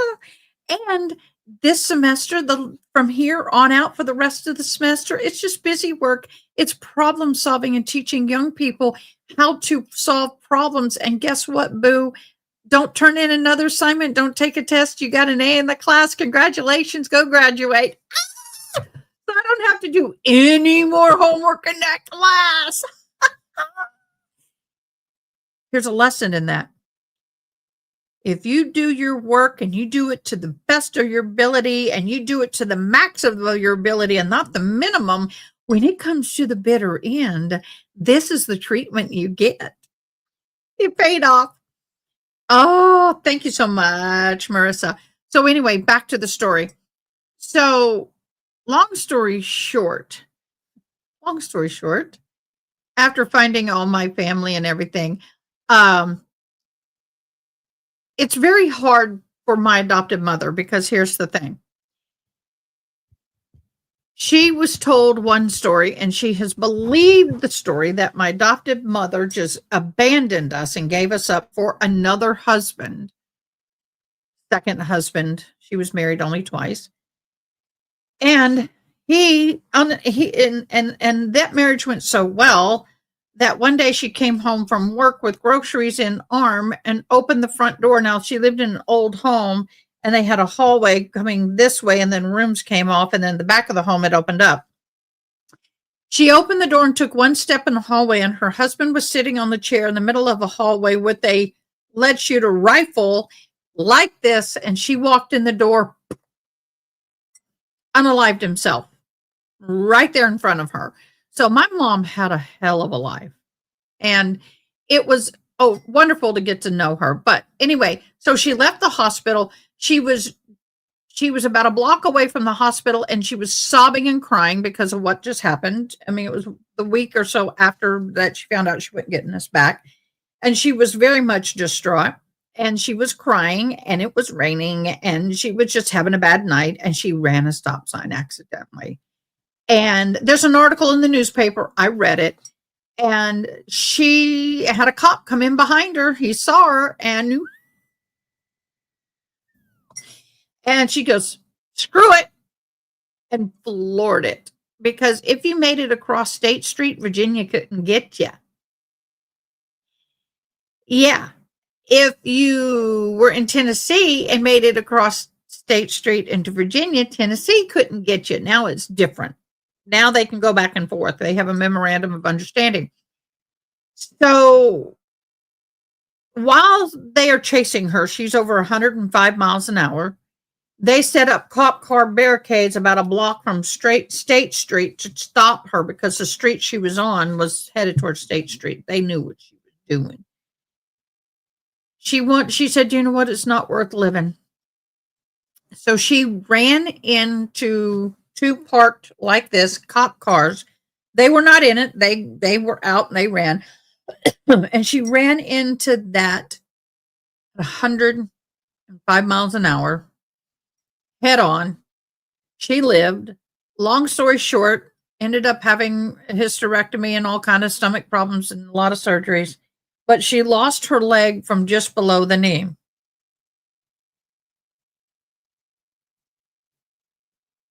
Just below the knee. So she was an amputee for all of her life. She never had any more children. So when the miracle happened that we were able to be reunited, and the fact that she died knowing her babies were okay, that I was good, her son was okay, we weren't dead somewhere, her son didn't die in the military somewhere. She was always afraid that he would join the military in like Afghanistan and die and all of that. So she had peace. And my grandmother, I love my grandmother. And I had stories and pictures of when I was a wee little girl, when I was just barely walking and grandma had visitation with me over at the house. I was holding on to her apron. There was a hole in her apron And my little thumb would go through the apron, and I would have the apron in my hand. I'd be sucking my thumb, and I'd be holding my binky, and I would be walking through the house holding onto grandma's apron. There's a picture. I don't own it. It was at grandma's, and it was all those pictures were supposed to come to me, but they never did. So I have a few pictures, but not much. So, guys, adoption is dirty a lot of times. It depends. If you're adopting from somebody who's carrying the baby and you pay for the medical and you take care of all that for them and they give birth and hand you that baby, that's pretty clean. But in reality, sometimes you can't believe what's being told to you. You believe it, and then you get this child, especially if they have any years on them, 2, 3, anything like that, or older. The longer they're in the system, the more trauma they're going to have, unless they're fortunate to get into a wonderful foster home, and there are plenty of wonderful ones out there, and they stay in that foster home and they're not bounced around. Now, the situation coming from China or Russia or Ukraine or anywhere, problem is you're not going to get the right story. They're only going to give you the story that they want you to have. The age is probably not even going to be correct. Just like with my ex-sister-in-law, the baby was 6 months at least older than what her real age was. It's horrible. It is very difficult to adopt. It's very emotional to adopt. I've often, and I told my ex-sister-in-law, said, you really don't, well, they're telling us this, and we saw the orphanage, and I said, do you know that child could be sitting there in an old Chinese woman's house with 10 other kids, just laying on the floor all day, except for bottle and diaper? And then when they're ready, they take the baby to an orphanage and dress them up real cute and take pictures of them and send you those pictures. And then they're back at that Chinese woman's home.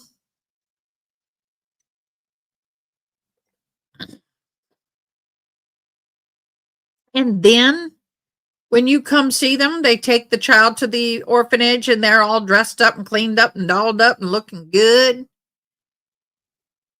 They feed them to keep them plump so they can adopt them out, but there's no emotional attachment. There's no touching. There's no mothering. There's none of that stuff going on.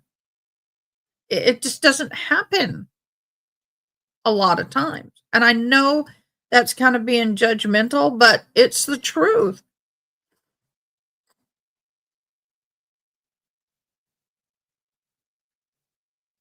Yeah, I can't believe he said that. Oh, he's such a nice guy. I've had him multiple times. I always told our children the truth about being adopted. Now, I was told the truth about it as far as I knew I was adopted. Of course, I was 4.5, 5 years old. I don't have a whole lot of memories. In fact, I really don't have a memory of meeting my adoptive parents. I have photos, and I remember the photos. But the only memory I have about meeting my adoptive parents is they were at a hotel. We went to the pool to swim, and I remember my brother never being in a pool, pooped in the pool. We never were in a pool before.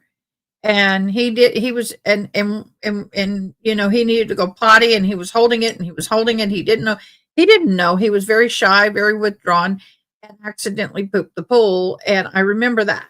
And I remember how kind and it's okay. No big deal. We're good. My dad went and got tissue paper and cleaned it up. And it you know, that was my first memory of that time in my life. I don't have very many memories of my childhood until 4 years later. Then I start having some memories. And that's very common for children who are adopted, especially those who are older in age. Now, my mother had the court papers and everything, and this is something she always told me. When you were an adult and if you wish to know anything, when you were an adult, we'll be happy to share. If you choose to try to find them, we will support you in that. Well, that time came. I had just had a son. Matthew was young. He had some minor things that had to have surgeries when he was born. I had had cancer by that point. I had health issues at that point, horrible miscarriages. I had 13 miscarriages to have 2 babies, documented. And so I just wanted to know what the medical stuff, I didn't want to meet my parents. I didn't have a desire to go visit them or anything. So they gave me the documents and they said, you're not going to find anything because everything in here is redacted. Well, back then they would copy and they'd take a marker, Sharpie, and then they would cross over it and black it out. I should have been a detective. This girl was a photographer and I knew about a lot of things in that world. And I noticed that it was done that way. So I held it up to a light and I put a polarizing filter over it and I could read everything that was redacted. My mother got so pissed. My adoptive mother got so angry at me for doing that because I found out the names of my foster parents. I found out a lot of information. So I wrote to the agency asking for medical non-identifying information is what they call it. Non-identifying information. When they finally sent me the folder, in that folder was a letter from my grandmother and a letter from my father, and their names were redacted, but everything else was there. At that point, I said, okay, they want to meet me. My family wants to know me. So I petitioned to have the records opened. And on Christmas Eve that year, my son was 10 months old. He's born in February. I wasn't home when a call came through and left on the answering machine when we had answering machines. And my husband was home and there were roses delivered and it was a rose for every year of my life. Big thing of roses. And I was like, I had just been with my adoptive parents with other family members that day. And it was just a short out of town trip. And they were with somebody about an hour and a half away. And we did a little family thing there. And I came home Christmas Eve. And my husband said, listen to this. And he played it. And this guy from Tennessee was talking. And he was saying that I have made him the happiest father ever. Merry Christmas. And it took me a minute to realize that that was my adopted father. And I was hearing my dad's voice for the first time. And so I was just absolutely floored. Absolutely floored. And was so blessed. Oh, now they changed it back to 1 p.m. Why do they keep moving this crap around? Anyway, so he called me back and I chatted with him. And then he said, spring break, he'll come down from Tennessee and pick me up and take me to go see my mama. He said, we're divorced, but you have a right to see your mother and grandmother. And then he got me in contact with them. I did go see them, and there was the beginning basis of our relationship. It did not go swimmingly well later. There were some issues with my father. He had some stuff, but I at least had answers to questions I didn't even know I had. A lot of adopted children don't get that privilege. Even the bad stuff, it's bad, but at least having the answers, sometimes what you imagine is far worse than the truth. So all of this to say, adoption is hard, no matter who you are, no matter what role you have in that adoption, no matter what role you have, whether you're the parent who's lost the child through the adoption, whether you're the parent doing the adoption, it is a joyous thing because you're adopting a child that you couldn't have, or you chose to adopt a child instead of having one your own. But knowing that there's going to be baggage with that child, especially if they're older than a year, and especially if they, even as an infant, went through a lot of trauma, especially like being born addicted to medications and illegal drugs, or they're disabled or whatever. So there are a lot of red tape and a lot of money as well, and almost in my humble opinion, like they want to make it difficult with all the red tape and expenses. Well, part of the problem is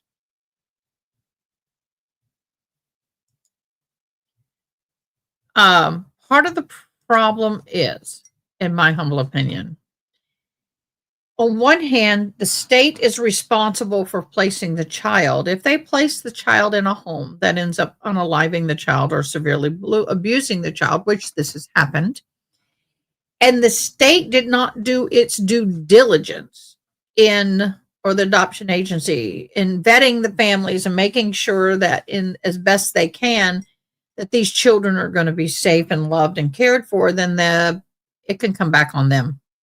It's covering the anatomy.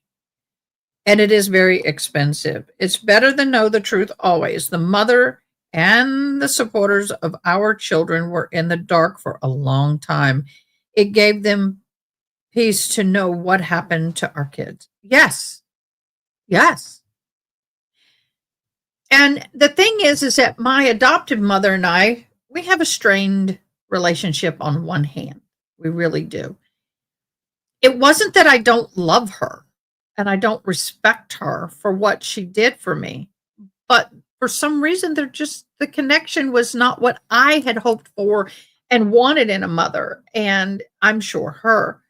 And as much as I tried, I never felt good enough for her. Never felt adequate or good enough for her. What I call the spirit of abandonment was so strong on me that I would attach myself to anybody that'd pay attention to me as a child. And my mother saw it as me trying to get attention seeking. It was, but it wasn't in a bad way. I just didn't know. In my life, everybody, and I'll be true, it's even up till today, people come and go in my life. I don't have a single friend or family person or anybody in my life, really, that I've had more than 5-10 years. 10 years max. They've either died or they've disappeared. And so on top of that, we were military kids. So we moved every year of our lives up until my freshman year in high school. I was at a different school, literally.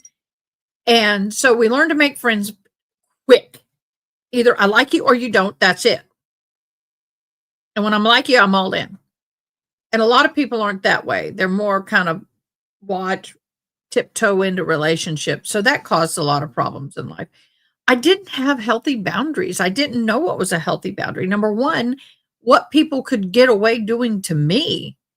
The abuse I went through from people because I didn't know what boundaries were and I never were taught what boundaries were. Part of the problem is right after we were adopted, we did go through child therapy. It was a requirement. But once we met the minimum requirements for that therapy, it didn't continue.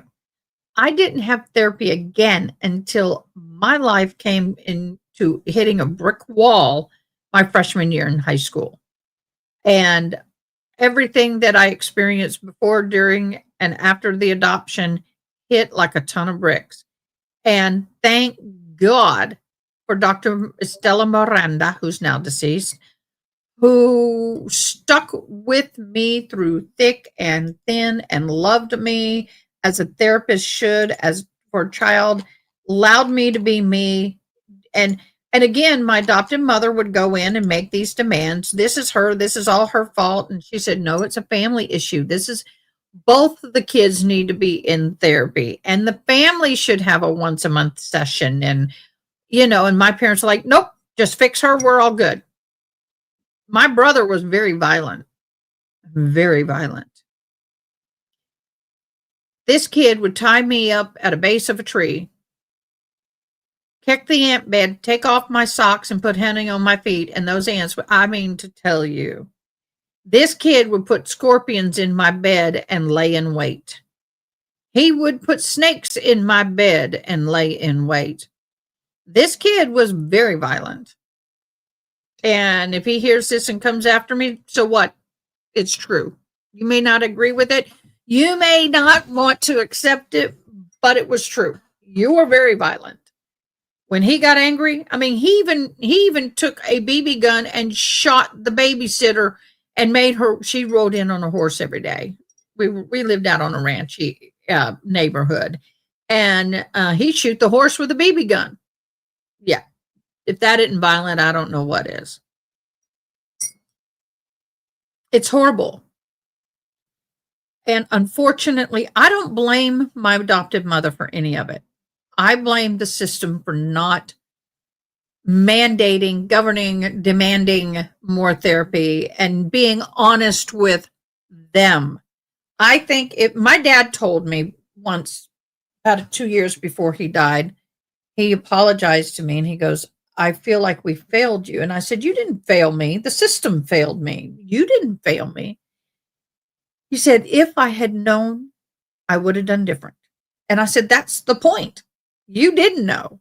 You didn't know what we went through. Now, Mom refuses to accept anything that I say about my adoption that I learned from my mother, biological mother, as anything but a lie. She doesn't even believe that what the social worker told me is true, because she goes, we were friends with the social worker. We knew her. She loved it. And I said, yeah, but she couldn't tell you all the truth because it was illegal. She could go to jail. A part of what she said, she did love us. That social worker, oh my God, she was like, oh, I loved y'all. I just fell in love with you. You got under my skin. Out of all my cases, I'm sorry for the window thing. It's coming in. It'll be gone in an hour. Oh, there were snakes in my boot. But your brother, did he put them in there waiting for you to put your foot in it? Did he wait for you to go to sleep and put 2 or 3 scorpions in your bed that he caught? Yeah. Scorpions and me don't get along. 100% true. Foster parents are not given enough support, and the kids in care deserve better. Foster parents aren't given enough information and support. Neither are the adopted parents. My daughter was the one that sought out her birth family, thanks to the internet. She now has a relationship with her birth mother. You know, there are a lot of reasons why mothers give up their children. And some mothers do not want to ever be found, and that's fine. I respect that. But I want to say this. If you're an adopted mother and your daughter wants a relationship with her biological mother, and they seem like they become best friends and you feel like you're the fifth wheel, honey boo, that ain't the case. That infatuation time will be short-lived. It will balance out, because it's like when you find your adopted mother, here's medium. I don't want to know anything. I don't have anything to do with them. This is all it's about is my birth mother. When I found my birth parents, I was all the way over here, not 100%, because I knew that there was a chance what they were saying wasn't true. But I'm over here and I'm talking about it a lot. I'm processing it a lot. I wanted to share it with my adopted mother, but the first time I did, I realized this isn't going to work. She's not going to accept it. So I kept it to myself, which was even more painful and difficult, because I didn't realize how painful it was for my adopted mother and the fears that she had. I mean, she probably was fearful that I was going to forget about her and just go over there. Soxy, get in. Sorry, she's on the computer again. It's the sun coming through and she wants to be in the sun on the warm computer. She's 15 years old. So we become hyper fixated on our birth parents and the story and everything because it's all new. We want to get to know them. We think everything is going to be perfect and better. We think that we got this new best friend, and a lot of times it's not the case. My mother was very wounded. I had to be careful. My birth mother, she was very wounded. Never got over us being taken away illegally. She never had any more children. She couldn't. And on one hand, she just wanted to hold me and be a mom. On the other hand, she emotionally could not allow herself to go there. And I struggled with that for a long time because I didn't understand. I thought, I'm here. Why don't you love me? It wasn't about love. It was about her trauma. And so when parents adopt children, they also have to be prepared for the time that the children may find their biological family. And you need to be strong in yourself enough and strong and comfortable in the relationship with your child to know that in the end, you are their number one. You will always be their number one. You're their mommy and daddy. You raised them, you fed them, you took care of them. Your relationship may not be perfect, but deep down, that will always hold true. They may not be showing it, but deep down, it will always be true. It is so difficult. At first, you were hurt, but now I'm not. It's her right to do with what she wants to do. If you've never lived a life where you don't know where you come from, you don't know why who has the green eyes in your family. I had that beautiful Irish red hair. I did. I had the beautiful Irish red hair. And then it changed after chemotherapy. But why do I mean, my brother is a spitting image of my biological father. I mean, twin. Body movements, twerks, temperament, everything. He's a carbon copy. He's a clone. He is a real clone. And knowing that helps me understand the idiot that I have as a brother. Once that void, that emptiness is that knowing is filled, it changes. And the pendulum will come back to center. It always does. But you're right, Case One. A lot of moms and dads get their feelings hurt when the child decides they want to know who their biological family is. What do you mean, who poisoned the water hole? What the heck are you talking about?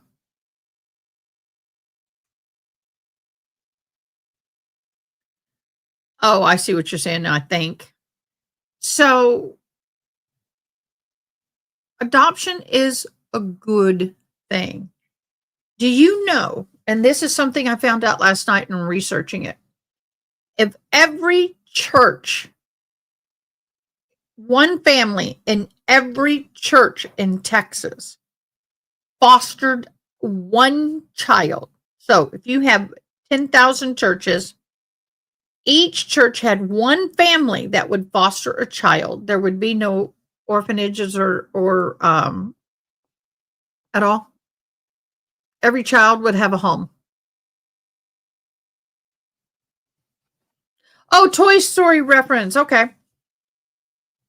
Foster parents are very much needed, and they're far too few. Part of the problem with fostering is you don't get the support you truly need.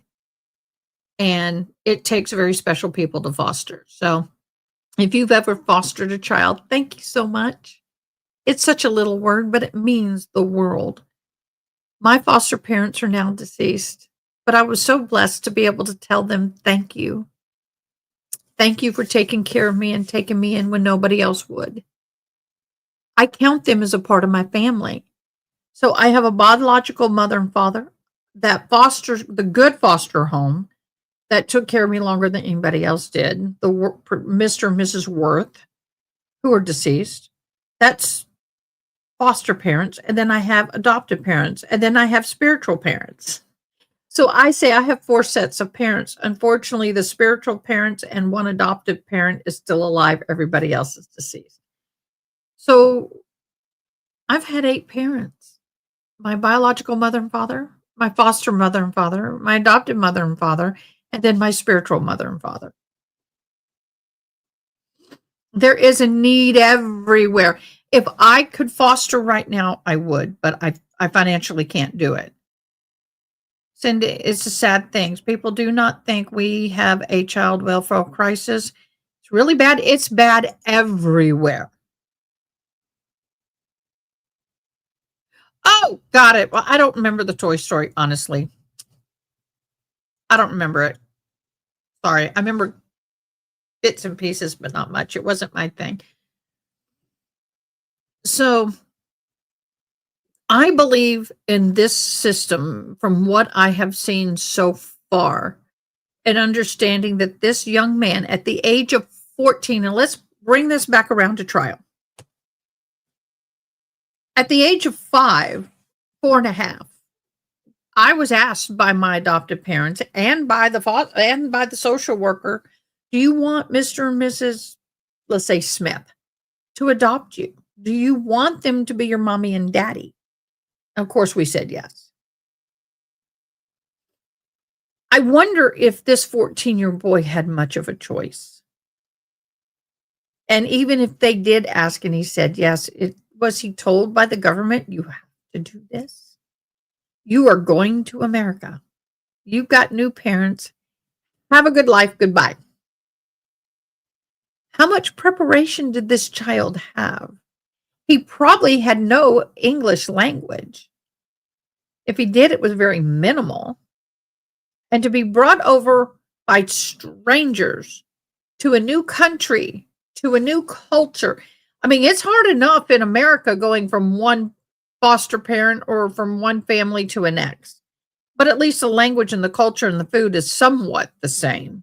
We have the same, we're in America, we're some in the same state, or maybe not, but you know what I'm saying. But to come over from another country, not really speaking good English, not fully understanding everything, being thrown in a family, and they just want to wrap their arms around you and love on you, and you're like, whoa, I don't know you. Culture shock. Not having a whole 14 years of not having love and acceptance, 14 years of not knowing anything but abuse and neglect. I can't imagine what this young kid went through. Parents of adopted children do need far more support than what they're getting. I agree. And they don't know they need it. That's the other thing, because they don't know what they don't know. I just cannot imagine a 14-year-old being pulled out of a country, even though it's horrible, and thrown into another country, into a house with other people. They don't know. It's a lot.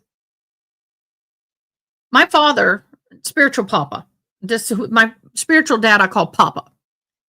He has a ministry he was an oil VP of an oil refinery company. He retired early, but before he retired, he was going to Africa a couple times a year. He was training and teaching men to be pastors. They want to be pastors. Over there, it's an honorable profession to be a pastor. And then he saw the pastors started telling him, and I'm really dumbing this down.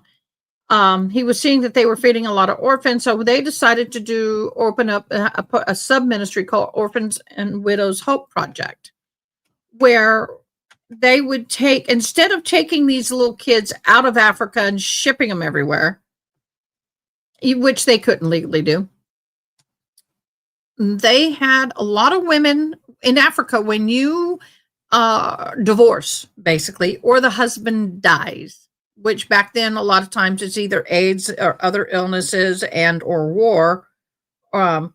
When they die, the children belong to the husband's family. I kid you not. They will go to the hut or the shack.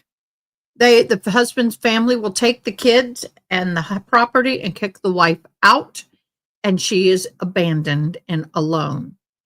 So the widows were alone. Then you have a bunch of kids living on the street, a lot of orphans, and a lot of them sniffing paint in order to survive. And they're digging in trash, becoming ill. It's horrible. And so what they did was they would pair up.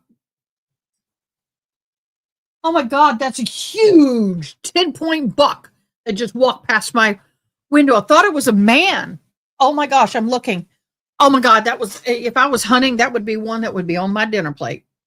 But anyway, the country is Ukraine in this case, but my father's in Africa. His ministries are in Africa. But what happens is they started pairing up the widows and the orphans. They would, a widow would gladly take in some children. They would give them seeds and teach them how to plant rice. They would help the woman learn how to do a trade if she wanted to. They would build a nice home, but it was appropriate for where they lived. It wasn't like a home with air conditioning and a mansion, because if they built that, the cartel would come and the mafia or whatever you want to call them would come and kick them out and take the property. My whole point to this is sometimes it's better to leave the child in the environment they're in and support them in a different way than it is to take them out of their environment and send them across the world. So these orphans and widows, they create new families. And these widows are not necessarily old. Some of them are only 21 years old. And they get assistance in food. The children's schooling is 100% paid for. Now, in Africa, when you go to school, your uniform, your books, everything is paid for by the family. So Papa's ministry pays for these kids. Right now, he has 200 or 300 orphans that he takes care of. So each child goes to school from very day one all the way through college if they want to, as long as the money's there. Now, there have been times where it's been slim and they had to say, okay, we're going to lay you off this semester, so to speak, but we'll get you in next semester, which is fine. And then they get medical care and they're able to go on in their life. It's an elevated life. It's a little better. Kitty. It's not like you're taking them out of poverty and throwing them in a mansion. He can't do that. But it's an elevated life. They have a good roof over their head. They have a woman who comes in and treats them like a mom and takes care of them. And she has value. And that's the thing about widows in Africa. They don't have value. They're worth the dirt under the foot of a man. Oh, that was weird. I don't know if you heard that noise. Somebody was hot rodding it. So these orphans are paired with widows. The widows are helped in taking care of these orphans. Medical, school, food. They're taught a trade if they want to. The children are educated. The widows can get educated. That is a decent system. I call it a good system. Taking this 14-year-old son, and I'm pulling it back in, I wonder if taking this 14-year-old young man out of his environment that he's known his whole life and throwing him into an American family in a different country was a wise thing.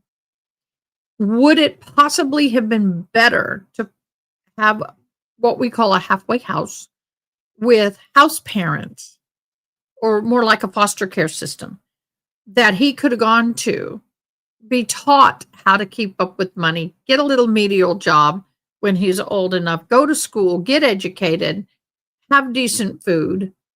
Would it be living high on the horse? No. But he would have warmth, love, education. Would it be better investing the money to teach him how to take care of himself, teach him how to do laundry, teach him how to do what it needs to be an independent person? Would that have been better for him? What's your opinion? Matt, are you back?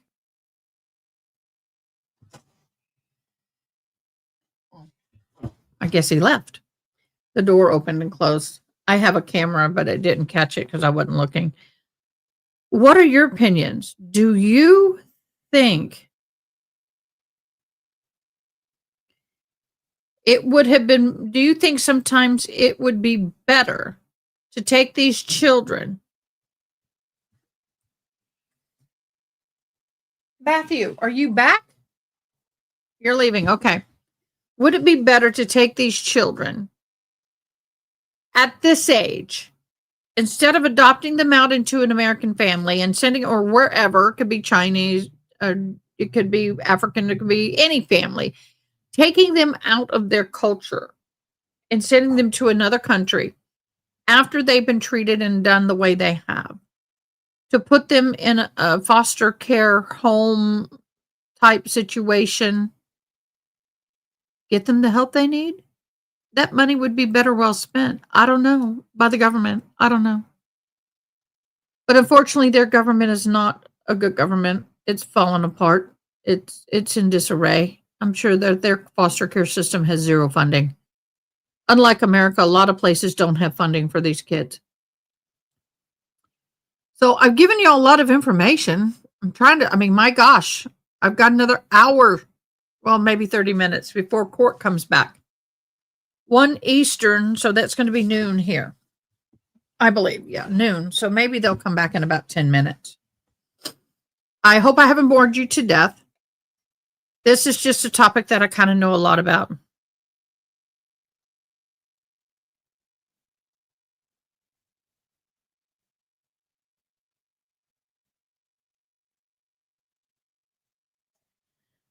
Hold on. Joe, is it jumping when the video is playing in court and I try to talk over it? Hold on. Quit doing it. Joe, is it jumpy when I am talking over court or when I'm live by myself? Because right now I'm looking at my numbers and everything's good. Let me know.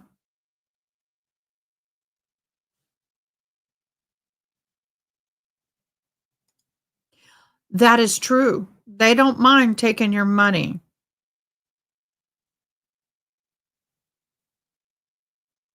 Guys, I'm going to do a refresh. Hold on.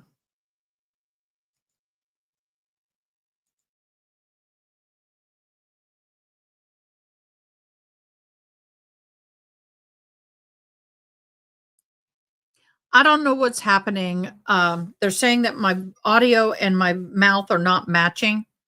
But my numbers are good. So I don't know what's going on. I'm looking at everything. It looks good.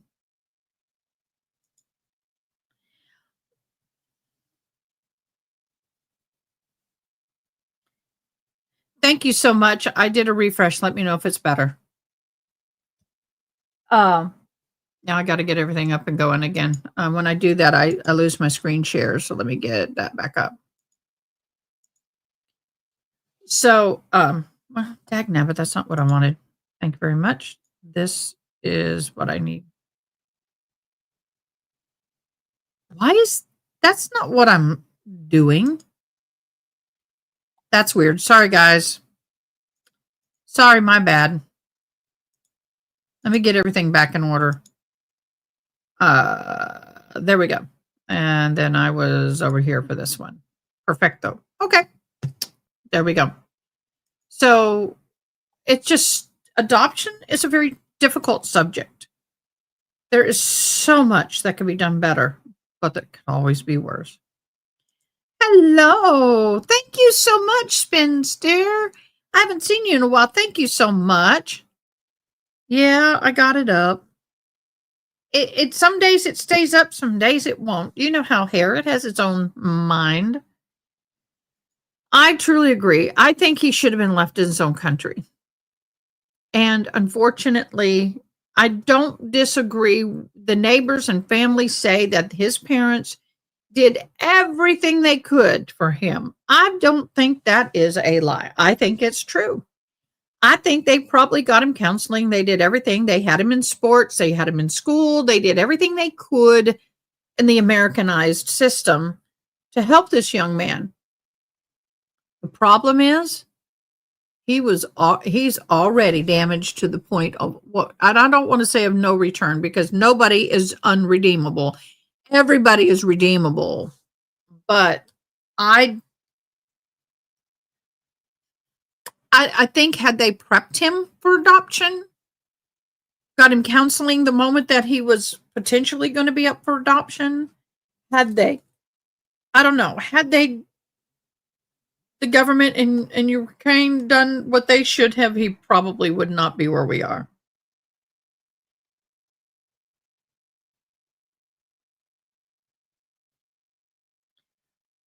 June, I'm not too sure about that. So, Spin Steer, how did you hear about us? How did you find us? I always love to know how people found us. Marissa Moreau, I think I asked you, I don't remember. How did you find me? You don't remember, I don't think. Love to know how people find me. But anyway, I just am very, very, very sad for this case. And the parents, they adopted a child and ended up taking their life. And what about their families? Oh my gosh.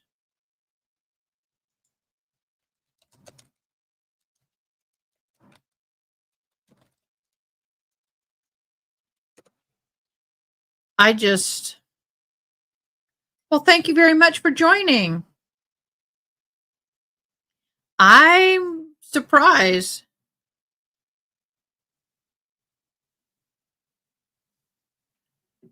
I'm surprised. Hold on.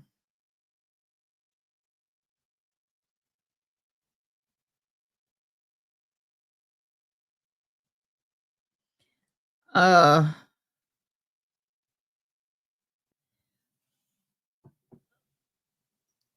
wished, honestly, that they could have tried him as far as see if he was competent to withstand trial or guilty by not reason of insanity.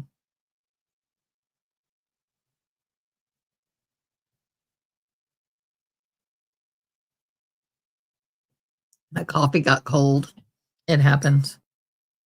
And my hair is shedding. We are coming back into court. I hope that wasn't too much. I just want to educate people on adoption. I don't regret being adopted by the family I was adopted with. We had problems, we had issues, but all in all, I wouldn't be here without them. That being the truth.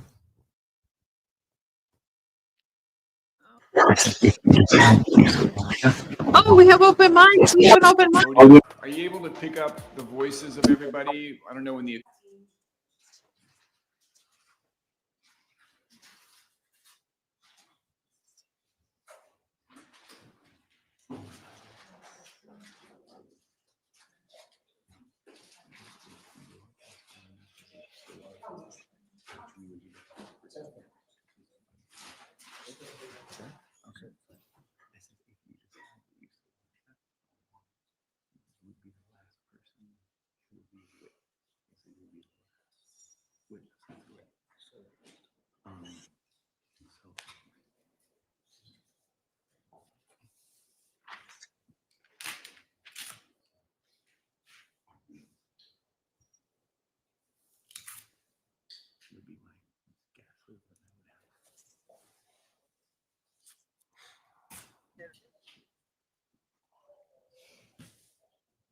Let me pause. Let's see what it says.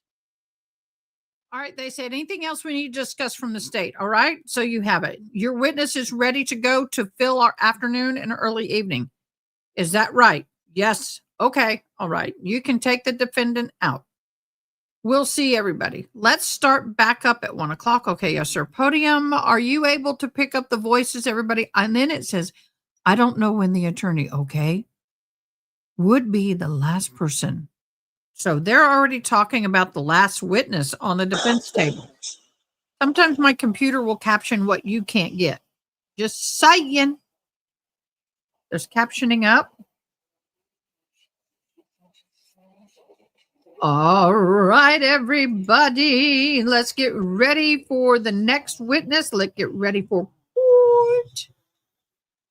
I'm going to do a swoop. And I also like this one. Hello. Thank you for joining us. We appreciate everybody. For those of you who are new, I'm Ada K. I am your deaf courtroom commentator. Grew up hearing, became deaf as an adult. I am now a disability support specialist, an ADA specialist, and an interpreter for the deaf. Who's graduating this December with a degree in criminal justice? That'd be me. I can speak, but I can't hear worth shit. Yep, I said it. I can't hear at all without my hearing aid. So I read everything in captioning. So sometimes you see me over here, here, here, or here. It's I'm reading captioning. And sometimes with the way the AC hits, sometimes I just want to turn my head to get it off my eyes. So, and it also depends on the glare coming in the window. So, so if you see me kind of doing this a lot or this over here, it's because I'm reading the captioning. I can't hear court. I can't even hear my own voice. I know, but I'm all good. Very disturbing. Very, very disturbing. Well, if that's the case, tell her thank you very much. We appreciate it.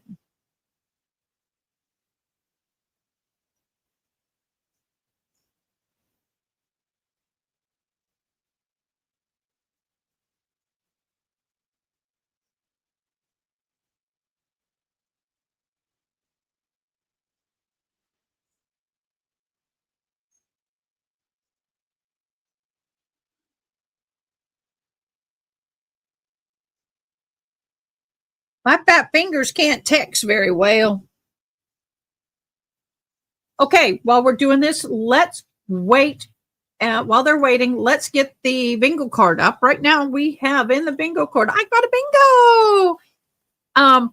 We have jury instructions, next door neighbor, may I approach, next witness, law enforcement officers, nothing further, sidebar, evidence, free space, photos, parents, police chase, North Florida, North Point, it's Northport, P-O-R-T, Florida, objection, video, and adoptive parents. Now, if while in trial, not sidebars or breaks, I say or they say any of this, so if we're in the middle of this and I said, what? He came from Ukraine, then you can check off Ukraine, but it's only during the trial time. If I say it or it's said in court, you may take it off. When you do so, type in I bingo in comments. We will have a drawing. The last drawing was the winner was Java Queen 1000. You were the Friday's winner of the bingo game. So at the end of, oops, didn't mean to do that. At the end of trial, all the bingo winners, again, all bingo winners. So at the end of every day, we have a winner, will be put in a drawing for a gift of something from my merch shop.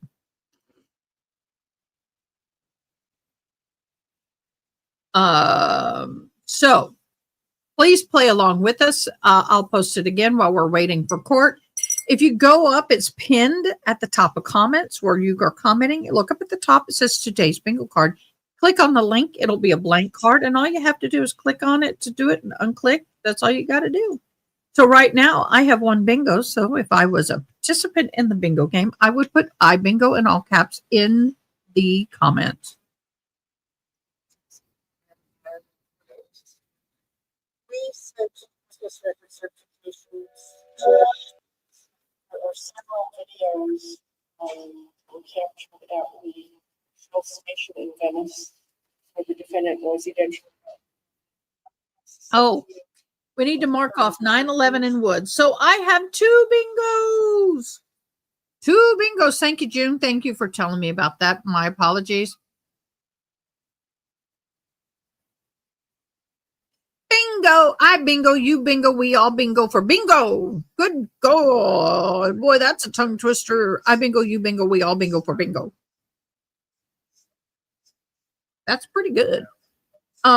So I'm also Native American and I'm getting ready to graduate. This is a green tape, hence why I have a green screen. But I'm going to start beating my cap for graduation. I got to get it done by this weekend because I'm doing my graduation photos this weekend. Yay! I'm doing my photos this weekend. And I got a lot of awards.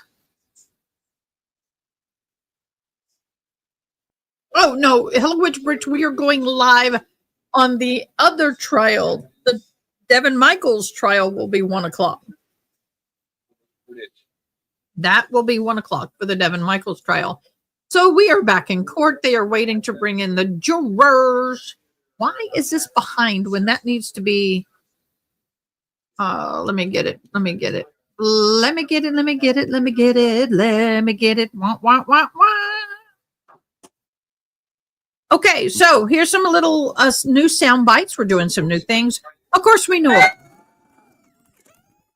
When I have a bingo word, when you hear that bell, that means somebody, and I forgot to do it all morning. I'm just starting this. When you hear somebody said a bingo word, go figure it out. We have, yeah. When a person hops into chat like Hill, hello, it's Brit. You'll hear me. Well, stop it. We have a new person, or we can do. I don't like that one better than the woo. Which do you all like? When someone comes into chat, do you want to hear? Or do you want to hear harp or bounce? Which do you like better? We have a bunch of fun. We got whoosh. Or we can do a whoosh. Do you want the bouncy, the whoosh, or the harp? Y'all pick. Or when someone comes into the chat. My way of recognizing you guys without having to disrupt. You like the bouncy? Actually, if I let it go.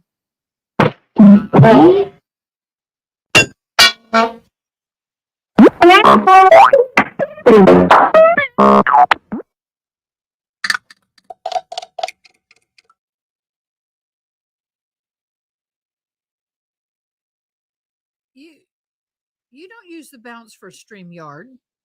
That's not what you do. You use the gong or the train. You don't use bounce for StreamYard. No. When you, oh, by the way, that might as well explain it to you guys. When my mods need to get my attention, it's either or. Yep, it's pretty soft here. I didn't want to blow anybody's ears out on that.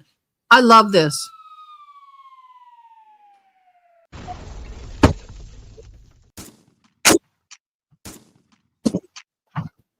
Restroom as soon as they're ready. I love that. When the crap is hitting the fan and they're taking a nosedive and they just sinking themselves into it, that's what we play. Of course, we always have the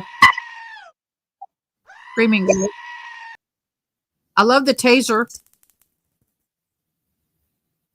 So bounce. Oh, that's a different bounce, Boo. That's a totally different bounce than. So y'all choose different bounce. So bounce. When someone comes into court. Is that real loud? Do I need to turn that down a little bit, June? Because it seems loud on my end. I'm going to turn it down a little bit. Let me try it now. Turn it down more.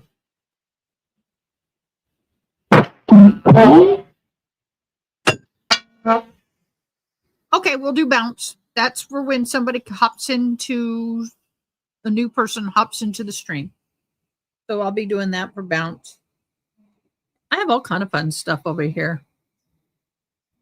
Jail cell. Police. When I have a phone call and I have to run, I'll do that. When I'm going to get coffee, I need to be doing this. So, yep, we're working on it. All righty then. Let me get this up. I need to.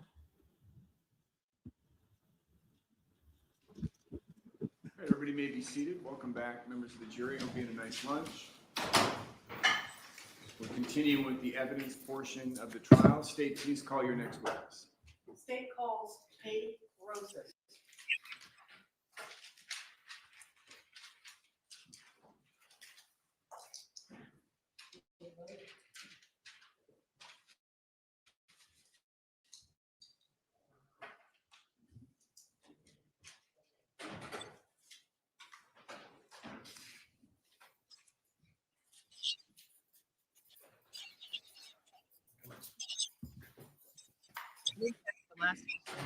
Face the clerk, raise your right hand. Do you solemnly swear or affirm that the testimony you're about to give will be the truth, the whole truth, and nothing but the truth? Thank you. I can turn that down. That stuff is loud on your end. Can you turn the volume down? Thank you. Hello, Miss Rosas. Hello. If you can just sit up a bit closer to the microphone and speak into the microphone. Would you please tell us your full name and spell your last name? Kay Rosas. The last name is Rosas. Miss Rosas, how old are you? 33. I'll be 34 tomorrow. How long have you lived in this area? 23, 24 years. 24 years? Okay. And I want you to tell the jury, where were you employed back in September of 2023? I was employed at Shell gas station over in Nokomis. The address is 1000 Nystrom Road, Nokomis. In Nokomis? Yeah, Shell gas station. 1000 Nystrom Road. In what capacity did you work at the Shell station? I was a manager. And how long had you been the manager there at that? 14 years. 14? Mm-hmm. Okay. In addition to managing the store, did you also sometimes jump on the take money from customers and work the registers? Yes. Okay. On that particular morning, did there come a time when you were working the registers at the Shell station? Yes, especially at 7 o'clock in the morning, between 6:30, 7 o'clock, because there was shift change. Okay, so tell the jury what's going on at that Shell station between 6:30 and 7:30 in the morning. I'm going to take a quick comfort break and get my lunch. I'll be right back. People come in, grab coffee, donuts, breakfast, food. People walk in and out. It was a really busy store back then. Okay. Is there a lot of foot traffic at the Shell station because of construction workers coming in and a lot of construction going on in that area? Yes. Okay, thank you. How many other people were on registers that morning, if you remember? One. Thank you. One in addition to you? Yes. Okay. Now, did you have an opportunity to review the video footage from the Shell station? Yes. When did you review that, Ms. Rosas? I reviewed, there was a lot of people coming in and coming out. No. I mean, did you have a chance to look at the video footage recently? Yes. Okay, when was that? Right now. Just today? Yeah, yesterday. Just But I remember everything that happened that day. Okay. Like it was yesterday. Okay, good. So you have a very good memory? Yeah. Okay. Has your family teased you about that? A little bit. A little bit? Okay. Are you nervous? I'm actually, yeah. Okay, you're doing fine. Just talk to me like I'm your friend, okay? Okay. All right. Okay, so you had an opportunity to look at the video footage from the Shell station. And did you recognize that as the interior of the Shell station where you were the manager? Yes. And did you recognize yourself in some of the footage as Yes. well? Okay. The Shell video that you reviewed this morning, is it a true and accurate depiction of what took place on September 1st of 2023 at your store? Yes. Okay. Your Honor, I'm now offering State's Exhibit number 5 into evidence. No legal objection. No objection, Judge. All right, number 5, you said? Yes, sir. All right, number 5 will be admitted into evidence and you may publish it at your leisure. Thank you, Your Honor. Ms. Rosas, I'm going to put that on the screen behind you. Okay. And I'm going to use this laser pointer, and if I ask you to point something out, can you just press the red button? Okay. When I put up the screen? You have to multitask. You have to speak into the microphone while you're turning your head to look at the video. Okay. Just be cognizant of that. Okay. Thank you.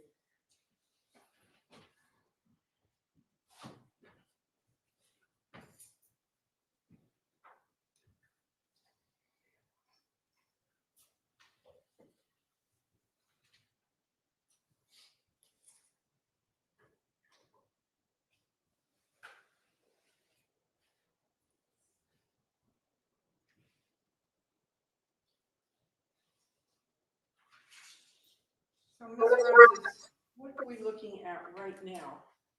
I'm going to stop the video and I want you to point out some of the features of the store. So as we look at the far, well, it would be my left, at the far left of the screen, can you please point out the front or the doorway to the Shell station? Right there? Yes. That one? Yes. Right there. All right. Is that the main entrance to the Shell station? No, that's the back. Back door? Yes. Okay. From this angle, are you able to point out to the jury members where the actual front door of the Shell station is? Right on this side right here, like right next to the machine right there, the lotto machine right there. Okay, so now that we're in that area of the screen, can you show the members of the jury where where the registers are? That one was registered one where I was, and this is registered two. Okay. Who is the person that's wearing the white hat and the red shirt? That's me. All right. So we're going to continue now. And as we're looking at the front door, I'm sorry, the back door that you pointed out to us just a few minutes ago, put your laser pointer out at that person. Okay. And do you recognize that person? Yes.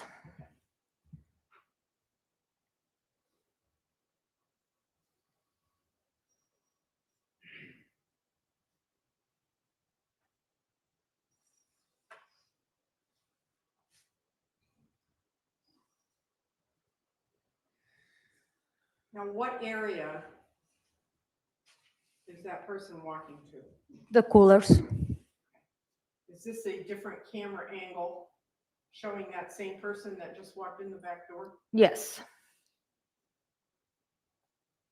When you say cooler, what items for purchase are in that cooler? On the back coolers right there, there were that was the beer coolers. And then on this angle right here, on the back right here, there were Coke products, Pepsi products, iced tea, sweet teas, like right here where he's walking right now, where he's opening the door, that was an iced tea cooler. Iced tea? Yes, where all the Lipton tea, Pure Leaf, and everything was. Now, as you watch the person that And like you see, he's getting a Pure Leaf tea, extra sweet. are you able to recognize that product? Yeah, absolutely. Okay. So now we're back at a different angle, and show us where that person is. He's right here, right behind the Red Bull cooler. Okay, is he standing in line with the other men? Yes. Waiting to be helped? Yes. At the register?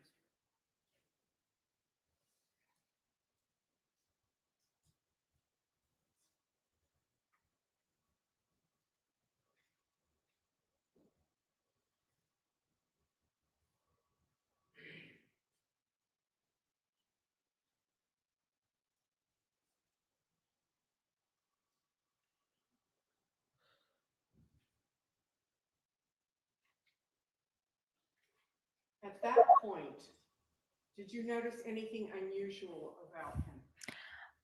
I noticed at that point, no. Okay. He's behind the other guy in the back with the hat.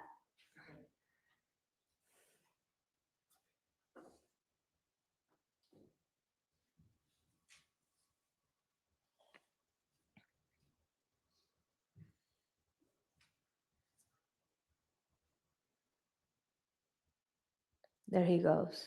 All right. Now, did you summon him over to your register, or why did he walk over? Yeah, I call him up. That was my beer guy walking out, so I call him up. All right. So, what did you notice about the defendant once he came closer to you and walked up to your register? Can you describe what you saw? Yeah, I saw blood on his hands, and I saw dirt on his hands. And for me, And what I know for Sarasota County, you're not allowed to start working on landscaping, construction, or anything but until 8 o'clock. Relevance? Overruled. You're not allowed to work until 8 o'clock in the morning because there's people living around. That's what I know. So based upon your experience, you know that landscapers don't begin work until later in the morning because of the noise ordinance. Yes. Right. What else did you notice about the defendant aside from blood on his hands and being His look.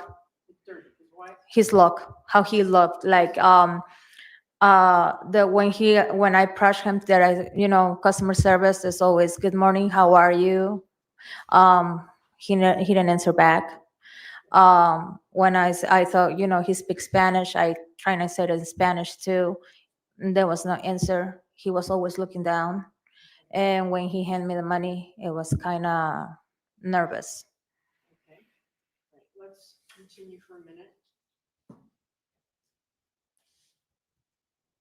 And he paid me with a $50 bill. All right. Now, what are you doing there? Checking the bill. Okay. What kind of bill did he give you? A $50 bill. All right. And why is it important to check $50 bills? Because sometimes they can be fake.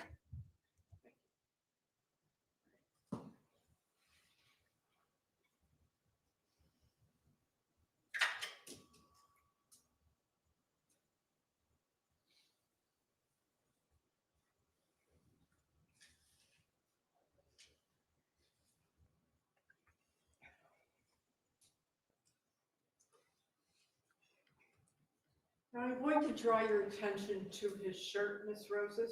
Are you able to tell us anything distinctive that you remember about that shirt? It was dirty. Completely dirty, yeah.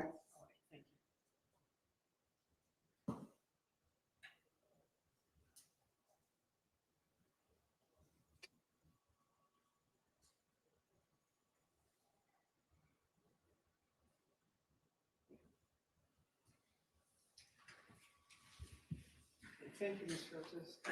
Now, did there come a time when law enforcement came to the Shell station that morning? Yes. Like Egg cheese sandwich. 2 minutes after he left. All right, so almost immediately. Yes. The defendant walking out that door. And did you eventually speak to law enforcement that morning? Yes, I did. I was at the office getting change because, like I say, it's the end of the night shift. So I Yes. have to go grab change for the rest of the day. And when they came in, they were asking if I see who he was, and yeah. And were you able to explain to him, to law enforcement, what you remembered about the events of that morning that were? They came in and they asked me if I have seen a short guy, and I Have a what? I'm sorry. if I have seen a short guy. Yeah, and I told them, you know how many short guys are here? Yeah. So I need a little bit more description. When they Yes. became and they told me the description that he was, what was he wearing? I told them, yes, I sold them an iced tea. Okay. And so you were able to verify the Yes. description of that person? Yes. All right, thank you. May I have a moment, please? Thank you so much, Ms. Roses. I have nothing further. Okay. You have to stay there. The defense may have some questions for you. Okay. No questions, John. All right, you may step down, ma'am. Please call your next witness. The state would call Detective Cade Breyer.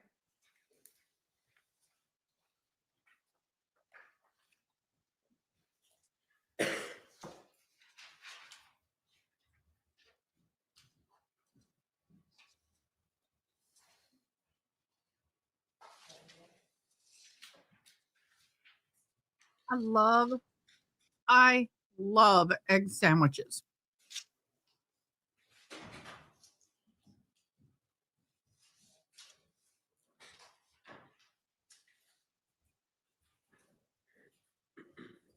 So was the bingo word? Do you solemnly swear or affirm the testimony you're about to give will be the truth and whole truth and nothing but the truth?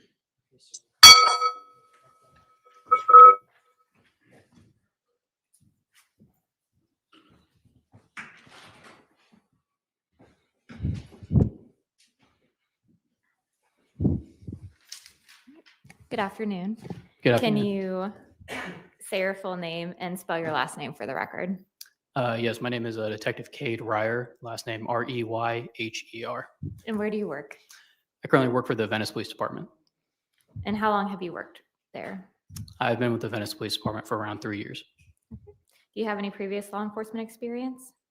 Prior to working with the Venice Police Department, I worked for the Sarasota County Sheriff's Office as a corrections deputy. In September of 2023, what was your position with VPD? At that time, I was assigned as a patrol officer. Now, on September 1st of 2023, did you go into work that day? Yes, I did. And what time did your shift start? My shift started at approximately 7 o'clock in the morning. Now, when you went in, were you briefed about a wanted subject believed to be in the Venice area? Yes, I was. Okay. And were you tasked with your coworkers to locate that suspect? Yes, on top of my other patrol officer duties, we were advised to be on the lookout for this subject and to respond promptly to any suspicious person's calls. Now, at approximately 7:30 that morning, did your agency receive calls in reference to a suspicious man being observed that matched the subject's description? Yes, we did. Okay. And in what area were those sightings? Those sightings were in the area of Knights Trail Road and Laurel Road, and also Triple Diamond Boulevard and Knights Trail Road. Okay. Now, what did you do based on that information? Based on the information, I responded to the area and I began canvassing the area for the subject. So did you end up going to a retail area near 1000 Knights Trail Road?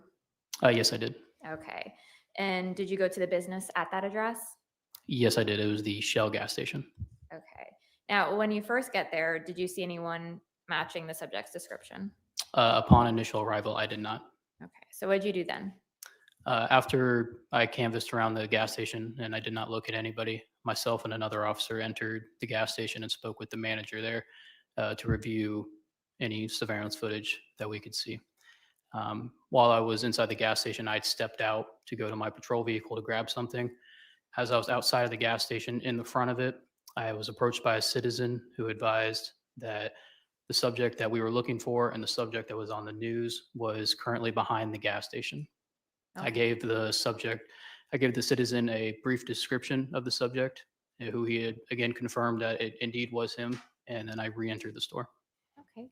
So what did you do next? When I went into the store, I advised my other officer that was inside that a citizen had possibly identified the wanted person behind the store. Okay. So did you go behind the store? Yes. Upon exiting the store, myself and my other officer, we identified a shorter white male wearing a tank top and shorts, walking behind the gas station. Okay. And what did you do when you saw him? When we located him, I drew my agency issued duty firearm. I pointed it at the subject and I gave him verbal commands to get on the ground, to which he complied. Okay. So at that point, were you able to take that subject into custody? Yes, I was. Okay. Did he identify himself to you? Yes, he advised that his name was Dima. Okay. And that individual, do you see him in the courtroom today? Yes, I do. Can you point to him and say an article of clothing he's wearing? Yes, it is the white male right here wearing the long sleeve blue shirt. Okay. May the record reflect that he has identified the defendant? There's two people wearing, white males wearing a long sleeve blue shirt. The white male right here at the front table wearing the brown, with the brown hair and the long sleeve blue shirt. All right. The record will reflect the witnesses identified the defendant. All right. Now, were you able to review surveillance footage documenting the back of the Shell station from that day? Yes, I was.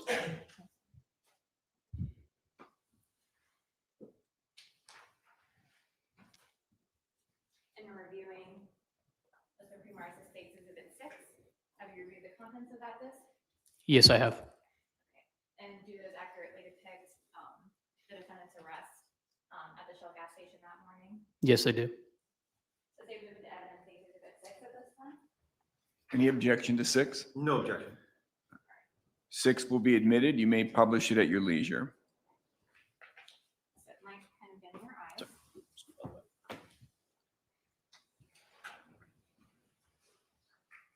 So can you explain to the jury, and looking at this kind of still shot of States Exhibit 6, where would we see the back door of the Shell station?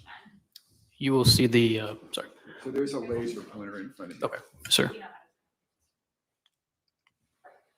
You will see the back door right here at this walkway. The door is going to be right here.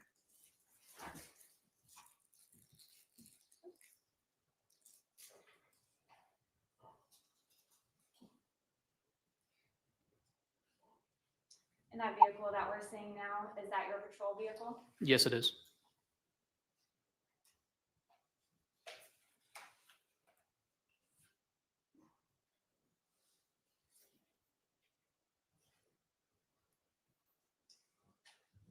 I'm gonna pause it for a second. Can you point to the jury where a subject is walking in this video? Currently, he's not on the screen, but he will walk this way, and then later in the video, he will walk this way as well.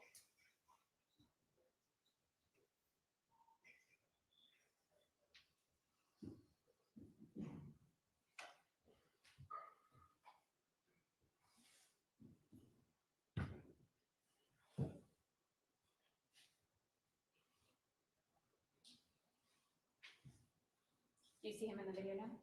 Yes, I do.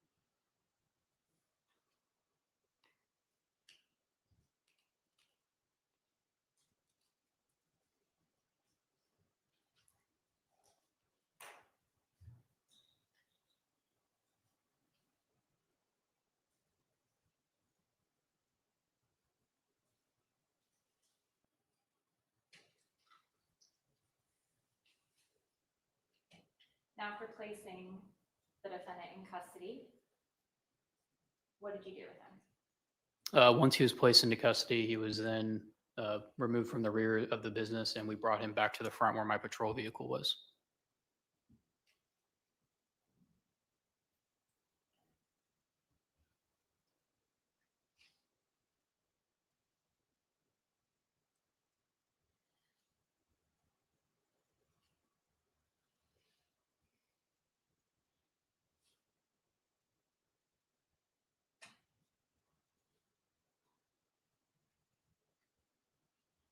While you're walking with the defendant, did you have any substantive discussions with him other than to give him instructions?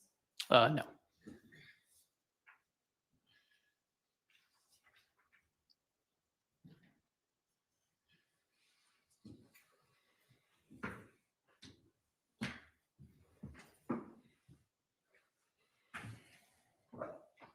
Now, after placing him in your patrol car, what did you do? After he was placed into custody and placed in my patrol vehicle at the direction of my supervisors, he was brought back to the Venice Police Department. And once you arrived at the Venice Police Department, did you have any other active role in this investigation? No, I did not. You have a moment to confer? You may. No further questions. No questions, John. All right, you may step down. Thanks, sir.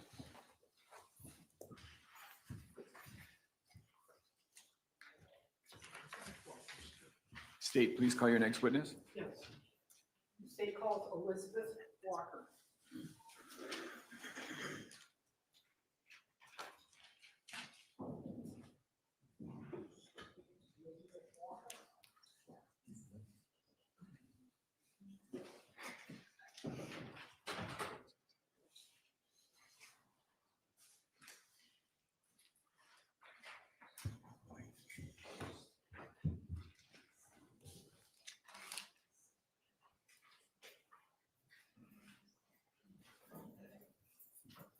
For this one.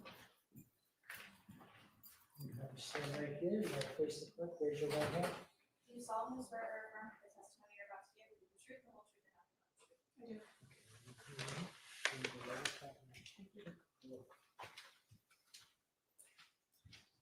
They're moving very quickly through these.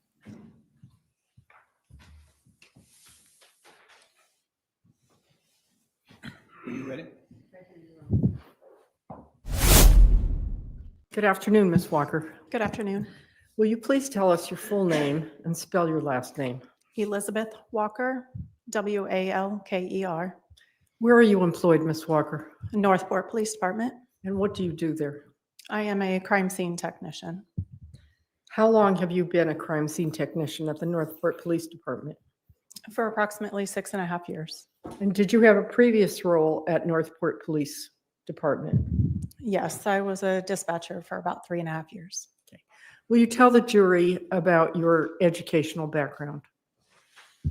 I am certified through the International Association for Identification as a crime scene investigator. I have approximately 660 hours of formal training in topics such as autopsy and injury photography, bloodstain pattern analysis, crime scene photography, death investigations, fingerprint processing, as well as touch DNA evidence collection.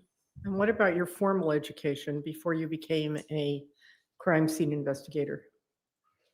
I have an associate's degree in criminal justice from the State College of Florida, as well as a bachelor's degree in criminal justice from Hodges University. Well, can you briefly explain the duties of a crime scene investigator? As a crime scene technician, I respond to crime scenes to document through photography, videography, sketching, diagramming, evidence collection, and processing. Right. Now I want to talk about September 1st of 2023. How did you become involved in this homicide case? I was contacted by telecommunications and requested to respond to Malakote Road, where I was then in contact with Detective Sergeant Fisher and gathered further information. Okay, and after you were breached, well, tell us, what time did you arrive on the scene? I arrived at approximately 2:20 a.m. And after you were briefed by Sergeant Fisher, tell the jury about the first assignments that you undertook. My first assignment was to document the what appeared to be bloodstains on the driveway at 1200 Malakote Road. They appeared to go from the bottom right corner of the driveway upwards towards the front door, where I also observed what appeared to be bloodstains on the wall to the right and on the Ring doorbell on the wall. And also what appeared to be bloody foot impressions walking away from the front door and down the driveway. Did you document your observations of the bloody footprints and the bloodstains on Malakote Road? Yes, through a diagram and photography. Okay.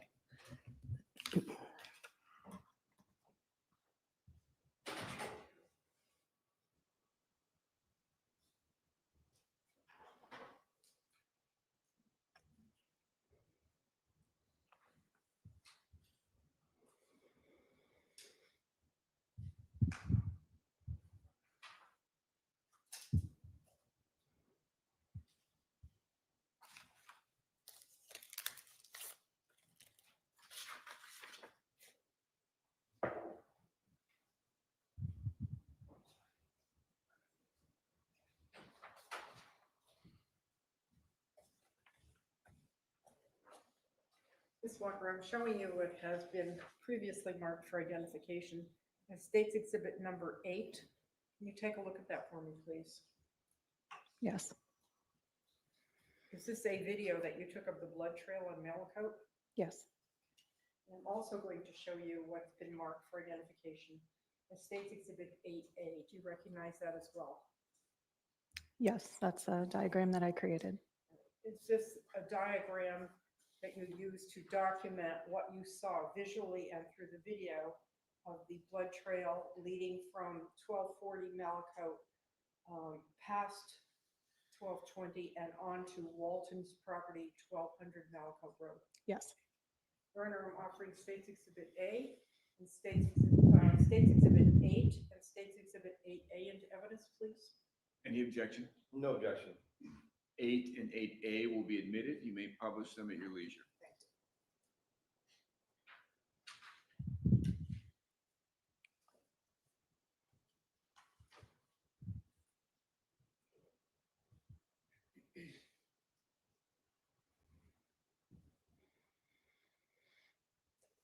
There's a laser pointer right there, Ms. Walker. Mhm. And And if you could use that to help you in your testimony. Okay. So first, we're going to look at State Exhibit 8.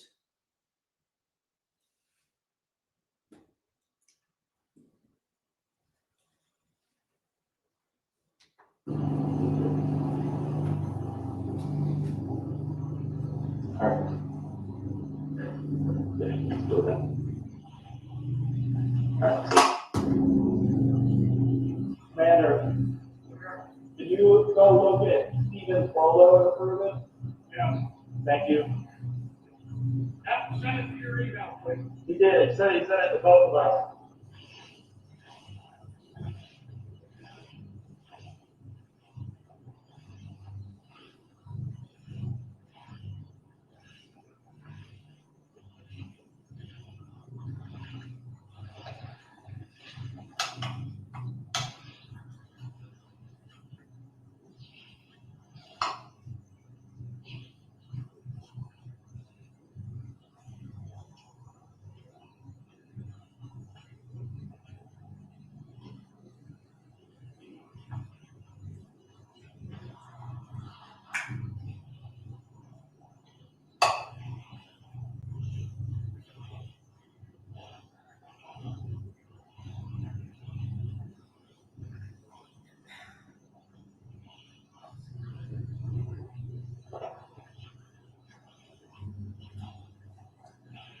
Can you press pause? There's something that's blocking the video. Yeah, that I you can't see. see that. Sorry.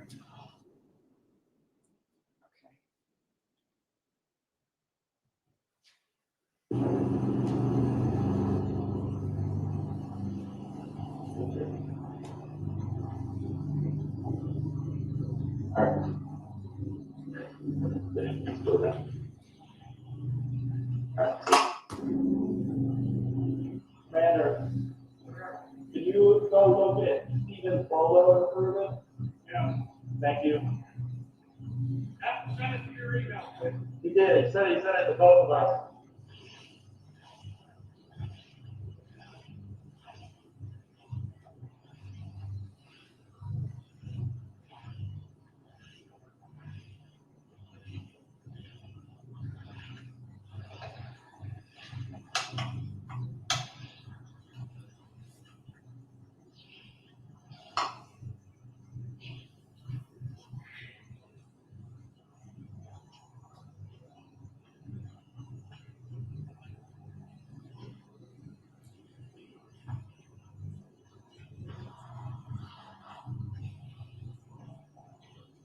Were you able to follow the blood trail even through the grass? It was difficult. It was difficult to see in the grass.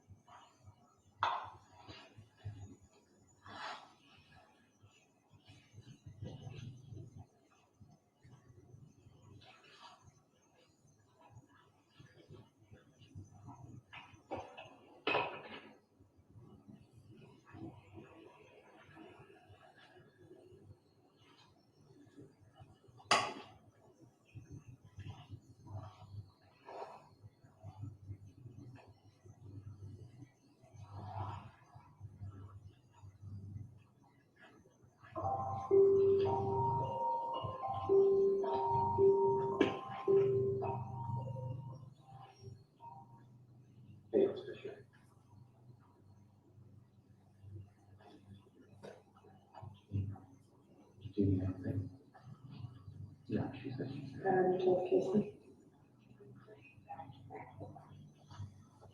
All right. Mhm.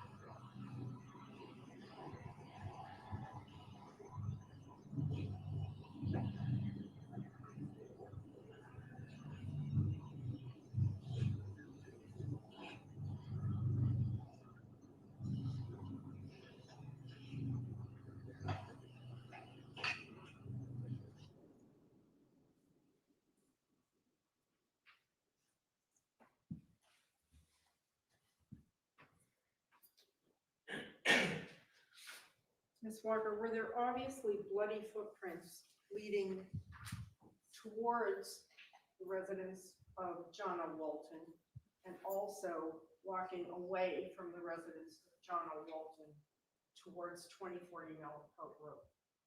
Yes.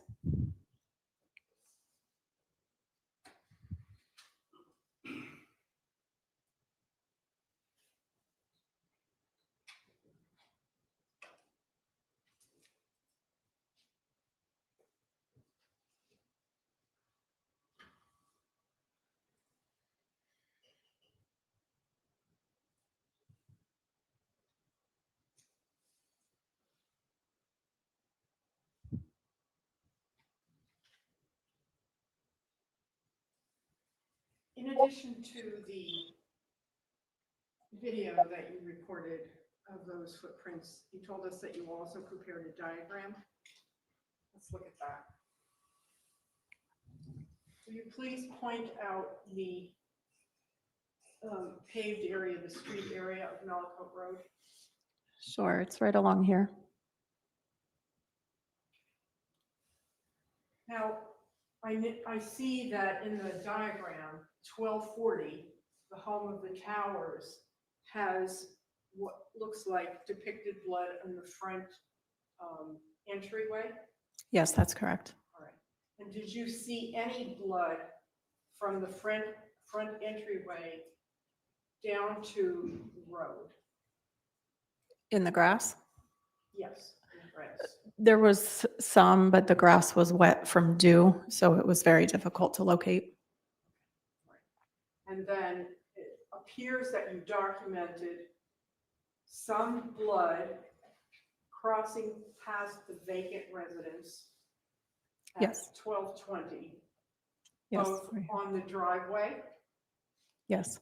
and then later on the paved area of Malakote Road. Yes. Were you able to tell by the naked eye in which direction the bleeding person was walking for the blood drops and the blood stains in the driveway?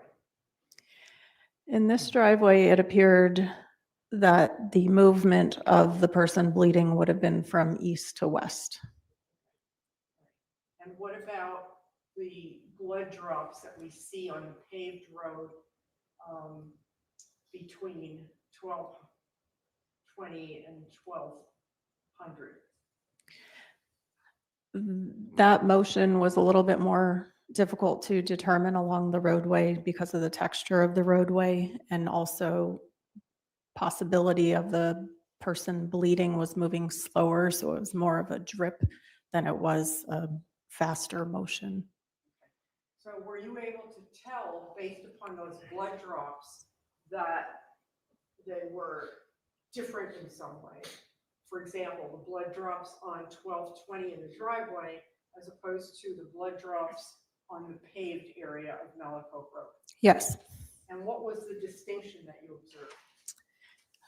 It was pretty apparent that this movement was from east to west at a pretty rapid pace, and this was presumably going back the other way, but at a slower pace. Slower pace. All right, thank you.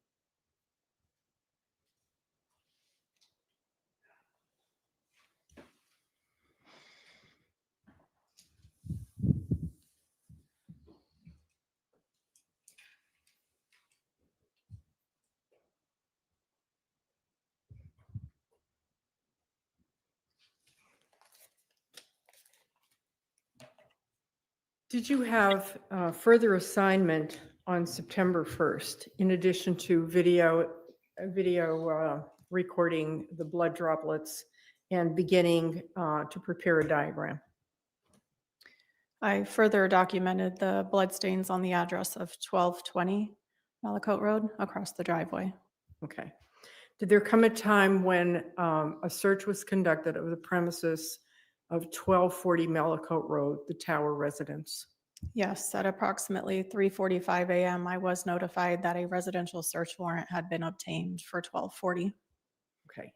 Did you participate, after the search warrant was executed, did you participate in the search or documentation of items of evidence in that residence? Yes, I did. Okay. And did you prepare a diagram of the interior of the residence? Yes, diagram and photography inside.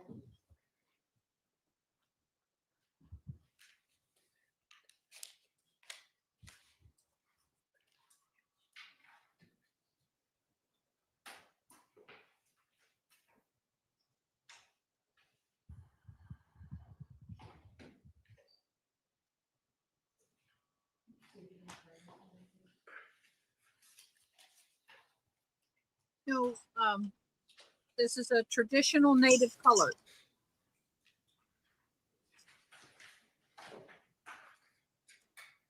I am going very traditional with this. I'm going to take a quick break. I'm going to show you, because I know y'all want to know. So I'll just go ahead and show you what I'm doing.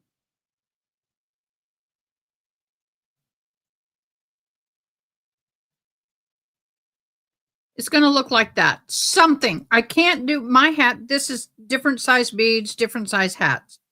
So instead of 3 rows of each color, I'm going to be doing 2 rows of each color and then marry them in between. Instead of black, because the hat is black, I'm doing my full color blue.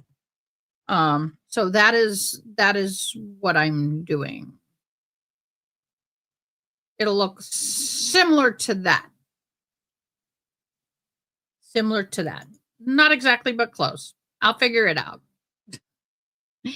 A lot of work. This is actually more work than the cowboy hats because a lot more measuring and a lot more math. And the beads on here are not exactly the same size as I'm used to working with. So I'm having to do a lot of adjustments. So this is going to go slower. A lot slower.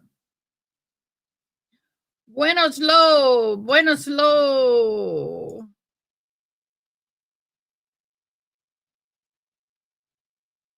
So I have that in the background for reference. Okay, we are playing.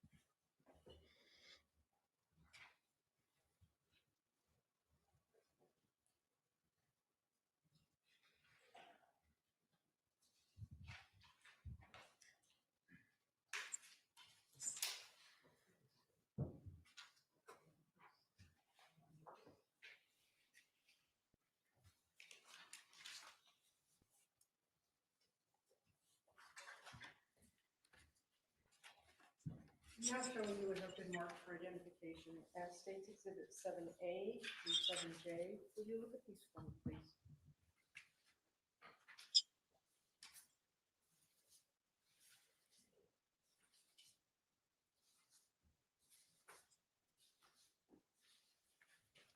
It's easier to pop a bead out than there is to add a bead. Sorry, Mr. Gilman. And I have to poke the hole first versus using the needle. Because I'm going through a cardboard. Do you recognize these photographs as well? Yes, there are photographs that I took. Pardon? There are photographs that I took. Okay, are they a true and accurate depiction of the scene after you and detectives in this case began to search the premises at 1240 Malco Road? Yes. Your Honor, I'm offering any two evidence 7A through 7J. Any objection? No objection, Your Honor. 7A through 7J will be admitted. You may publish them at your leisure. Thank you.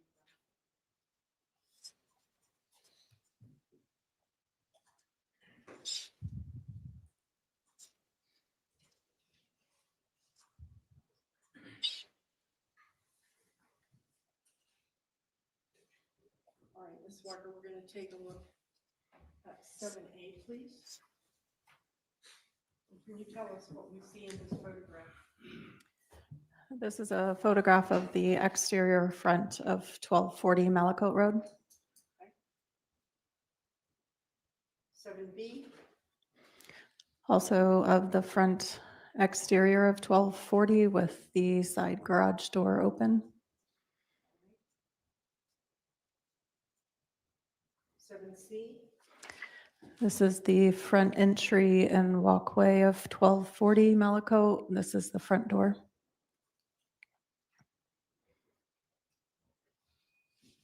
7D. Is also another photo of the front door. Okay, could you please point out the blood drops at the bottom of the door? There's blood coming down the door and drips on the step. Let's look next at State's Exhibit 7E. And again, the front door with blood in this area and dripping down. Now we're going to look at the interior of the residence. And let's start with State's Exhibit 7F. Can you tell us in which room are we looking? This is the living room. And what do we see here in this photograph? This is the living room floor. This is the male decedent, female decedent, a cell phone here. Excessive amounts of blood on each of the couches here. This is the doorway going into the master bedroom. And the front door is over here. Is this the way the scene, exactly the way the scene looked upon entry by Northport Police Department and crime scene technicians? Yes. We're going to look at State's Exhibit 7G. And if you could just point out the, in order to orient the jurors, can you point out where the front door is, please? The front door is right here.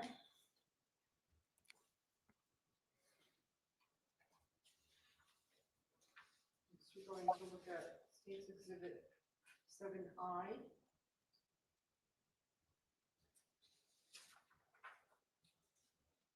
Seven H, pardon. 7H.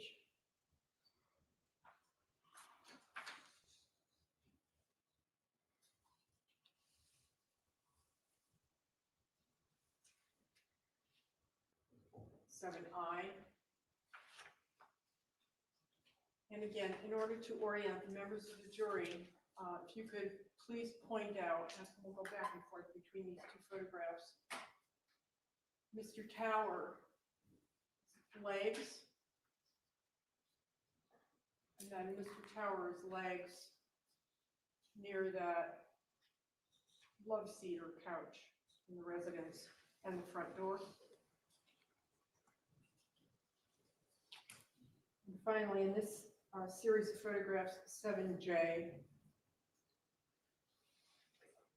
Now, although this piece of furniture looks similar, is it different from the piece of furniture that we looked at in the last photograph, 7I?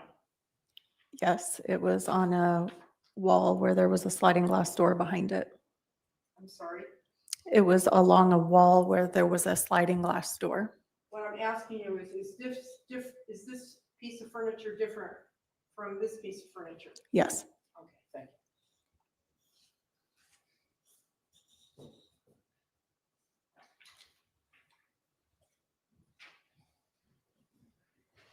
you. Okay, but I got a green screen showing.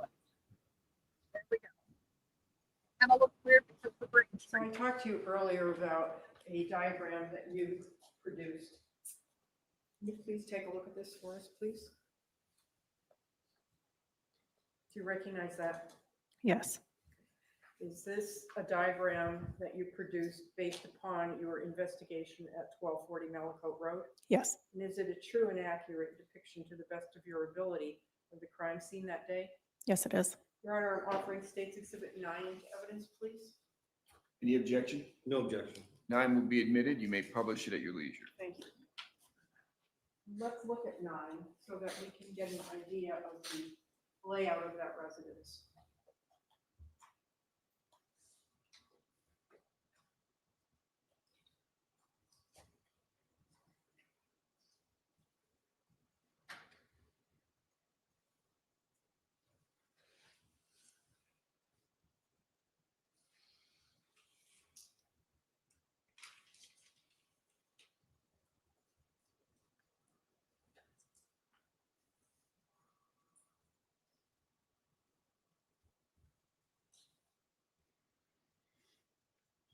double chin, show it.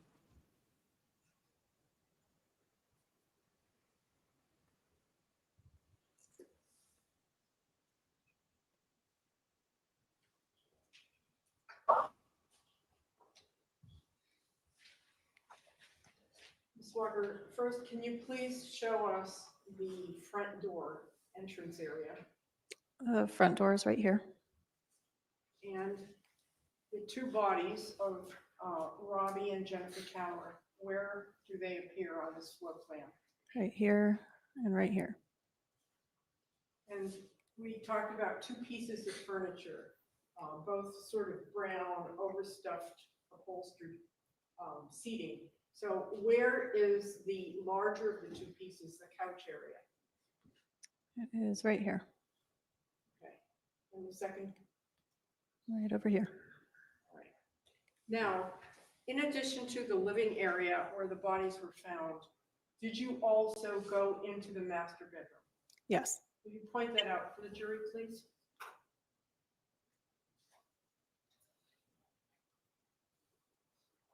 Point to the bed. And we see a lot of red depicting blood in the area just to, as we look at this, to the, at the top of the bed, to the north, let's say that's north. Can you point that out too? Yes. Aside from the bed itself, is there a bloody area near the, from the area between the bed and the wall, the north wall? Right here. Thank you. Mm-hmm. Were you able to determine where the defendant's bedroom was in this home? I was advised that the defendant's bedroom is in this corner. Show us the kitchen, please.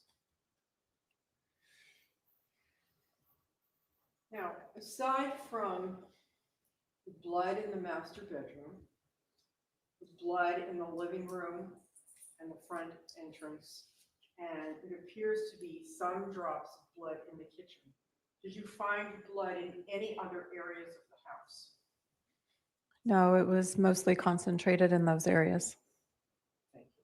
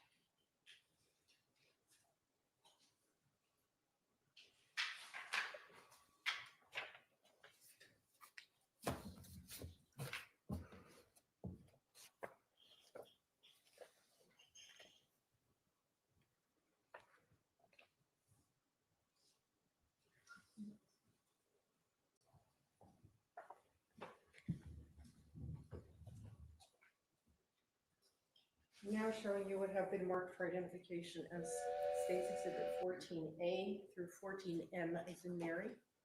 Take a look for me.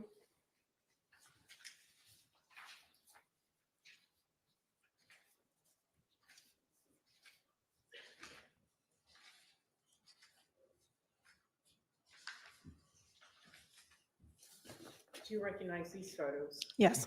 Are they a true and accurate depiction of the crime scene on September 1st, 2023? Yes. Your Honor, I'm offering 14A through 14M into evidence, please. Any objection? No objection. 14A through 14M will be admitted. You may publish them at your leisure.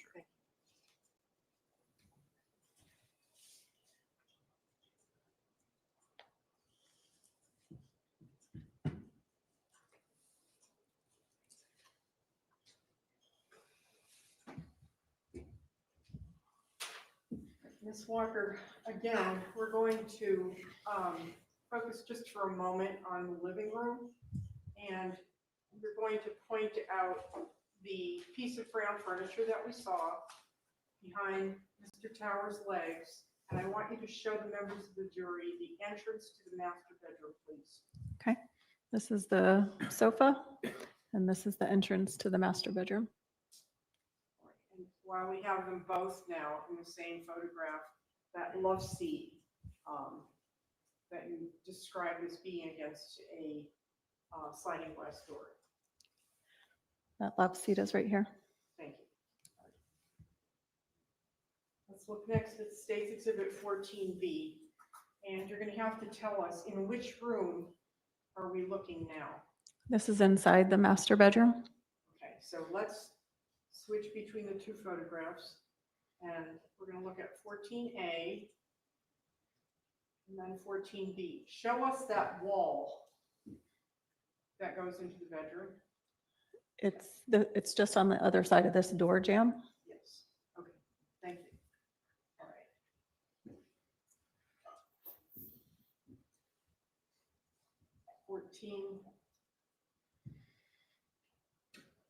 14C. This is a little bit further into the master bedroom, still turning to the right into the doorway. 14D. This is the corner of the bed and a dresser that was along the north wall. Okay. Is that the foot of the bed that we see, that brown leather, or? Yes. This was like an ottoman. And this is the corner of the bed.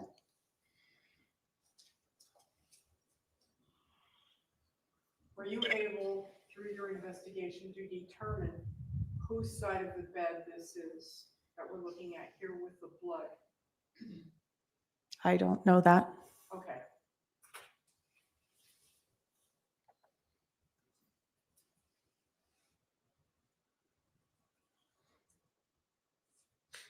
This is 14F for the record.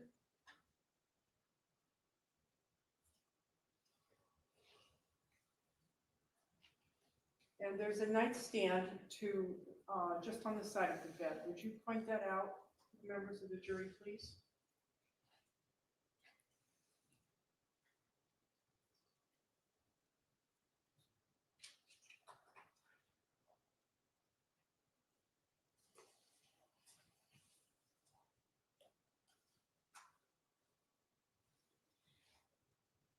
We're now looking at 14L.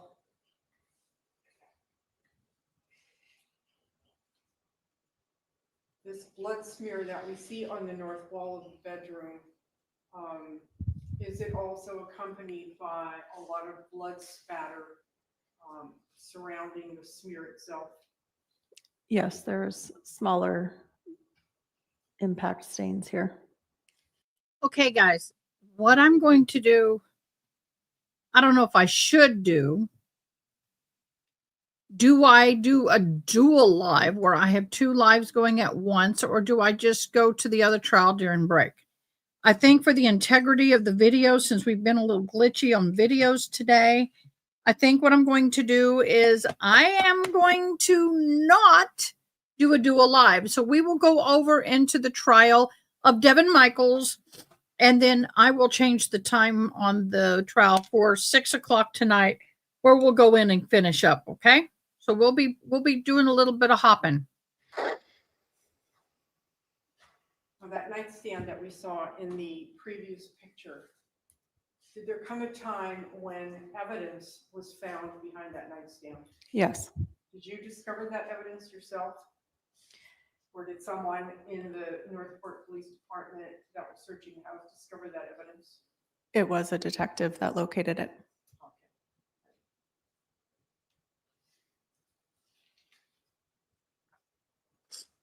When we're done with this today, we'll do that. That is 14L, but we're gonna look at a closer photograph. Is this the item of evidence that was found behind the nightstand in the master bedroom? Yes. And why is it that you have an evidence marker there, a yellow plastic number 10? What's the purpose of doing that in crime scene investigation? To identify items of evidence in a methodical manner. So each item would be assigned a number. And did you use those markers that you set out in the crime scene when you were preparing that diagram so that you could include items of evidence that were relevant to the case in that floor plan that we saw just a few moments ago? Yes.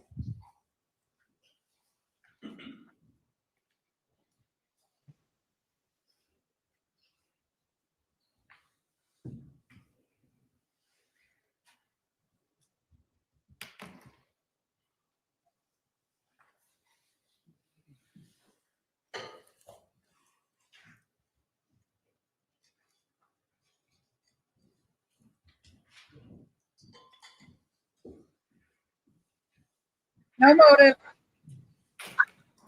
He snapped.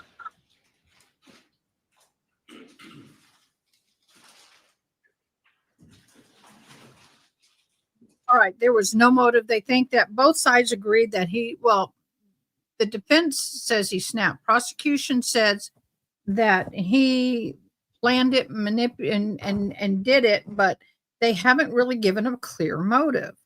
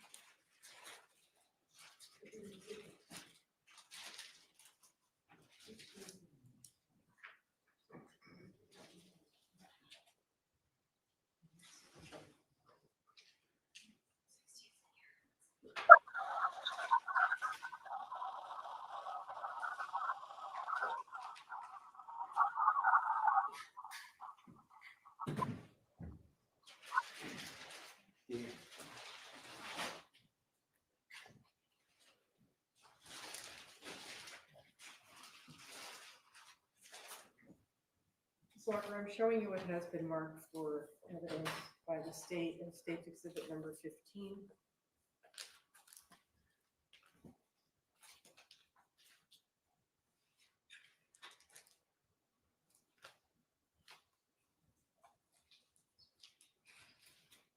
And State's Exhibit number 16. Do you recognize State's Exhibit 15? Yes. How do you recognize it?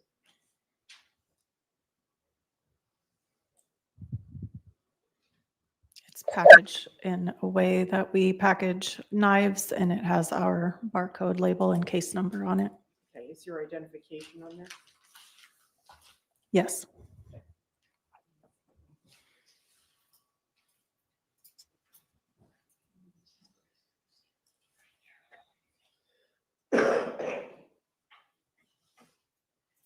Do you recognize the packaging of this item? Yes. Can you open that for me, please? There's some clothes.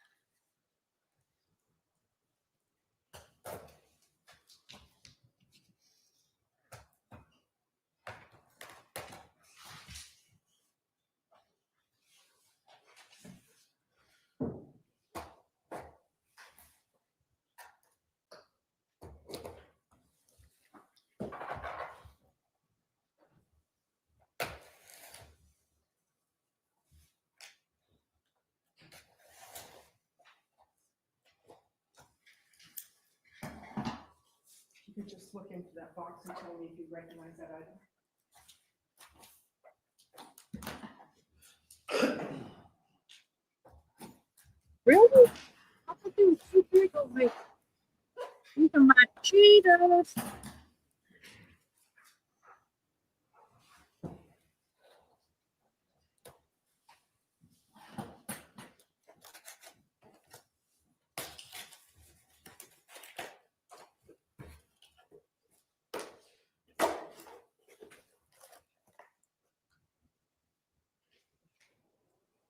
Yes. Is it in the same or substantially the same condition as when it was discovered and packaged? Yes. Your Honor, I'm offering State's Exhibit 15 into evidence, please. Any objection to 15? No objection. 15 will be admitted. Do you wish to publish that to the jury? I do, but I have another piece as well. so Okay. I'm now showing you State's Exhibit number 16. Do you recognize that? Yes, I do. How do you recognize it? It is in Northport Police Department packaging, and it is labeled with the case number. Okay, you speak up nice and loudly. It's labeled with the case number and with Northport Police Department packaging. Okay, and can you tell me what that is, please? It's a cellular phone. And where was that phone located? It was on the master bedroom floor between the bed and the north wall. Is it in the same or substantially the same condition as when it was collected from the crime scene? Yes. In the master bedroom? Yes. Thank you. Your Honor, I'm now offering State's 16 into evidence, please. Any objection? No objection. 16 will be admitted. You may publish it. May I have the bailiff publish? Yes, Carl, if you can help us out.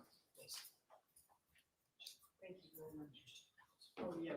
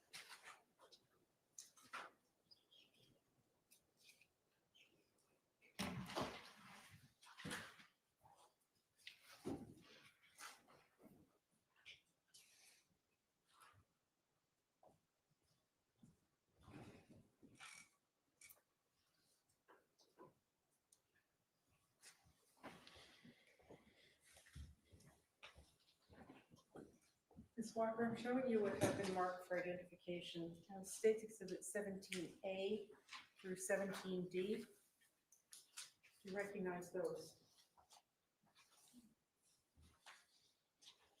Yes. Are they a true and accurate depiction of the kitchen area of 1240 Malakote Road? Yes. Your Honor, I'm offering States 17A, B, C, and D into evidence, please. Any objection? No objection. State's Exhibit 17, A, B, C, and D will be admitted. You may publish them at your leisure.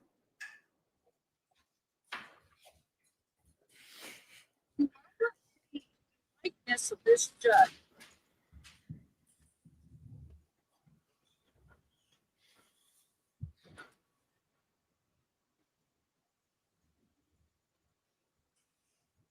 I do. Very polite judge. Very, very polite judge.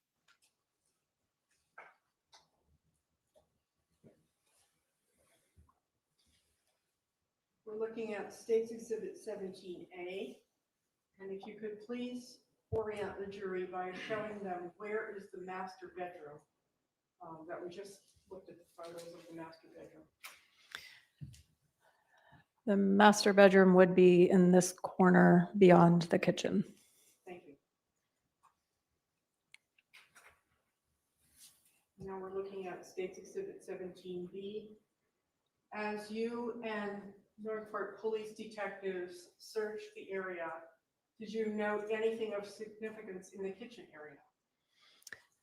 Yes, we observed what appeared to be diluted blood stains around the countertop, around the sink, kind of down the front of the cabinets here. There was some also on the front of the dishwasher, and a towel that appeared to have blood on it as well.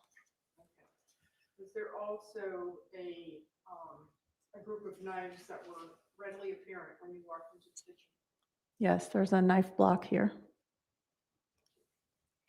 Let's look next at 17C, and you told us that you saw some evidence of cleanup. Can you show the members of the jury what we're looking for here? There's diluted blood here and around the right side. And at this point, has that knife block been removed from that area? Yes. So the knife block was, show us again. Knife block was there, but now has it been collected as evidence? It Is this no longer on the sink? That's correct. Let's look finally at State's Exhibit 17D. And what do we see in this photograph that's significant? Diluted blood here and the towel with what appeared to be blood on it as well. Okay, so you say blood. Is there any way that you test for what appears to be blood so that you know it takes you a little bit closer to the realization that it's actually blood? Yes. Tell the jury how you do that. There's a presumptive test called phenolphthalein that will identify when there's blood present versus just a reddish stain. So how does phenolphthalein? Yes. Phenolphthalein, how does that work specifically? It's a chemical reaction? It is a chemical reaction. It's a 3-step process utilizing a swab that's moistened, and you rub the stain that you're wanting to test, and then you apply 2 more chemicals, and it will give a reaction that's pink if it's positive. And in this particular case, did you use that phenolphthalein to test for presumptive blood on the towel and the areas surrounding the sink? We did not. Why? There wasn't a question in the way that the scene was presented to us, and it was somewhat irrelevant. If the towel needed to be further tested, it could be done in a lab as well.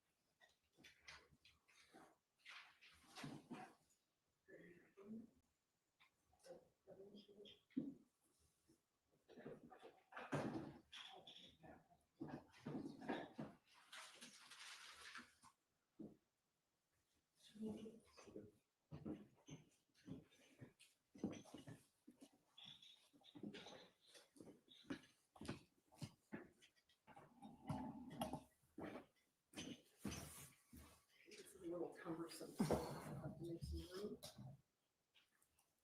Actually, I think I'll put it down here, if you don't mind. So you can look at it over here. So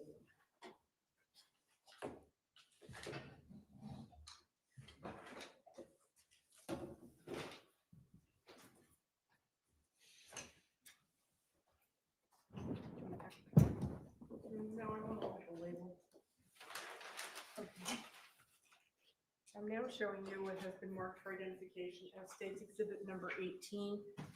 Do you recognize it? Yes, I do. Is it part of the evidence that you collected from the kitchen when you did the search and collection of evidence on September 1st of 2023? Yes. Is this in the same or similar condition as when you retrieved it from the crime scene? Yes. Okay, you hesitated. There's one knife that's not in the block. Okay, but it's in the same or substantially the Yes. same condition. All right, thank you. Your Honor, I'm offering State's Exhibit number 18 into evidence, please. Any objection? No objection. 18 is admitted. You may publish. Thank you. Would you like to put some gloves on and take it out? Thank you.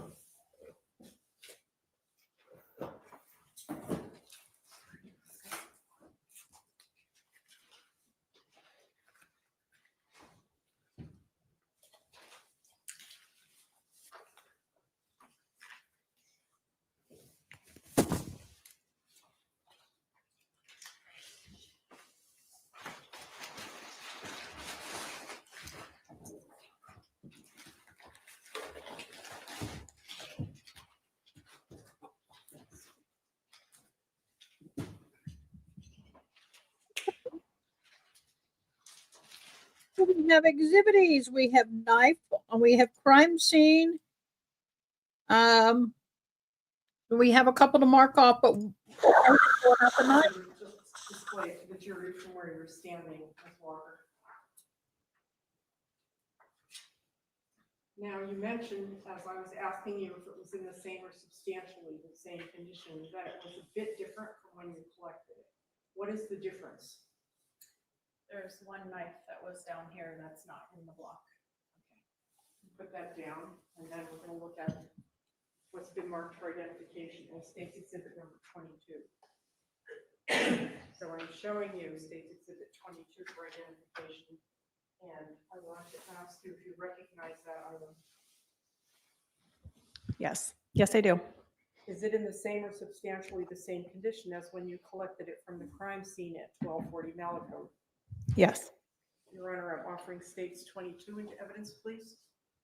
Any objection? No objection. 22 would be admitted. You may publish it. Thank you. Okay, and if you could just stand up and show that to the jury. I think I'm going to ask the bailiff to do that as well.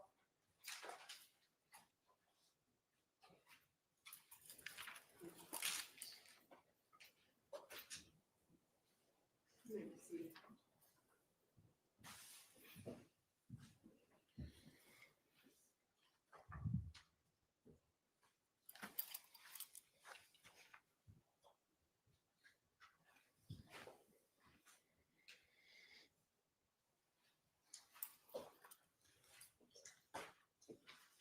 So this knife that you found in the knife block, is it similar to the knife that was found behind the nightstand in the master bedroom? Yes. How similar? The handles are both silver metal and the blade is serrated. Is it virtually identical to the knife that was found behind the nightstand? in the Yes. master bedroom?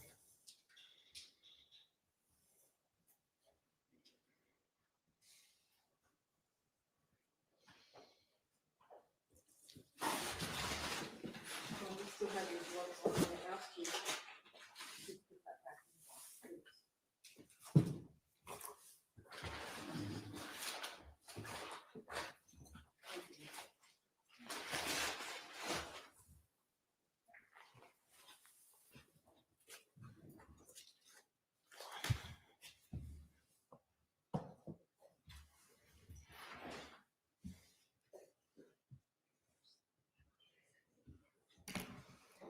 Now, in the photographs that we looked at just a few moments ago, in State's Exhibit number 17D, we talked about a towel, a white towel that was found on the countertop in the kitchen. Did you collect that and put it into evidence at the Northport Police Department? Yes.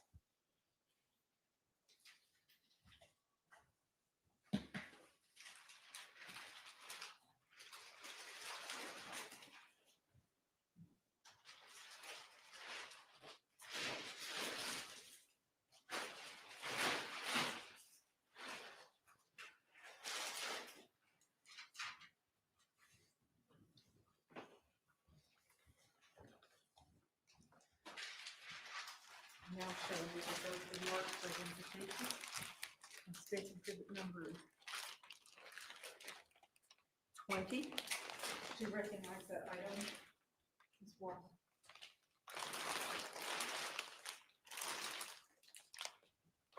Yes, Is this the item that you collected from the countertop in the kitchen that we just saw in the photograph 17D? yes, Is it in the same or substantially the same condition as when you collected? yes. the kitchen? Your Honor, I'm now offering states 20 into evidence, please. Any objection? No objection. 20 will be admitted. You may publish. Thank you.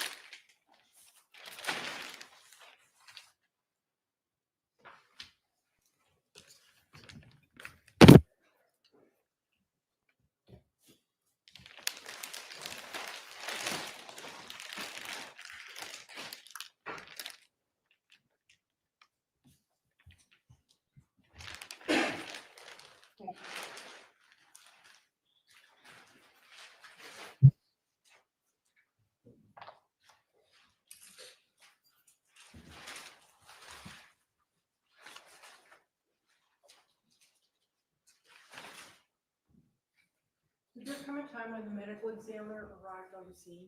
Yes. Did you assist the medical examiner in any way? Yes, I assisted with an examination of the decedents as well as additional photography of their injuries. And is that something that you routinely do at a homicide scene such as this when the medical examiner comes? Yes, All right. And in this case, the victims were lying prone or face down when you first encountered their bodies? yes, that's correct. And was it important for the medical examiner to turn over the bodies specifically for identification, but also to identify the wounds inflicted? Yes, I'm now showing you what have been marked for identification as 19A and 19B. Do you recognize those photos? yes, Are they a true and accurate depiction of the decedents after Dr. Vega arrived on scene and you assisted him in further investigation? yes, Your Honor, I'm offering 19A and 19B into evidence. Any objection? No objection. All right, 19A and 19B will be admitted. Where are we in terms of timing on this witness? Close to completion. Okay. Jurors, are you okay to continue or do you want a break? We've been going for about an hour and a half. I know it was after lunch. You folks okay? We'll take one after this witness. Okay, let's continue then. You may publish them at your leisure. Thank you, Your Honor.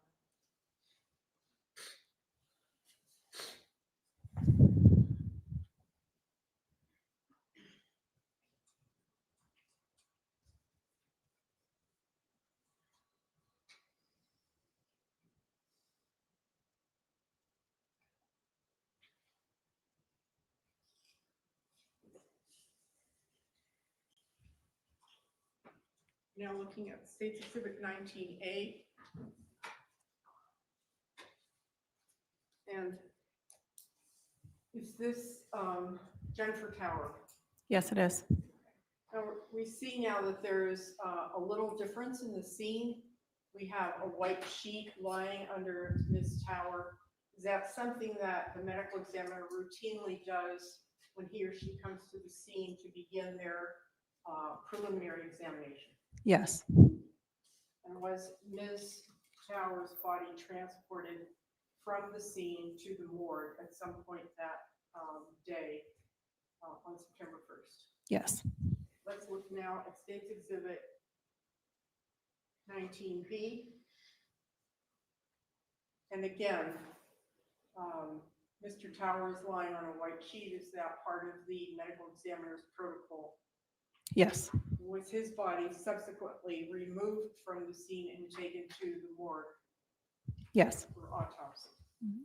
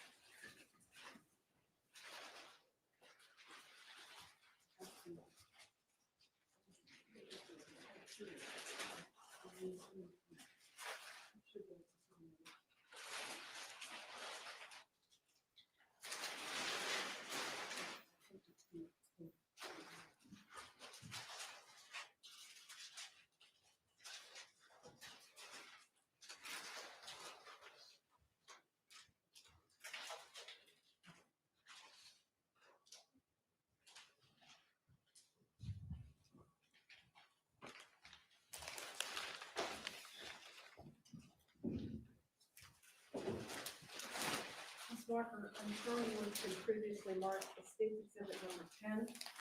You recognize that?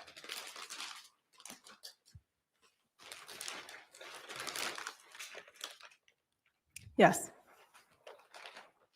Is it in the same or substantially the same condition as when you collected it from the crime scene? yes. And from where did you collect it in the crime scene?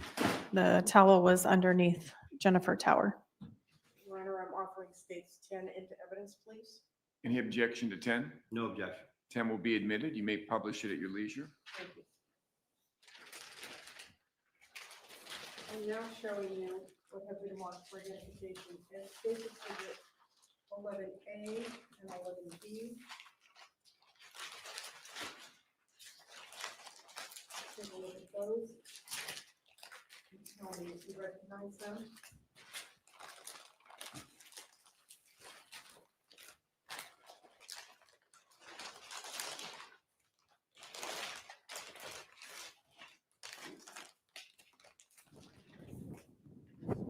Yes, Are they in the same or substantially the same condition as when you collected them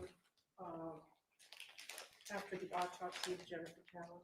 yes, Was this clothing removed from her body during the course of the autopsy?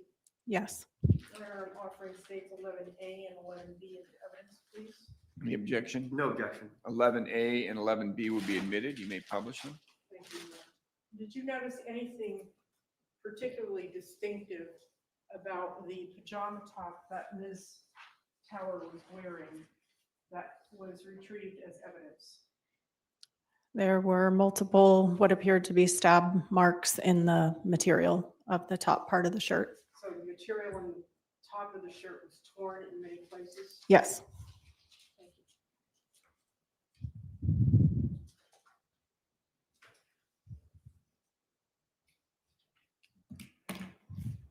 12 and 13.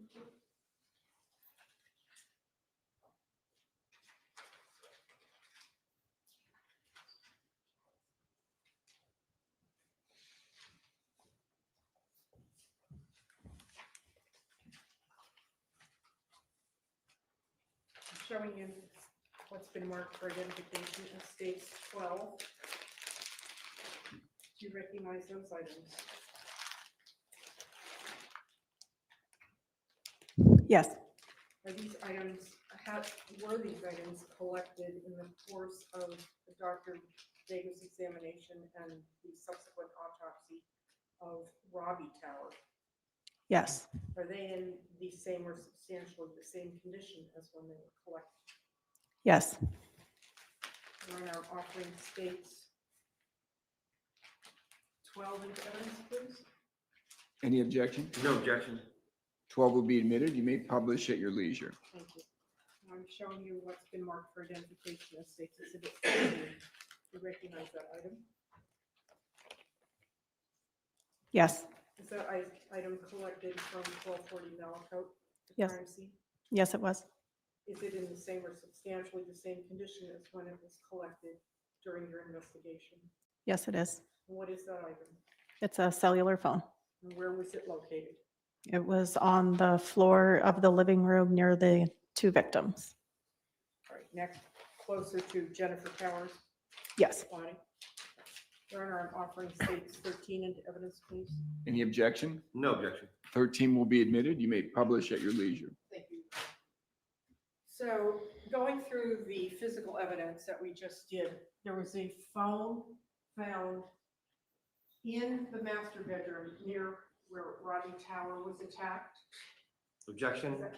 Facts not in evidence. Sustained.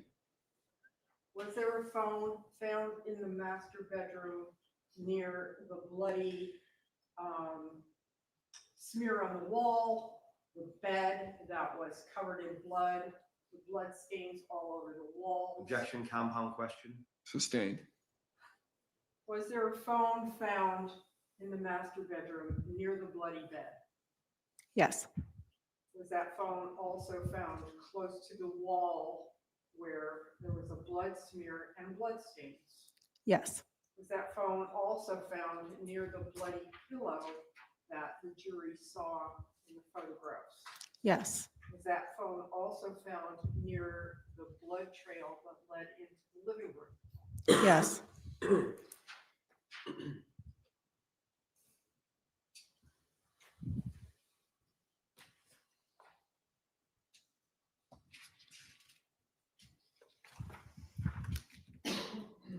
Did you search the other rooms in the residence, the ones that we saw in your diagram, the defendant's bedroom, office, and the other rooms in the house? Yes. Okay. Did you find anything in the defendant's bedroom? Motorola cell phone. Okay. Was that examined by the digital forensics at Northport Police Department pursuant to a search warrant? Yes, it was. Okay. Was anything of evidentiary value found on that phone? No. Okay. Did you also search the home office? Yes. The garage? Yes. Anything of evidentiary value found in those, either of those two areas? No. In addition to taking photographs at the crime scene itself, is it customary to take photographs of some of the items of evidence that have been retrieved from the crime scene in your lab in Northport? Yes. Did you do so in this case, or did other crime scene technicians do so in this case? Another crime scene technician did. Okay.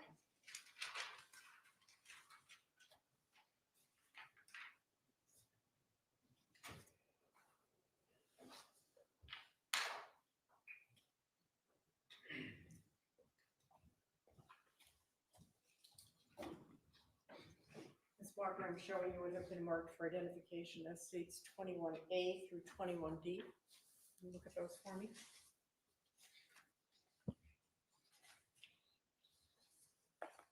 Now, despite not having taken these photographs, are they a true and accurate depiction of the evidence that was retrieved from the crime scene when you and fellow crime scene technicians did your work there? Yes. Are these photographs a true and accurate depiction of the knife block and one of the knives that was found at the crime scene? Yes. Your Honor, I'm offering states 21A through 21D into evidence. Any objection? No objection. 21A through 21D will be admitted. You may publish at your leisure.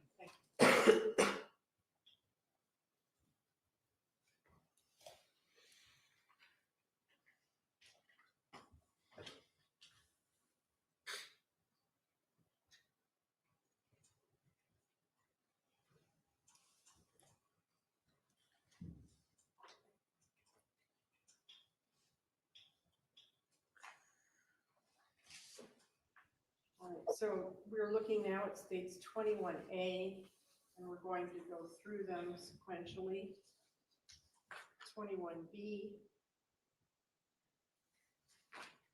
The reason why I'm saying damn it is this thing has a little bitty sharp point and it's falling, and I'm like, it hit my toe once.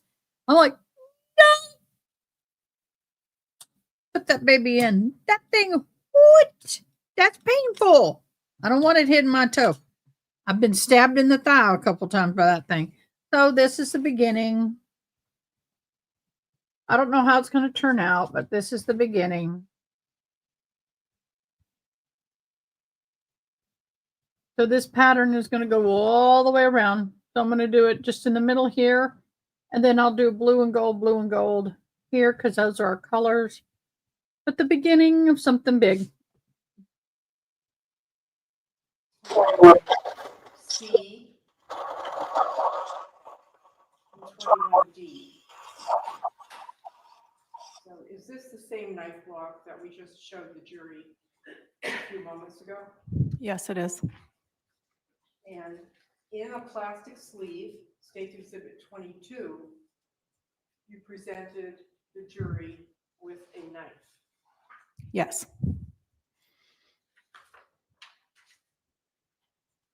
Is this the same knife that was in the plastic sleeve that the jury just saw a moment ago? Yes, it is. Now, is it, with the naked eye, is there anything visible on the handle of that knife? There appears to be possibly blood here. Okay. Let's look at 21C with the naked eye again. Same area here. And finally, 21D.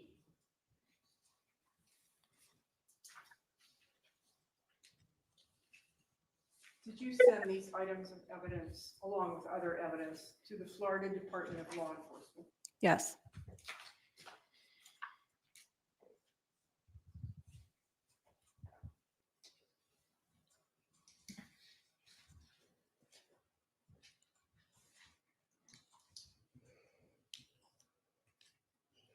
Did you attend the autopsy of Jennifer and Robbie Tower? Yes, I did. When was that, Ms. Walker? It was on Sunday, September 3rd. And where were the autopsies performed, please? At the 12th District Medical Examiner's Office.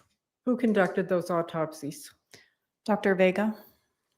Is it routine practice for members of the crime scene unit to attend the autopsies in homicide cases? Yes, it is. We will attend autopsies and homicide cases to further document the victim's injuries as well as collect evidence from the victims. Okay. Did there come a time during the course of the autopsies that Dr. Vega actually removed the larynx from the bodies of Jennifer and Robbie Tower? Yes. Right.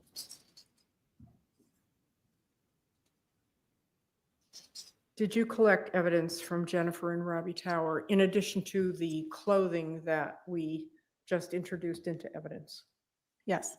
What else did you collect from during the autopsy? A DNA stain card. Okay, what is a DNA stain card? A DNA stain card is a blood sample from the victim that's preserved on a card, and it can later be used for DNA analysis. Thank you.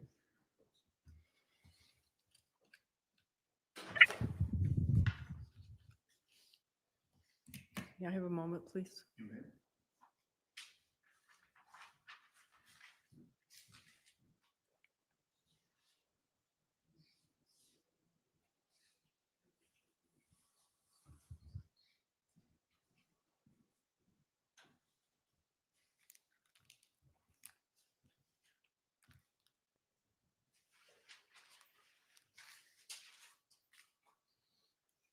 All I can say is, ouch. I could not imagine. I could not imagine how those poor people felt, knowing the last thing they see is their child they adopted and loved, unaliving them. Ms. Walker, I'm showing you what have been marked for identification as State's Exhibit number 31 and State's Exhibit number 32. Will you look at those for me?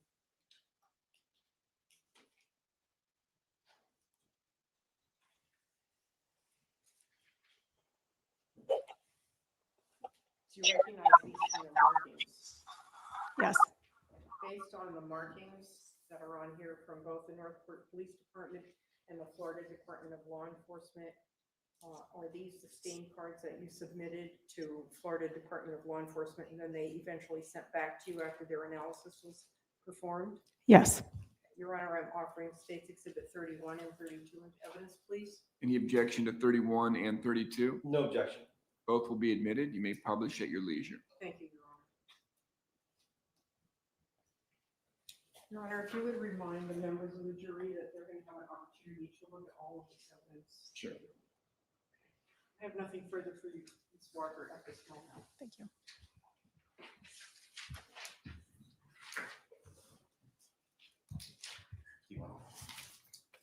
Like that. While they're collecting the evidence, we're kind of in between. Mr. Gilman will do his cross-examination in just a moment. So you heard the state ask, and I'll do so. Remember, all items that are admitted into evidence will go back into the jury room with you, okay?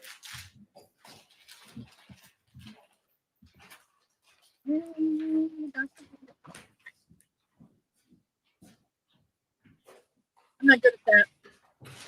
I do.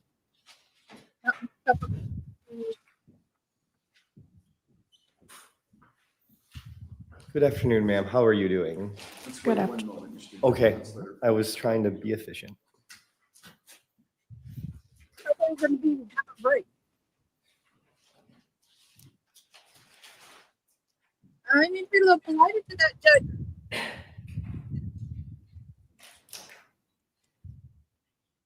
The judge is being efficient. Don't mess with the judge, man. When you're ready. Good afternoon, ma'am. How are you? Good afternoon. I'm good. Good. And you have been a crime scene technician for Northport Police Department for how long now? Approximately 6.5 years. Okay. And most of the time when crime scene technicians are called out, it's to assist detectives in investigation, correct? That's correct. And you said you got there about 2:20 in the morning on September the 1st? Yes, that's correct. So were you working like an overnight shift, or did they call you out specifically from home? I was called out. I was on call that evening. Okay, so there's not a situation where you have crime scene technicians 24/7 at Northport Police Department? Correct. Not at our agency. Okay. Now, when you were going through the video following the blood trail, you weren't doing that for any kind of speed, correct? Correct. You were doing that to make sure that you got a full documentation, right? Correct. So we don't know if the amount of time it took on that video is the same amount of time it took for the person to travel that distance, correct? Correct. All right. And it's not meant to be the most efficient path, right? You were just following the path, correct? Yes. All right.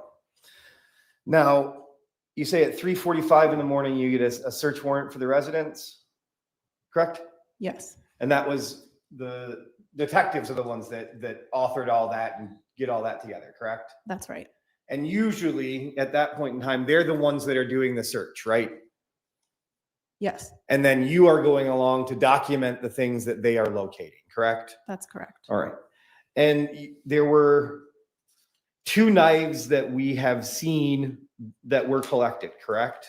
That's correct. You would agree with me that you treated those 2 knives differently, right?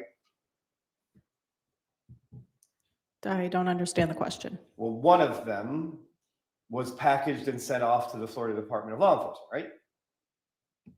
All of the knives were sent to FDLE. And only one of them had pictures that you took of blood on it, correct? There was one. I'm going to object because this witness is not qualified to talk about what was found on those. That comes through the FDA. All right, it's cross-examination. There's some photos. She pointed out some blood, so I think she can answer the question. You can answer the question. Sure. So the knife that was taken from the knife block, you took extra photographs of that, correct? That was done by another crime scene technician. Okay, but that still was done at Northport Police Department, right? Yes. And there were close-ups, and you pointed out there were blood droplets on that knife, correct? Yes, what appeared to be. Okay. And the other knife that was found in the bedroom, correct? Yes. Did not have those same photographs taken. I can't speak for that because I didn't take the lab photos. But you took a photograph of it when it was collected, right? Yes, when it was collected, yes. And that knife was not depicted in the lab photos, correct? The lab photos are a completely separate series of photographs that I did not take. So I can't speak for if there was a specific lab photo of that knife taken. All right. And when you're doing this collection at 3:45 in the morning, you've been informed at this point, at least detectives have, that there has been a suspect, correct? Yes. You knew that somebody was seen leaving the area. Yes. And that law enforcement was after them. Yes. Okay. Nothing further, Jim. Any redirect? Yes.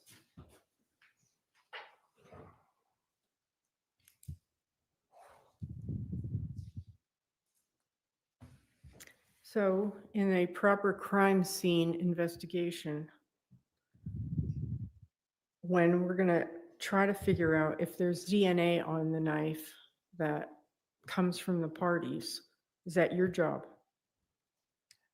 That is not my job to determine if there's certain DNA. Okay. And although you're not a DNA analyst, can you answer this question? Is DNA visible to the naked eye? If DNA is not visible to the naked eye, no. Thank you. So your job is to collect evidence. Yes? Yes. And is it your job to document evidence? Yes. And if you are instructed by the lead detective to send that evidence for further investigation? Yes. Your job is to document everything that you believe or the detectives believe is relevant at the scene. Yes. And did you do that? Yes. Okay. Now, as to the blood trail, you testified during direct that the speed walking from 2040 Malakote over to 1200 where Ms. Walton lived appeared different from the speed on the roadway going back. Yes. Okay. So based upon your experience and based upon your training, why did you testify to that? The bloodstain pattern. Around or outside the scope? John? Either that or asked and answered. Are you asking the same No. question you asked earlier? Let me, why don't you ask the question again? I thought this was covered on direct, but maybe this is. It new. was Let me covered see. on direct, but then there was some clarification needs to be I made. think approach. No, I'm going to overrule it. Briefly, you can, do you understand the question? Yes. Okay. Is this, you answered this earlier on direct, correct? Yes. All right. I'll allow her to briefly answer it. You may. My question is different. I'm asking how she was able to make that evaluation. So, You know it's outside the scope. Overruled. You may answer the question. so based upon your training and experience, how were you able to make that evaluation that you testified to on direct examination? Through my training and experience, the bloodstains that were going across the driveway at 1220 were in somewhat of a V shape. So if you would imagine when you're walking and you're swinging your hands, likely at a fast pace, it's going to make a certain pattern. Whereas coming back on the roadway and even going up the driveway, it appeared to be more of a drip, like almost straight down, which would mean that the movement was a little bit slower. And is that one of the things that you are trained to do as a crime scene investigator, is to look at that kind of evidence and opine upon that evidence? Yes. Thank you. Nothing further. Any recross? I understand that testimony, ma'am. My question to you during cross-examination was the video meant to match the speed that you believe the person to be walking? No. Thank you. May the witness be excused? Okay. Mr. Gilman? No objection. You may step down. Thank you. Let's take our afternoon break, folks. Attitude. Like Xanadu, Xanadu. Who remembers the song Xanadu? Folks, it's 2:57. Let's make it a 15-minute break. Is that enough? Stretch, hang out, make a phone call, use the restroom. Again, do not discuss anything, of course, related to your jury service. Leave your notepads, pens here in the courtroom face down. Everybody stand, jurors exiting.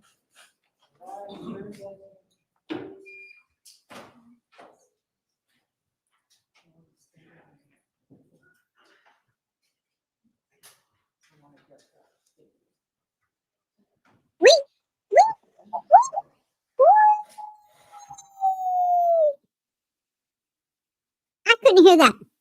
Wee, wee, wee, wee. I like the little wee, wee, wee, wee, wee. Or should it be wee? I don't know. Which do you like better? I don't know when it came out, but I've heard it. It's like the 80s. It's like Xanadu was with Olivia Newton-John in the roller skating.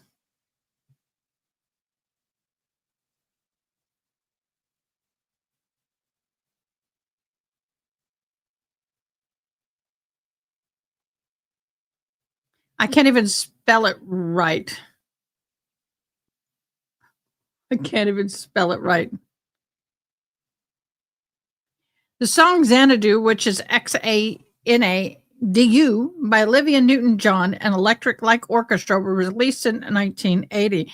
It was a little track from the soundtrack from the movie Xanadu, which also released in 1980. The single reached in the June 1980 in the UK, so it hit, believe it or not, it hit some top charts. That was a weird movie. I loved it, but it was weird. I just couldn't. Just couldn't. Oh, that felt good. It just popped my elbow.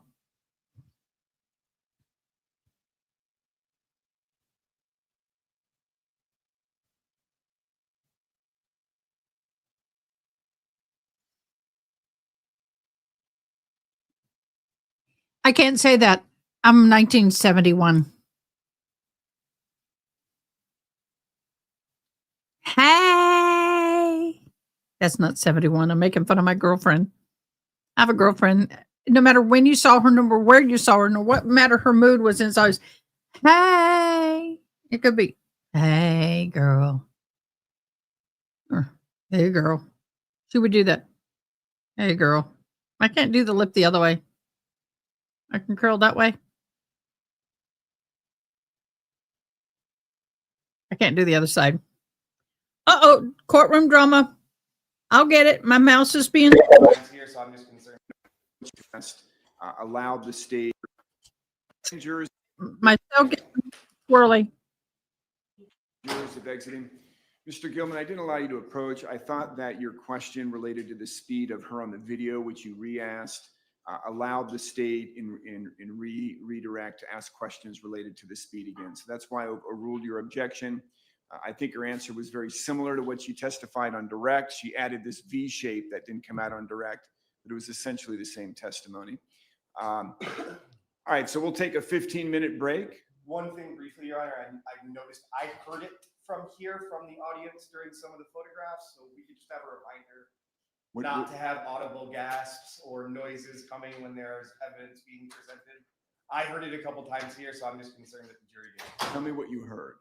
When photographs of like the bed, for example, with lots of blood, there were audible gasps coming from back, left, behind. Okay.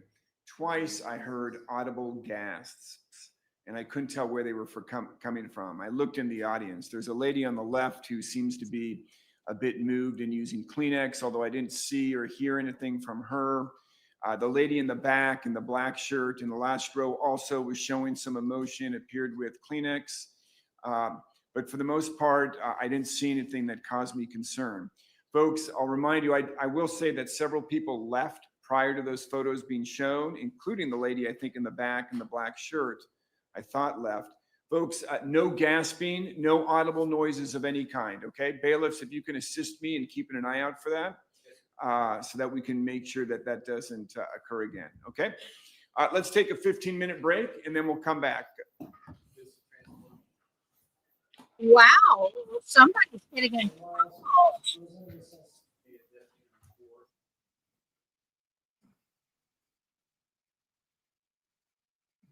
Change the decade in the same. I don't know. I've been wearing my watch. I forgot all about it. Okay, so yes, for those of you who are new to my channel, I do beadwork. In fact, I bead cowboy hats. I bead baseball caps. Well, I'm graduating and I'm beading my graduation cap. Depending on how this is, I may have this come to a point here. Sorry, have this come to a point. I don't know. We'll see what I do. But it's the basis of a pattern. One thing I hate about these beads is these are not perfectly cut. They're not round with the flat edges. They are uneven round beads. They're not all exactly the same size. The ones I use in my graduation in my cowboy hats are all identical size, and they're flat edge, so they butt up against each other pretty well. These, because this is a graduation hat, I'm only going to wear it once. I thought, yeah, I'm going to use the cheap beads. Cheaper beads. And it doesn't look bad. It could look a whole lot worse. I am going to do some bling. I've got some rhinestone. I'm going to run across here, all the way around and here at the top. And then I'm going to carry this pattern maybe to a point. I don't know yet. We'll see. Whoosh. Whoosh. We'll have to wait and see. Seriously, dude. We'll have to wait and see. But this is going to be some work. And then I'm still working on your hat, girlfriend, but your hat is due much later than my graduation. I've got to get my pictures taken this weekend. My daughter and I'm going up to San Angelo, and a good friend of hers is a photographer, so they're going to take my picture and get my graduation pictures taken so I can include them with my announcement coming out later by Thanksgiving, I hope. And so that is my goal. And if you want a copy of that announcement, you don't have to, but if you want, go to Discord. Let me know. I'll post it in Discord. So that is where we are with that one. Oh no, where did the chats go? Oh, there you go, Bo. That kind of scared me. What do we think about this judge? I like this judge. I like his politeness. And I like the fact that he explained after the fact. He explained after the fact. He was like, look, this is why I did this. This is why I did that. I think that's respectful. I think the fact that he made his ruling, he stuck with it. But it's respectful when everybody is out of the room for him to come back and say, this is why I did this. And I appreciate that. Very polite, kind of formal. Cool. Yeah, we had a lot of blood splatter evidence and things like that. This was, I will tell you, this was gruesome. Stabbed his father 68 times, stabbed the mother 79 times, and both of their jugglers were cut. At the juggler, you ain't screaming. So it's sad. Oh, I'm not going to keep this view, guys. Don't you worry. I ain't keeping this view. This is a horrible view. Look at that. It's like I can do this and look. I don't look so, but on that angle, I've never had one of those necks that goes straight back and down, because I've always had I can feel, it's muscle there. Other mods. Chat. Which chat? Chatty chat.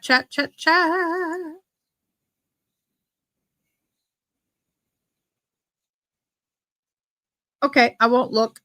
That'll be between y'all. Mods, go to mod chat. So,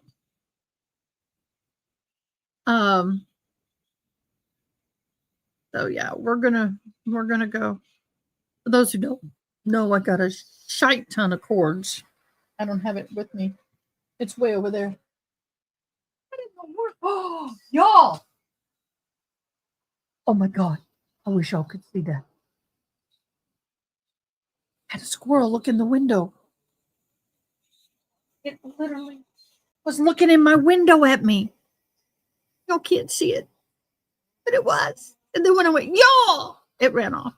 I watch them run. I have two windows, like one here, with about that much space between them. That squirrel it's like, what's in? Okay, I have a little heart for squirrels. Back in 1990, my significant other, oh, there it is. My significant other and I, he had tree trimmers come and cut some trees down at his rental house. And when they did, and we were there, when they did, they didn't check the tree for babies. It was that time of the year. And a log, they found 2 baby squirrels in a nest in a part of the log. So they just cut the ends off and left that log there. Left it all day. Mama didn't come. And didn't even see Mama anywhere. They probably scared Mama off. So I took the 2 baby squirrels home to my apartment. And they were naked little rats with long tails. Ugly looking things. And had a heat lamp, did the bottle feeding, did all the warming, did all the stuff. And they grew up in my apartment. And eventually I let them free. I freed them. They went in and out, and finally I just let them stay out. And until I moved, they used to come up and run all over me. I left a note for the new person who moved in to please feed the squirrels. Although around there, I wasn't worried about them being fed and them having food, but it was interesting to have 2 squirrels. And then back in 1997, 98, 99, I had 2 flying squirrels that someone gave me, and they were supposed to be 2 female. Well, one wasn't a female. And I mean, I'd handle them. They'd climb all over me. I had a sugar glider at that time, and they were all friendly.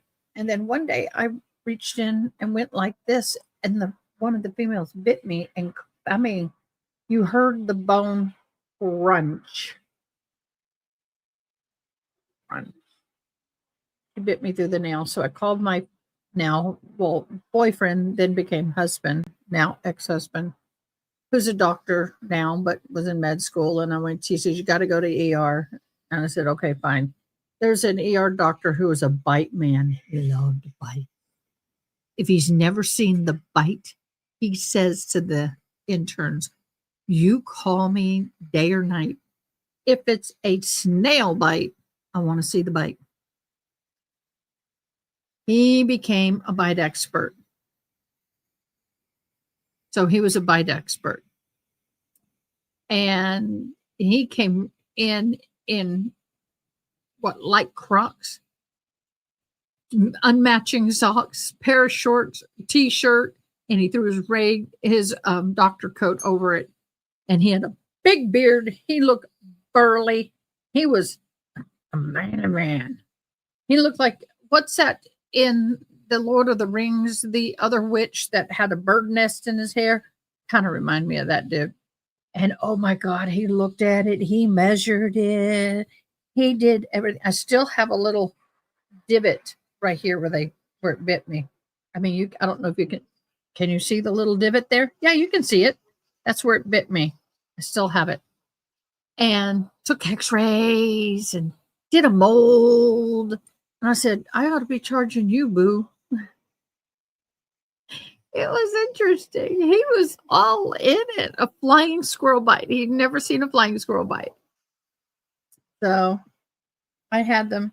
And then I had sugar gliders. Now, on my first date with my ex-significant other, my very first date with him, no, second date, we came home from a movie, and my sugar glider was on the edge of the cage, holding on, going, having a seizure. I freaking panicked. I said, we got to get it to an emergency room. So we rushed it to the animal emergency room in San Antonio. And we get there, and they said, nothing we can do. It's going to die. You did wrong. It's going to die. I mean to tell you, if I was not devastated. And $212 later, I still remember the amount. $212 later, we put it to sleep. My husband should have known.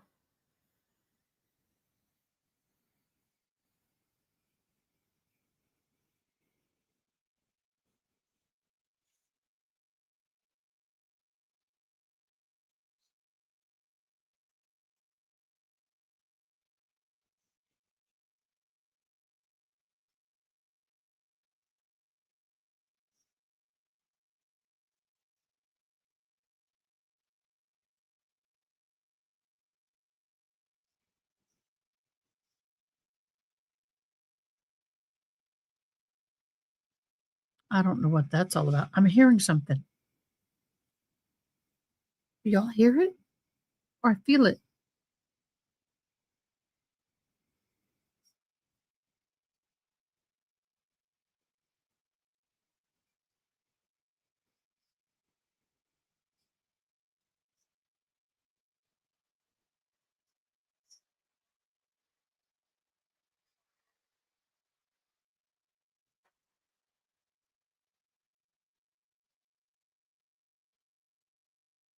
Okay, I can't quite hear it, but their mic, they have a open mic, and I can barely feel somebody talking, and I'm getting little tidbits. So the camera people are talking about the evidence.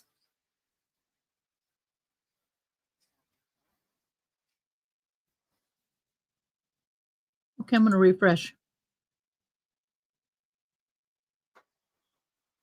Their audio is weird, staticky. Something's wrong with the audio. Ah, there we go.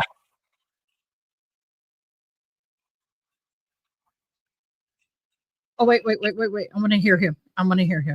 Give me a minute. Sometimes I can. Which, oh, shoot. Hold on. I got to adjust my hearing aids.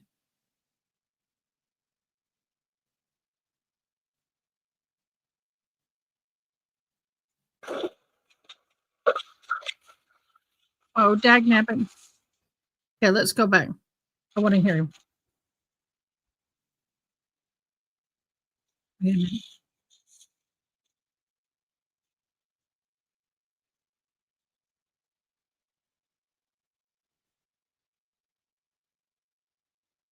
I could only make out my only thing. Okay, I got to turn him down now. The only thing I could make out him saying is the evidence that they're talking about. Don't worry about it. That's all I could make out. Okay, we're going back into court. I had to keep it shut so I didn't get distracted. Okay, so he was talking to him about evidence. He's telling him, don't worry about it. Okay.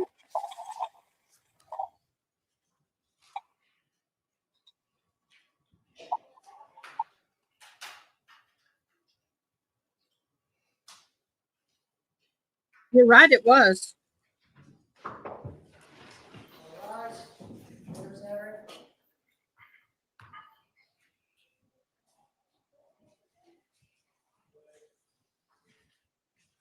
You're right, it was. It very much was.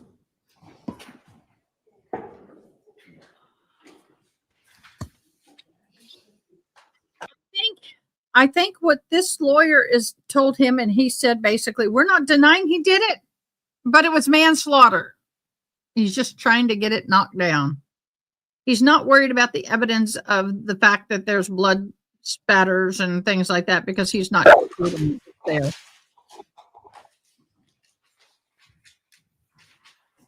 All right, everybody may be seated. Welcome back, members of the jury. Let's continue with the trial. State, please call your next witness. The state will call Courtney Stender.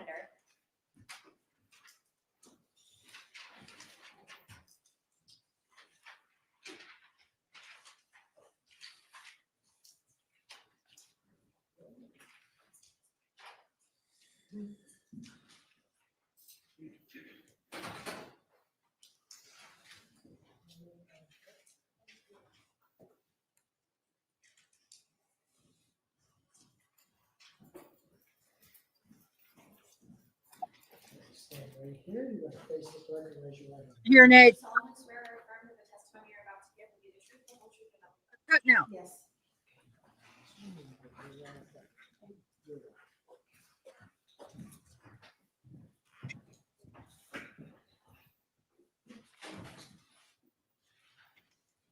Take these glasses made me look outside.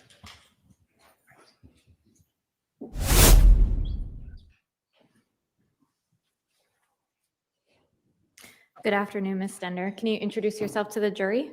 I'm Courtney Stender. And can you spell your last name for the record? It's Stender. And where do you work? I work for the Northport Police Department. How long have you worked there? 26 years. And what is your current position with the Northport Police Department? I work in the training unit as a training specialist. All right. And in 2023, what was your position? I was a crime scene technician. How long were you with the crime scene unit at Northport Police? 17 years. Now, in crime scene, were you regularly assigned to conduct examinations or documenting with respect to death investigations? Yes, I was.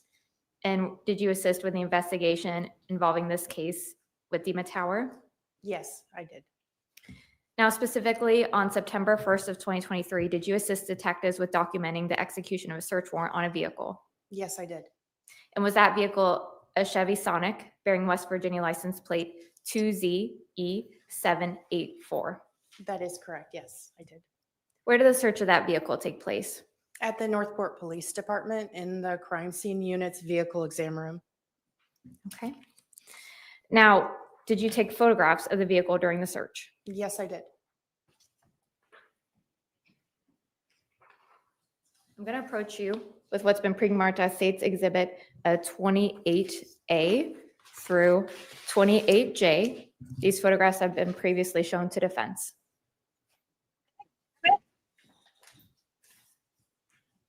Can you take a look at these images and look up when you're done?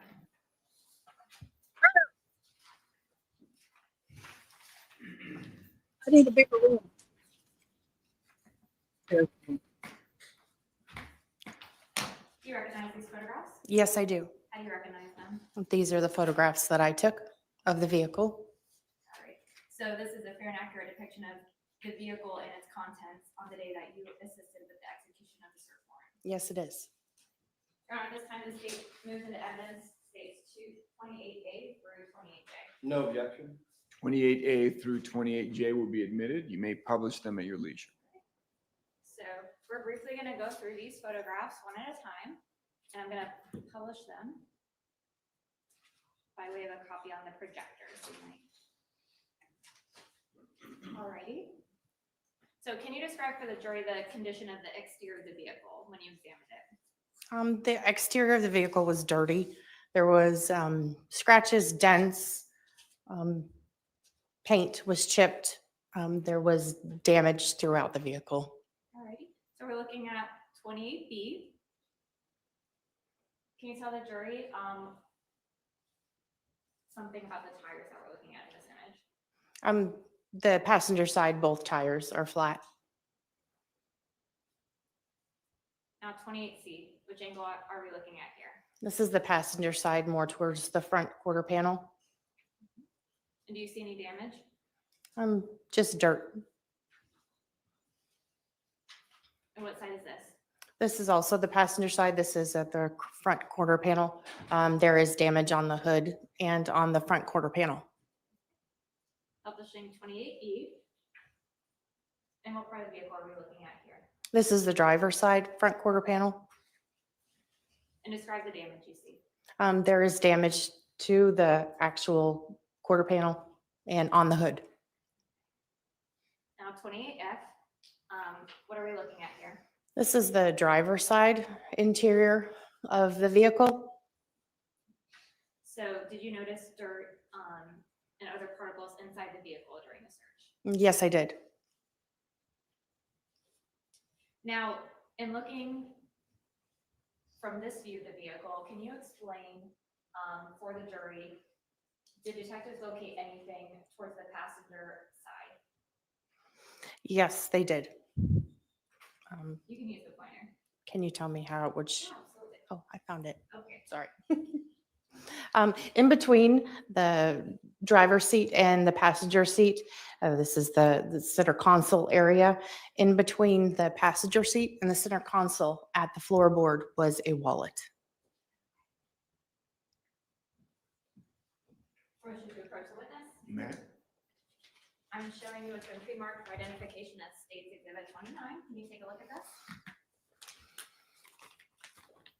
Okay. Do you recognize this? Yes.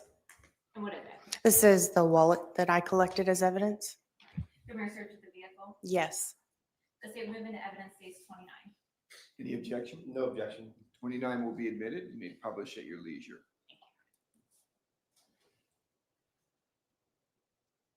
All right, so is this a photograph you took of that same wallet when you were doing your examination? Yes, it is. And that's 28G for the record?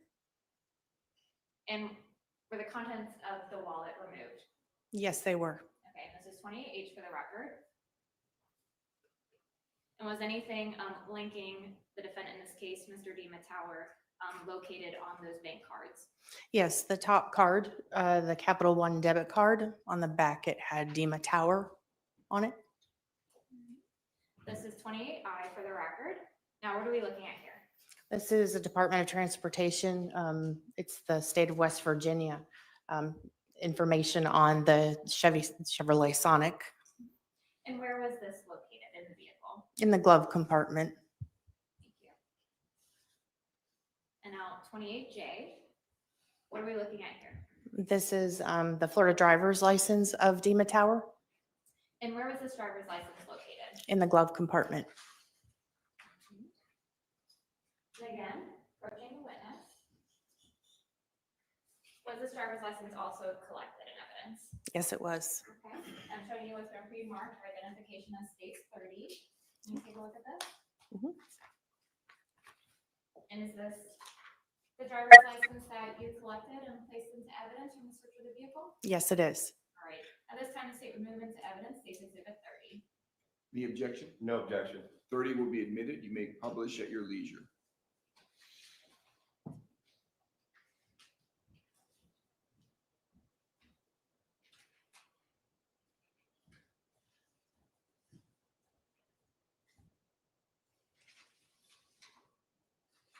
All righty, now, once the vehicle.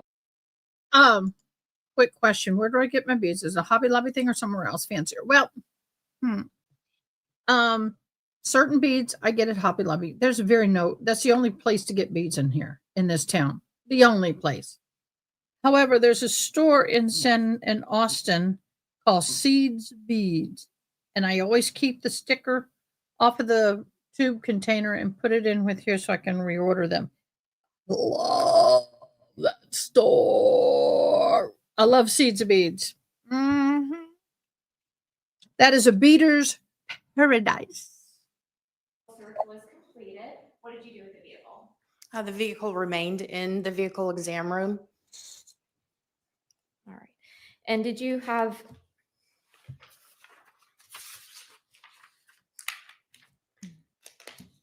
one moment to confer, Your Honor? May.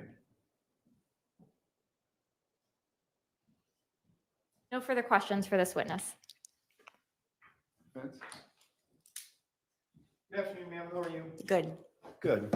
The damage that you located on the hood of the vehicle, do you have any information that it occurred in the middle of this incident? I do not. In fact, aren't you aware that there was somebody following that vehicle from the scene until it hit stop sticks, right? Were you not aware of that? I was not aware of the incident. The vehicle was brought into the vehicle exam room to be processed. Okay, so the photographs that you're taking of the damage, the chip paints, things like that is just for record keeping purposes? Yes, it is. Okay, there's nothing about that that is linked in your knowledge to this particular case? No, there's not. Nothing further, Judge. Can you read that? Briefly.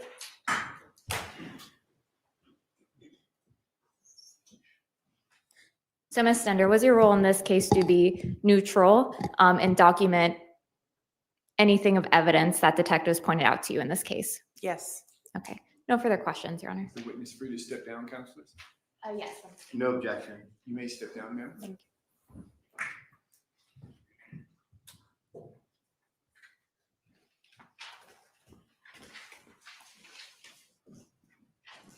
State next witness. Yes, we have a few things to discuss with you before we bring the next witness in, please. Let's take a short break. Jurors, if you can keep your notepads turned down, writing implements on top. Don't discuss anything related to your jury service during the break. Everybody please stand. Jurors exiting.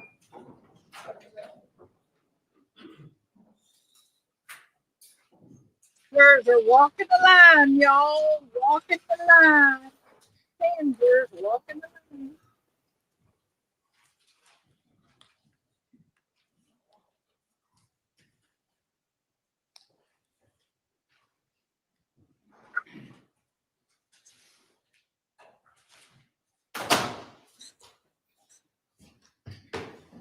Your Honor, our next witness is Detective St. Jean, and the defendant states in connection with him. Okay. We have transcripts of that statement to be passed out to the members of the jury, and there have been redactions. Okay, so I can read the instruction on transcripts and redactions. Yes, sir. Anything else we need to talk about? Okay, are we good? Okay. No. All right, Mr. Gilman, anything you needed to add? No, Your Honor. Okay.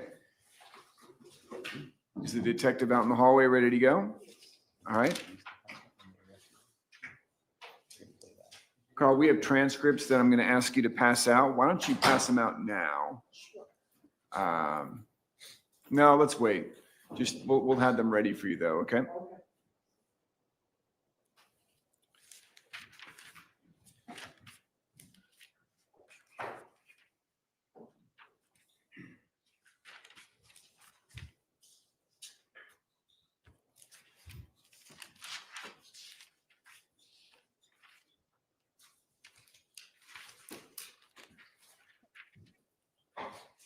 Wait. All right, 2.2 is the instruction on an edited recording. Yes. I don't. If you don't have it after. That's fine. And 2.6 is the instruction on transcripts. So I'll read both of those. Okay, we both sides ready to bring the jurors back in? Yes, sir. Okay, we're ready when they are, Carl. How long is this, Ms. Frablin? Let's see, how long, do you remember? I can find out in a minute. Let me Yeah, just- we can look up. I can give you an answer in a minute. I have to look. About an hour.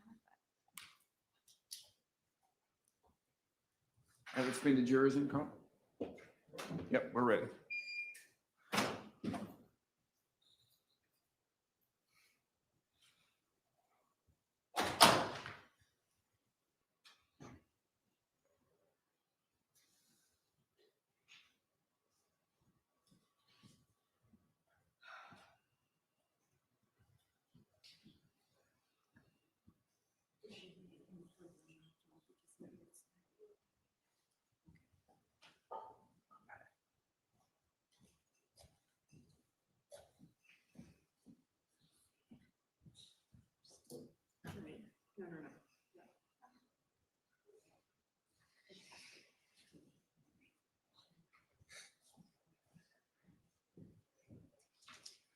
It looks like your computer is asking for a dual authentication. Have you done it?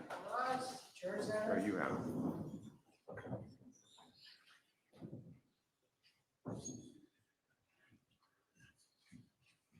All right, bring the jury.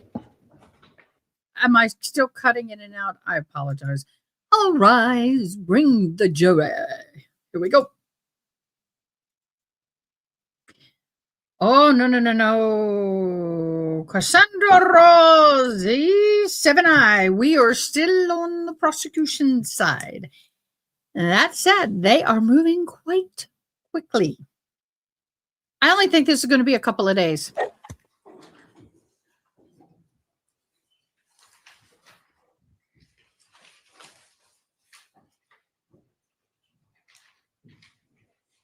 All right, everybody may be seated. Welcome back, jurors. State, please call your next witness.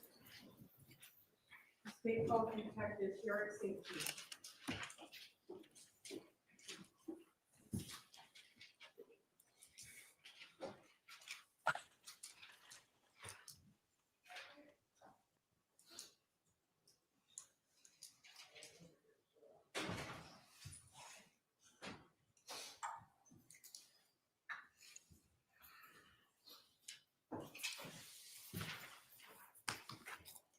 So you have to stand right here, you're gonna face the clerk, and raise your right hand.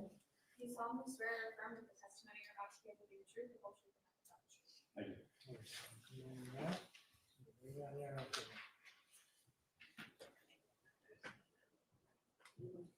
the truth. Kind of missing Miss Red Tower. How was she doing today? And I thought we were going to have a birthday boy hop in here, Angela.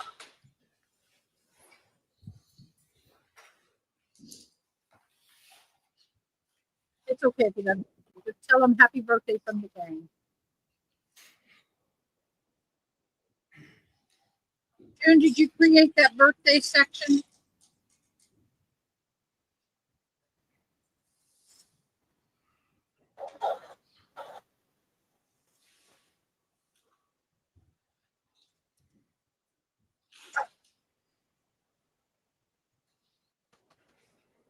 First about the transcripts.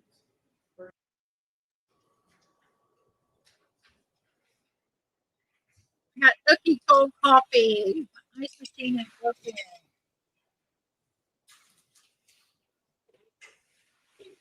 When you're ready, you may proceed. Your witness is on the stand. Thank you. Did you want to? Okay, let's do that real quick. Here's the bingo card. The only things I know that we need, unless I'm wrong, tell me. Cell phone, pass the witness, adoption, Ukraine. Those are the 4 that I have left. It's easier to do what's left than what has been checked off. And that's what I have left. June, correct me if I'm wrong. Speak to the jury first about the transcripts, or should we wait until the time comes?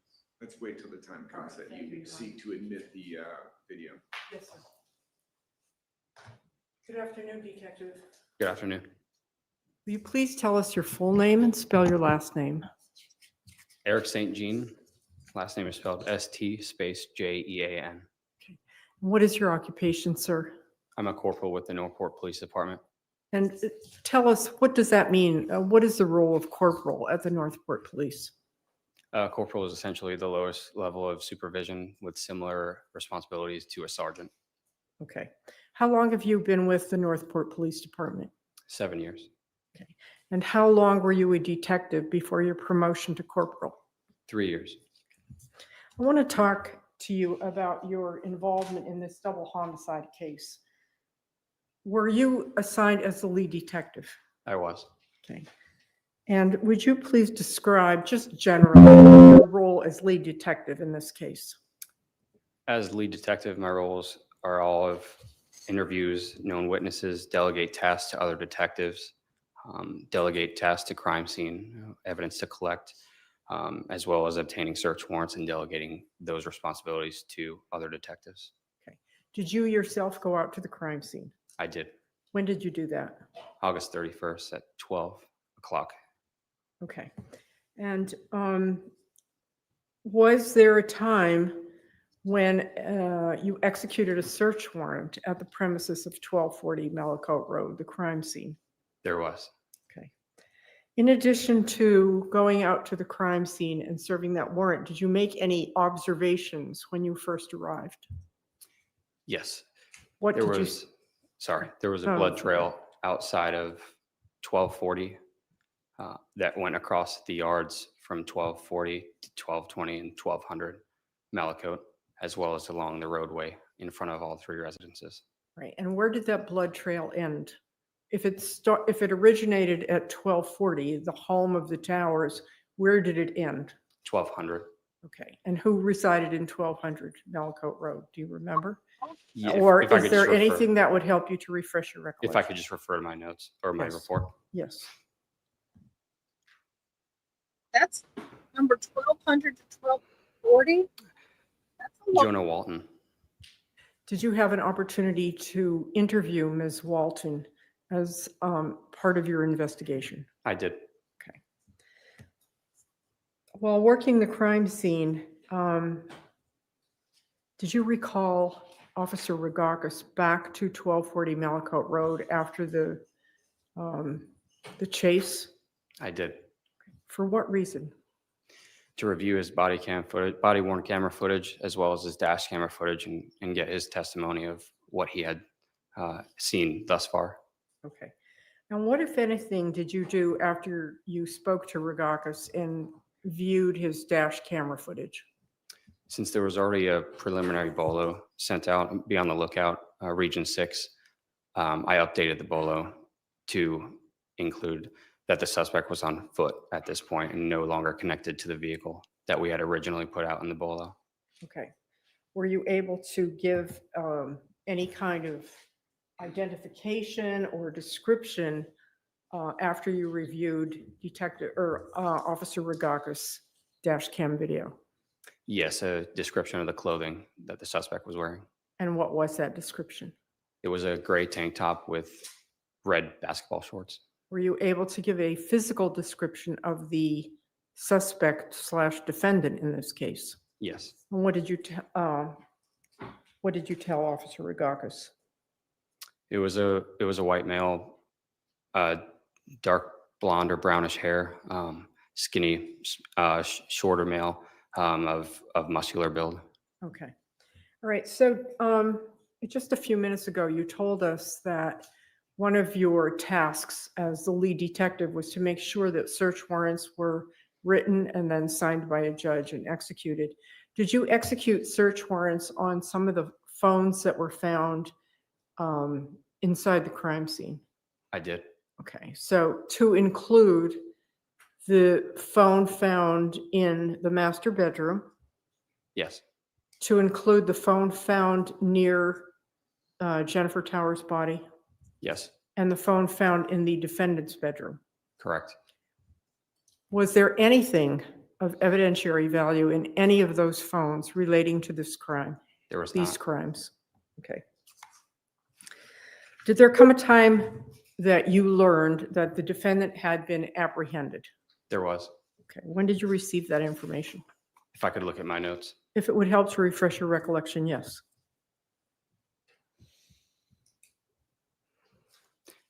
Approximately 7:56 a.m. on September 1st.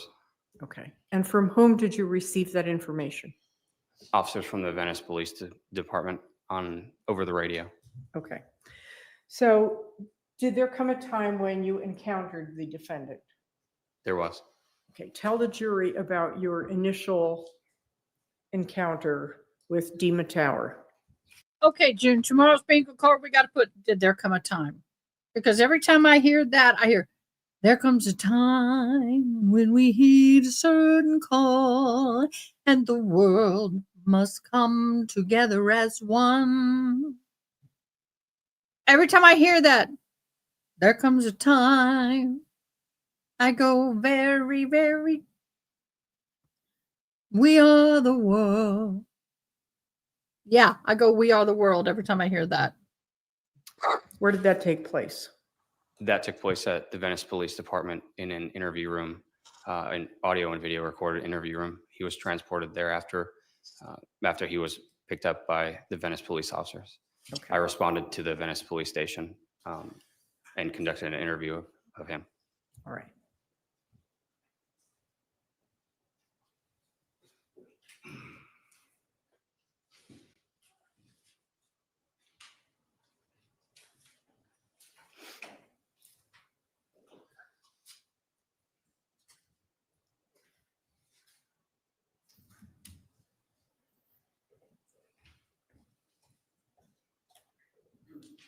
Corporal St. Gina, showing you what have been marked for identification as States Exhibit 23A through 23F. Will you look at those for me, please? Yes, ma'am.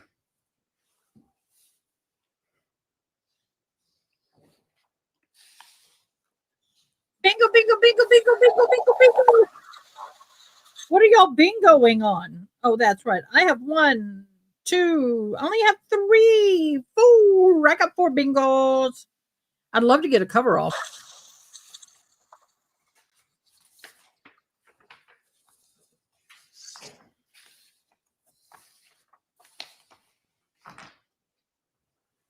Do you recognize these photos? I do. Were these photos taken at the Venice Police Department shortly before the interview you conducted? They were taken after the interview. After the interview you conducted with Dima Tower? Yes, ma'am. Are they a true and accurate depiction of the defendant's appearance after you interviewed him on September 1st of 2023? They are. Your Honor, I'm offering States Exhibit 23A through 23F into evidence, please. Any objection? No objection. 23A through 23F will be admitted. You may publish them at your leisure. Thank you. Careful, Lacy, pointer up here. Let's see. So this is right here. Oh, gotcha.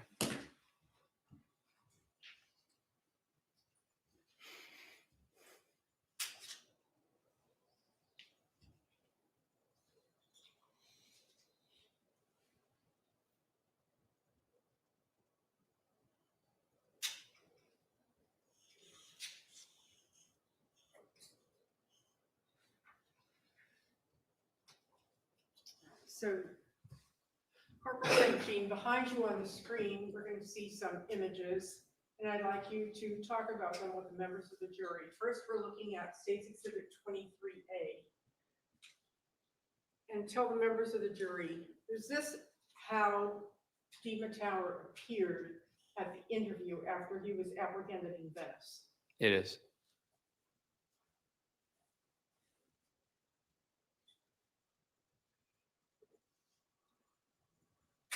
You could point out to the members of the jury on his left bicep or in the area of his shoulder, did it appear that he has sustained some injuries? It does. There's several scratches on his bicep. Were you able to determine where those scratches came from? I was not. And now that we're looking at his right profile, can you also point out on his right shoulder some of the artifacts that we see in the photograph? Yes, there's several more scratches on the right shoulder here, consistent with the ones on the left shoulder or the left bicep. Now we're looking at State's Exhibit 23D and a closer look at his arm all the way from his shoulder all the way down to his forearm, almost to his wrist.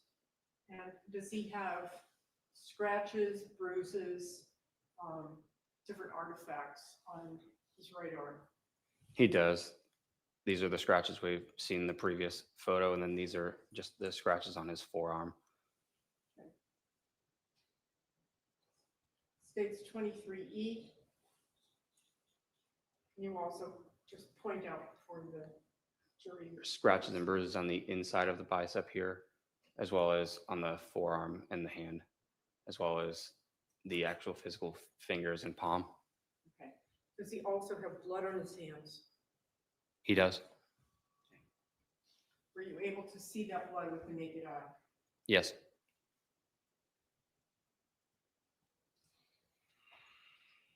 Objection, Your Honor. They have not entered into evidence the testing to validate what is on his hands is blood. Does it appear to be? Do you believe it to be? In your opinion, may it be? But you cannot state it as fact until the test results come in that it was. And does he also have scratches on his lower legs from his knees down? Yes, it may be hard to see, but he has scratches on both shins, both his left and right shins. Okay. Now, you told us earlier that you reviewed Officer Regard's dash cam in order to determine what the defendant looked like. The clothes that we see here at the Venice Police Department, 7:30 he was apprehended. I don't know what time that was. Can you just give us an idea, a ballpark idea of when you actually conducted the interview? It would have been, he was apprehended at, I believe, 7:56, I had said. Yeah, 7:56 a.m. It would have been maybe an hour after that. Okay. So are these the same clothes? Do you recognize these as being the same clothes that he was wearing when he drove away from Officer Regard's at midnight, thereabouts, the earlier, on the day before? Yes.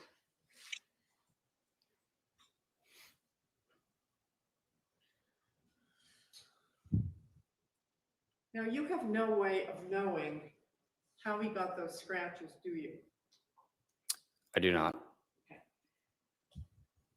Was the area where he fled on foot before he was apprehended, was that, can you describe that area for us? Yes, it's densely wooded. There was canals, bodies of water, very, very heavily palm fronds, like palmetto trees, like obviously anything that could scratch you or hurt you. But did he also, based upon your investigation, also attack his parents with a knife? Yes. And there was a brutal knife fight going on that 1240 Malakoff Road.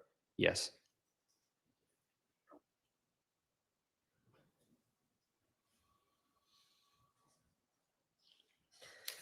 So let's talk about your time with the defendant at the Venice Police Department. Did you interview the defendant? I did. Were you alone or with a fellow detective? I was with a fellow detective, Detective Chippendale. All right, thank you. And was the interview audio and video recorded? He was. I bet Officer Chippendale gets a lot of hell for that name. I wonder if he goes to the Chippendale dancer for Halloween. Just saying. If you've never been to Chippendales, well, yeah, I won't leave it. Did you or Detective Chippendale have any conversation with the defendant that was not audio and video recorded? I did not. Neither of us did. Okay. Did you read the defendant his Miranda rights before interviewing him? I did. How did you do that? From a photograph on my cell phone, on my work department cell phone. Did you have an interpreter for him because English is not his first language? Of a printed Miranda card that is issued to all the police officers at Northport PD. Okay. And after being advised of his constitutional rights by you, did the defendant agree to talk to you? He did. Did you threaten him in any way in order to get him to talk to you? I did not. Did Chippendale? He did not. Okay.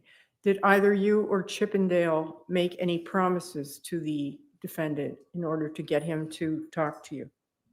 We did not. Okay. How much time did you spend with the I know, right? defendant? Approximately 2 hours, if I had to recollect. Okay. And based upon the time that you spent with the defendant and also the dialogue with the defendant, the conversation that you had with him, did he appear to give his statements to you freely and voluntarily? He did.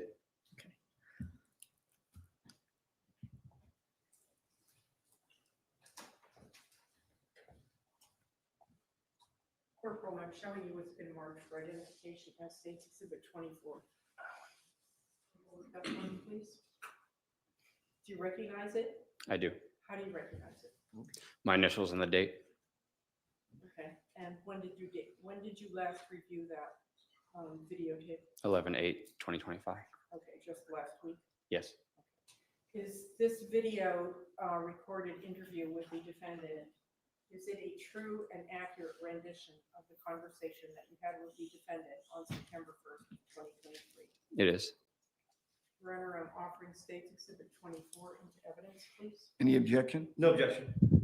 24 will be admitted. You may publish it at your leisure. Are you going to do that now? Yes, please. Okay.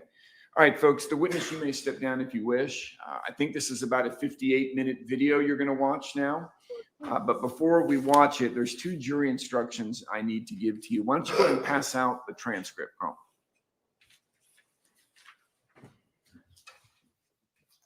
Oh, big guys, it's gonna be boring, y'all. I'm sorry. Get a hobby.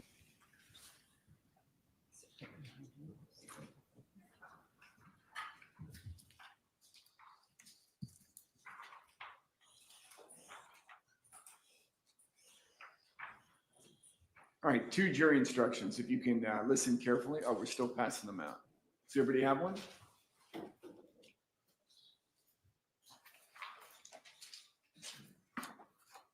Yes, you're on.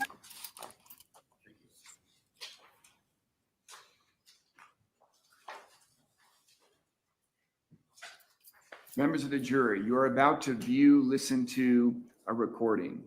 The court instructs you that the recording has been edited to eliminate irrelevant portions that would not add to your understanding of the case. The fact that this recording has been edited should not concern you in any way and must not impact the way you view and listen to and consider this evidence. You have just been handed you are about to hear and view a recorded conversation. The recorded conversation is the proper evidence, and you may consider it just as any other evidence. You have also now been furnished with a transcript of that recorded conversation. The recording is the actual evidence, and the transcript is being provided to you only as an aid, only as a guide to help you follow as you listen to the recordings.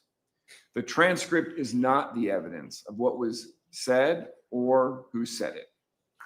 If you notice any difference between what you hear on the recording and what you read in the transcript, you must rely on what you hear, not on what you read.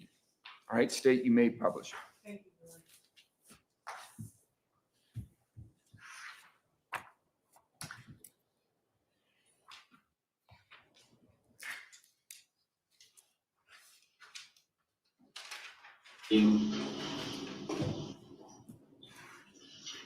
All right, my name is Detective Chippendale. This is Detective St. Jean. Okay.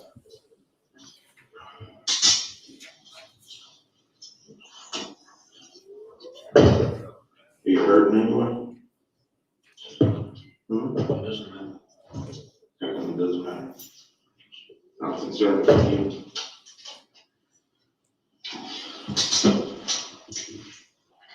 How old is you? I'm 22. You're 22? 2 days? Yep. Have you, you read and write in the English language, right? Of course. Okay. Did you go to school here? Yeah, I've been in this country for 8 years. 8 years? Okay. Detective St. Jean has he just has to read you something real quick, okay?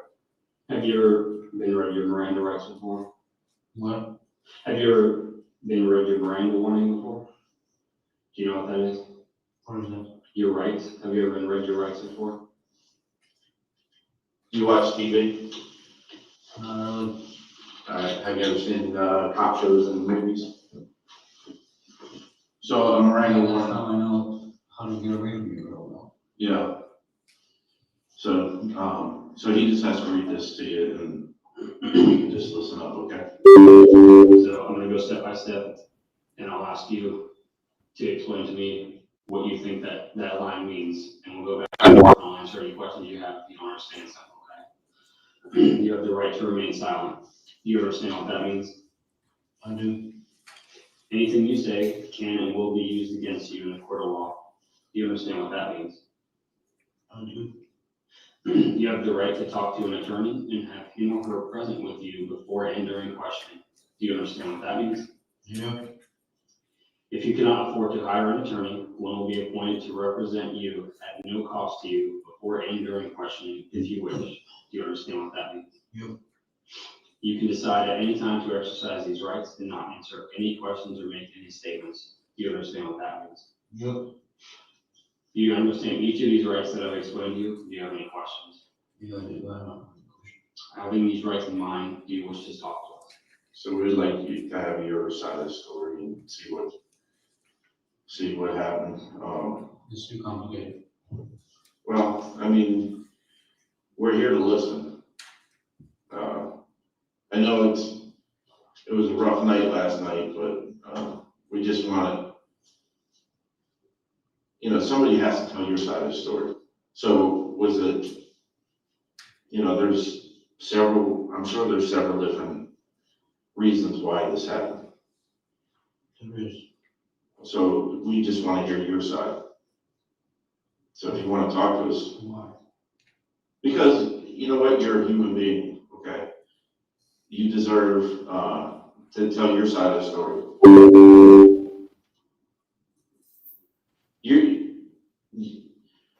So when I go to that house, it's not like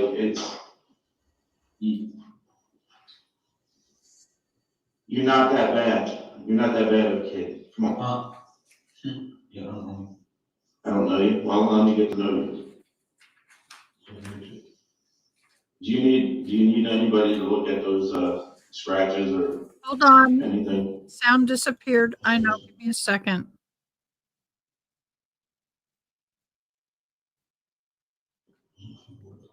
Okay. Uh-oh.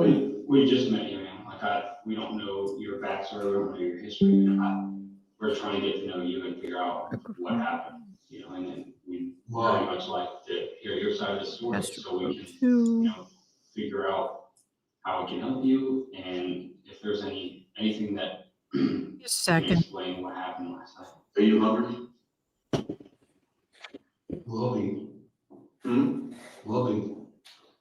You will be, you said? Yeah, because I was wrong last night. Okay, you want a sandwich or something? That would be nice. Okay. We'll get you one. So look, I have kids that are around your age also, so I try to treat everybody like I would want somebody to treat my kids. You understand? So whatever happened last night,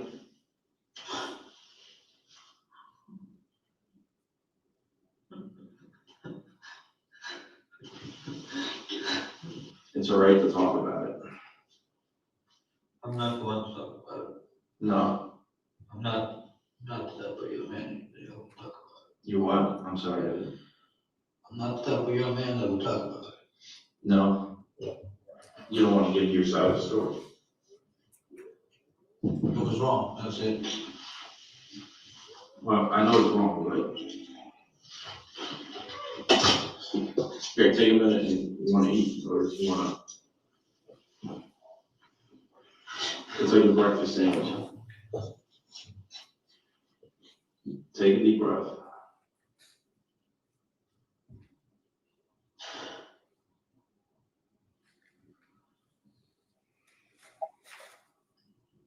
It's okay to talk about it. I promise you it'll feel a lot better to talk about it. I know you may not think that right now, but I'm not like that. If you want to understand anything, you have to understand that. Doesn't make me feel better to talk about it. will help us understand, what's going through your mind right now. What's going on with you? We just met you, man. I don't know you from Adam. Just we want to hear your story and hear how this came to be, and just to give your side of the story of what happened, basically. Yeah. No one has talked to you yet. Yeah, but you're just a bunch of Americans, so you will not understand. Well, try to help me understand. Well, I know you're from the Ukraine, right? Yeah. And I know that, do you have family over there still? No. Or was over there? It was. And I know the war is real devastating over there. Did you lose family over there? Do you ever talk to them? Why does it matter? Just making conversation, that's it. Just want to see if talking might be able to help you. At least for a little bit. How is it gonna help me? How? Well, you're not gonna keep it bottled up inside. So it's like shaking up a Coke bottle, and as you let it out. What happened last night? Shaking up a Coke bottle you talk about. And that's what happened. So did you not get along with your parents? Well, it does matter. I mean, It's none of your problems, Me talking about it doesn't make me feel better. I don't know what. If you want to understand anything, let them understand. Not all the people are the same. no, and I get it. But, Don't keep it bottled up inside. no. Well, something happened last night. Either you guys argued. There's a lot of things that happen. Does it stem from way before last night, or? Has nothing to do with it. Look, I should have never came here, right? You should have stayed in Ukraine. Yeah. This country is a shithole. So what don't you like about this country? Every American asks me that. Huh? You blind? blind. Well, probably because I was born here, Yeah, so, well, you can fold, you don't know nothing about what's wrong with this country. well, why don't you tell me? Because maybe I can open my eyes to Oh, how yeah. you see. Huh? Well, it doesn't matter. Because perspective, man. Perspective or facts? Well, your perspective and it could be need to facts. Yeah, my perspective or the truth that you don't see is the. Oh, we're not perfect, It's not the matter. you know. So did you get adopted by your parents here? How old were you? 15, 16. 15 or 16? Did you know your neighbors down the street? I don't give a shit about neighbors. You used to go over there and he used to use his tools or something? Working on your car. Yeah, but it doesn't mean I really care about neighbors, so I'm just using people. Yeah. Is that what you did last night? You used your parents? No. So you're making an assumption.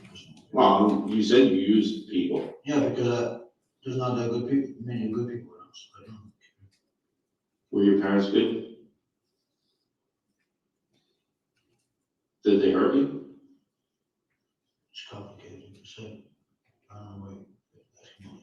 Well, because, you know, we have a job to do, so we're trying to see what your side of the story is. Is it something that set you off, like your parents got in your face? Were you protecting your? Wait, Christy Robinson Boo, did you just say OR? You're watching from the pre-op room waiting to go in for surgery? Yes, adoption counts for adopted.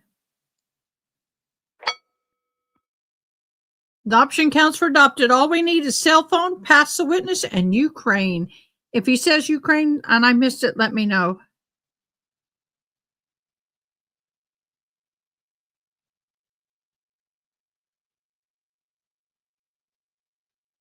Oh my gosh, Boo. We're sorry. Prayers for a very smooth surgery and a speedy recovery.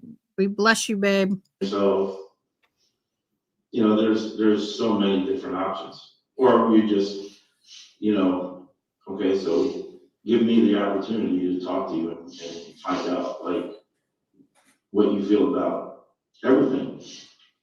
I'm a people person. I like to talk to people. So what happened last night that made you want to do something? Help me understand what happened last night. Rage. What? Rage has to come from somewhere, so, you know, there has to be some reason. Okay, great. Thank you. I thought he A did. lot of rage to keep bottled up. Right? Did your parents push you into the rage?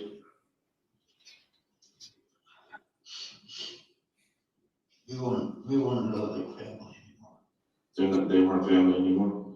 Yeah, Did they change? We've been through so much shit. Yeah. Prayers. We've been arguing, going back and forth.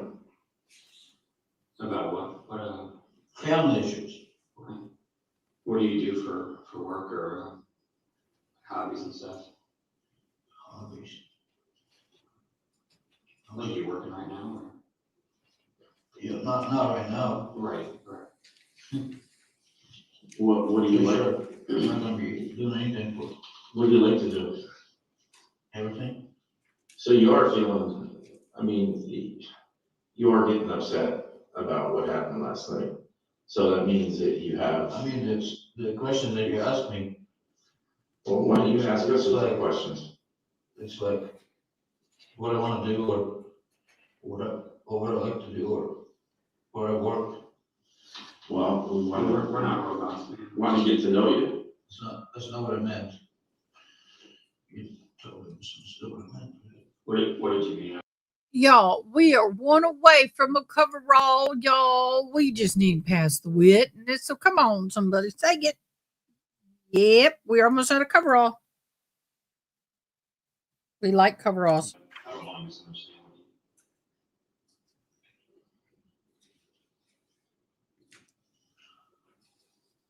I guess.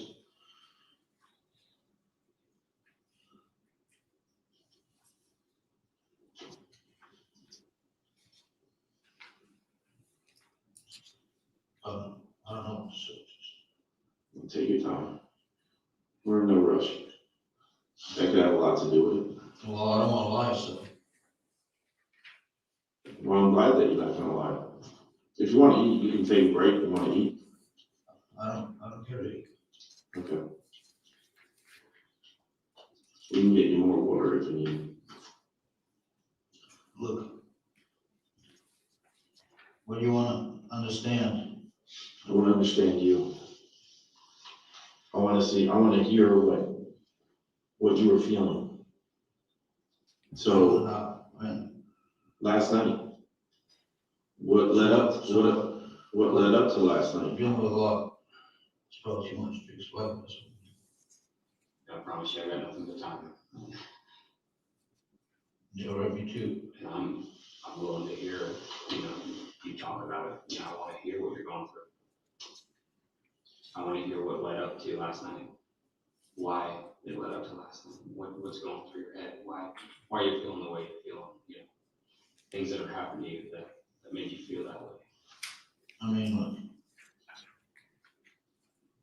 You asked me what caused it last night. Mm-hmm.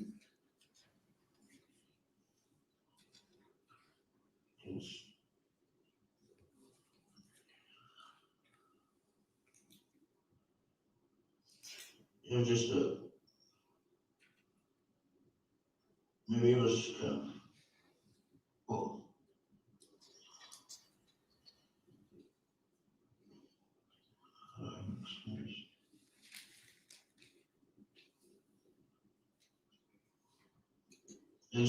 well, it's hard to explain because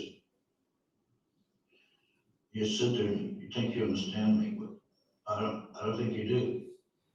Well, And I'm not saying this because I want you to understand me. I'm saying this because most people I talk to, they don't understand shit.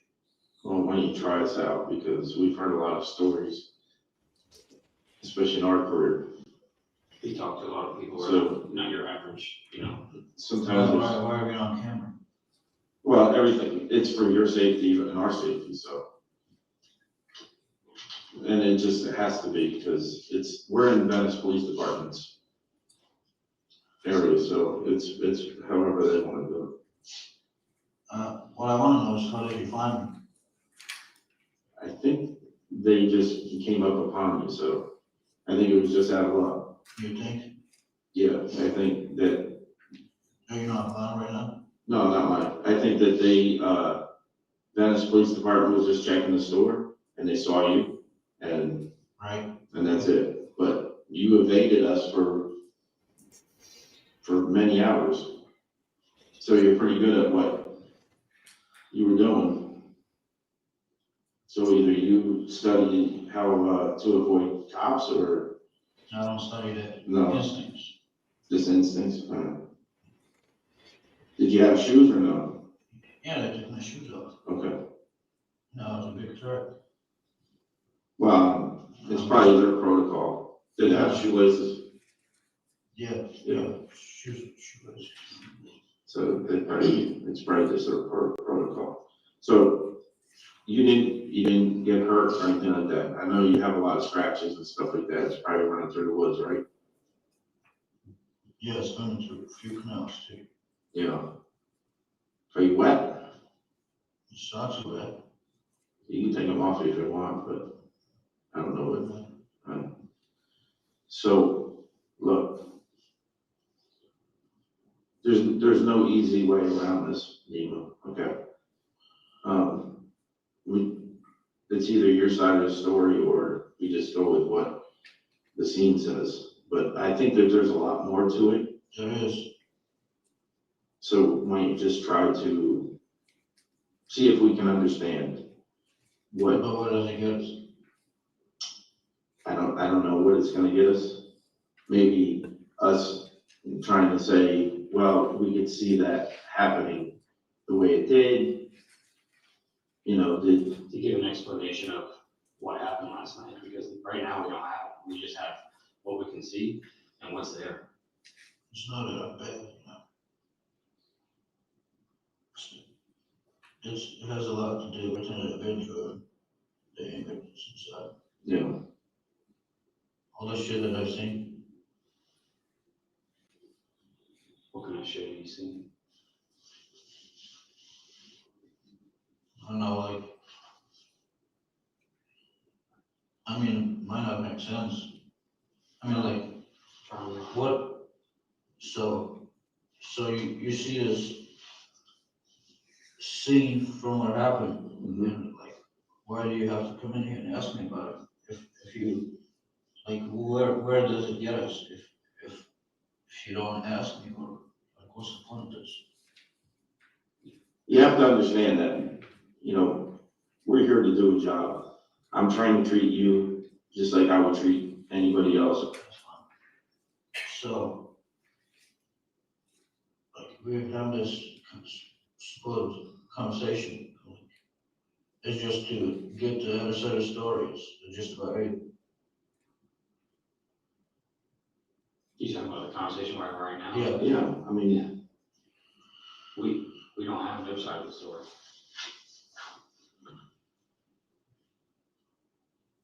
But we'd like to get yours. and the other thing is like, I mean, do you call them mom and dad or do you call them something else? Used to. Used to? So,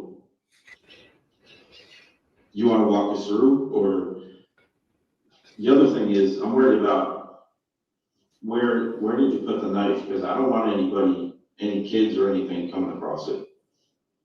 Did you use a knife or was it something else? It was a knife. Do you know what kind of knife it was? Yeah, the kitchen knife. The kitchen knife, the silver handled one? Yeah, I dropped the first one and I went to the second. Did you use the big knife or the steak knives? Steak knife. The steak knife? So do you know where you dropped it or? No. Do you know if you took it with you or? No, I didn't take it. Do you know if you threw it in the woods or is it in the house? You asked me, it's like, it sounds dumb, but you asked me, do I know if I threw it in the woods? I didn't take it with me yet. It was happening and I dropped it. Not that I had, and I'm driving on. It was hard to understand. Did it break off? Break what off? The knife. What would you use the second one? Is what he's trying to get at. That's where I started. So, Where did it start? The bedroom? The living room? Yep. was your dad sleeping? Yep. Did you guys have a fight prior to this? No. It just raged? It's a lot of things. What did you think about last night? Sleep, thinking. Oh, like, I don't like the situation. I don't like the people I'm with, so I'm just gonna kill. So you said that if you don't like the people that you're with, you want to kill them? Not anybody. I mean, has a lot to do with, like, the way I am and the way I see things. Personal reasons. But, like, observations and, you know, like you said, you want to try to understand, it's like, it's hard to explain. So have you had these thoughts for most of your life as a? No. No. Just came up because of all the anger and all the. Yeah, So- I wanna go back to Ukraine. Yeah. That's treason. It's treason that. Did you ask them? Guys, did you hear that? I want you to know how important that statement was. I want to go back to the Ukraine. This is why taking children who are in the foster care system at the age he was out of the country without their consent and without their having input is dangerous. Did you say that to your parents that you were gonna go back to Ukraine, and did they put up a fight with you or something? No, it's not that. No. No, personally, I wanna go back there, right, because I'm sick and tired of I'm just gonna put it on purpose. Yeah, I hear you. So what made you go in there and have an altercation with your dad? Wasn't not a, it's an obligation. What happened when you went to the desert? Your dad was sleeping. What happened? Just stabbing. What was he doing? What do you mean? Was he yelling, or did he wake up after you stabbed him? You're asking great questions. Well, I mean, did he start fighting you? Because we know that he got out of bed somehow. Yeah, you want me to stop? Yeah. Do you know where you stabbed him first? I was dark. Where was your mom at? Right there. She was next to him? Did she wake up? Yep. So you do know that, like, we're trying to piece this together, okay? So your dad starts getting up out of bed. No, he wasn't. He was sleeping. Okay. And you stabbed him. Yep. Do you remember how many times? Countless. I'm sorry? Countless. Countless times? Did he ever get out of bed? Yeah. And then what? Did you push him against the wall? Or did he fall? Just bleeding out. Going around the house. Trying to fight me back. Okay. Did you stab him out in the living room, or leaving out of the bedroom? Yep. Where was your mom at? Going around the neighborhood asking for help. Was she on the phone? Possibly. Some called the police. Did she hit you or anything, or try to fight you off, or? She's a woman. What do you think she's gonna do? Well, I can tell you that if, probably most women will either run or they're gonna fight back. I tried to fight back, but there's not much she could do. All right. So, Did she try to fight you back? and then, did you stab her? You already know I stabbed both of them. You're asking me questions that are obvious. Questions that you already know. I don't know for sure what happened there. Well, you know that I stabbed both of them. You're asking me to stab her. You know I did. I mean, a lot of things could have happened there. I don't know. What happened when she ran out? Did she go out the front door? Yep. Did you close the door behind her, or did you? I told her to get back inside. And she kept going? No, she went back inside. At one point, did she go to the neighbors? Yeah, that's not sure now. Sound cold. Where was your dad at that point? Dead. Where at? On the living floor. Did he fall into the couch a couple times, or no?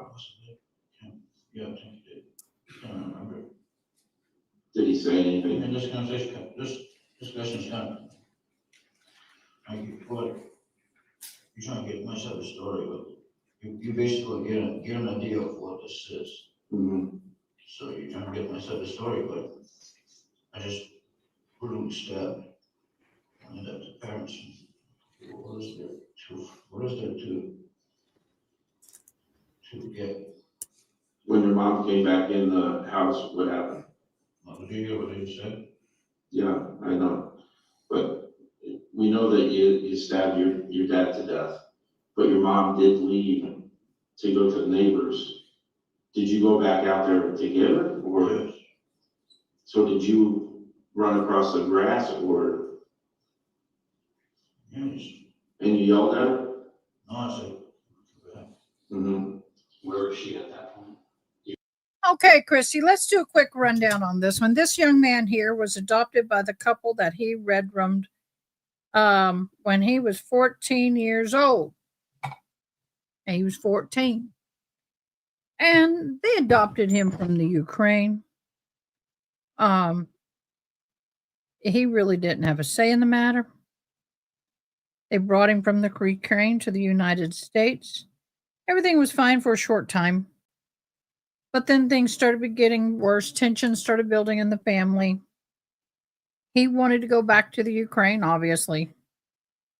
He became very angry and very difficult to deal with.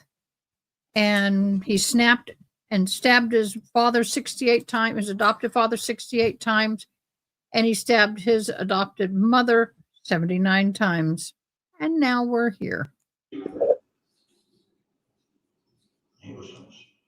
In the driveway, front door, or what? Driveway? She comes back. Did she listen to you? She comes back. Do you guys talk to her? Yeah, I tried to talk to her. How did that conversation It was a monologue. So did you stab her already at that time, at that point? After I finished saying what I had to say. What's that? After I finished saying what I had to say. He's 23 right now. After you said what you had to say to her, then you stabbed her? 23. A lot of places like you. Don't you already notice? Did you cut her throat? No, just You stabbed her in the throat? And she lay right there? I'm not sure if I knew that. Where was she where was your mom when you stabbed her? Were you guys in the house at that point? Did you start outside?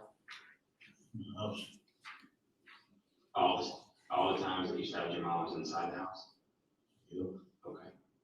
Where at? In the living room, the bedroom, the kitchen? Yeah. Was she sitting on the couch or no? Yep. Which couch, the small one or the big one? Small one. Were you sitting there with her? I was standing up. And you were talking to her, and Yeah. what was she saying back? Pretty much nothing. She wasn't crying, pleading for her life or anything? She was. She was. So you stabbed her in the throat? Was that the last time you stabbed her, or you kept stabbing her? Kept stabbing. At what point did you go get the other knife? When I lost the first one. Was that on your father? Yep. So it's just the steak knives? Yep. Where was the dog at? In the bedroom. In the master bedroom? Yeah. Oh, I hadn't heard of the dog. I wouldn't kill a dog. There's no reason to kill a dog. Yeah. What's the dog's name? Sparkle. Sparkle. Okay. What was the reason to kill your parents? The dog. Can you give us one reason? I don't like him. What did they do to make you not like them? I don't know. I'm asking. I don't live your life, I don't live with you guys. I mean, yeah. But I was gonna tell you that. Well, yeah, in America, yeah, you get whatever you want, life's easy, but I don't see it like that. It's like, How do you see it? How do you understand? well, I'm basically nobody coming from nowhere. And that's it. That when your parents adopted you? No, that was my biological mother. It was a long time ago. Just Okay. what I'm basically saying is the way I see things is not letting them. I mean, I'm not trying to tell you that I try to control my parents. That's not what it is. I'm not that fucked up, man, But it's just my adopted parents really never taught me anything to, They never taught you anything, you said? Yeah, it's like I feel like I'm like a self-learner, you know, like I basically tell myself like what to do, what not to do. And like when I first came to this country, I was like, I didn't like the way I was treated. And, you know, yeah, I misbehave a lot, but it has nothing to do. After I got older, it's like I said, it's stupid. They know. The reason it's stupid, the reason that I killed is stupid. Yeah. So did they adopt you from Ukraine?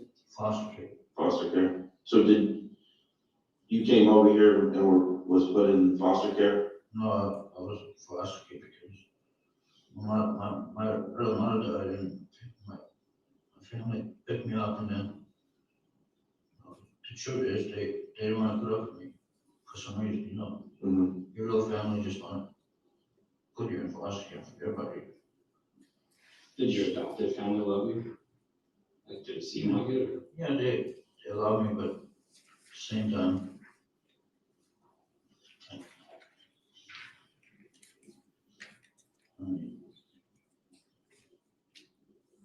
At the same time, it was not always about love and family, controlling and them controlling you? Or sometimes. how so? Like physically or No, mentally or like, telling you what you can and can't do or? like, you know, who's the household of the house? Who's the household in the house? I mean, A man that, yeah, right? it's different from whoever you ask. You know? It's different wherever we ask because this country's so fucked up, but the answer is man. And you know, my mom and my adopted mom was, you know, sometimes act like she's the household. Mm-hmm. The house, the Head of the head household. of the household. Yeah. Whatever. I mean, sometimes women, you know, they feel like. Yeah, I know. So did that set you off? No, it was just like I was just telling you, just many reasons. Yeah, it just. That's just one of the reasons. Something had to set you over the edge, man, about last night with your dad, like for you to go in there, your adopted dad, and go in there and do what you did. No. What? It's a lot of what was shit. that? What? It's some things don't relate to it. Like what? Like just being tired of, you know, like I just said, being sick and tired of putting up the bullshit that this country has about. Well, when you made you take that out on your parents, why did it lead to that? What happened? Because they're part of it. Did you work yesterday? Yep. A fucking 12-hour shift. At King's Plastic? Yeah. So when you came home, when you came home, how were you feeling? Tired? Yeah. No tired. And you didn't want to be messed with? I see what you're trying to say. It's not that. No. You weren't pissed off or anything? No, I was not pissed off at anything. And did you do any drink any alcohol or do any drugs? I drank some alcohol. What'd you have?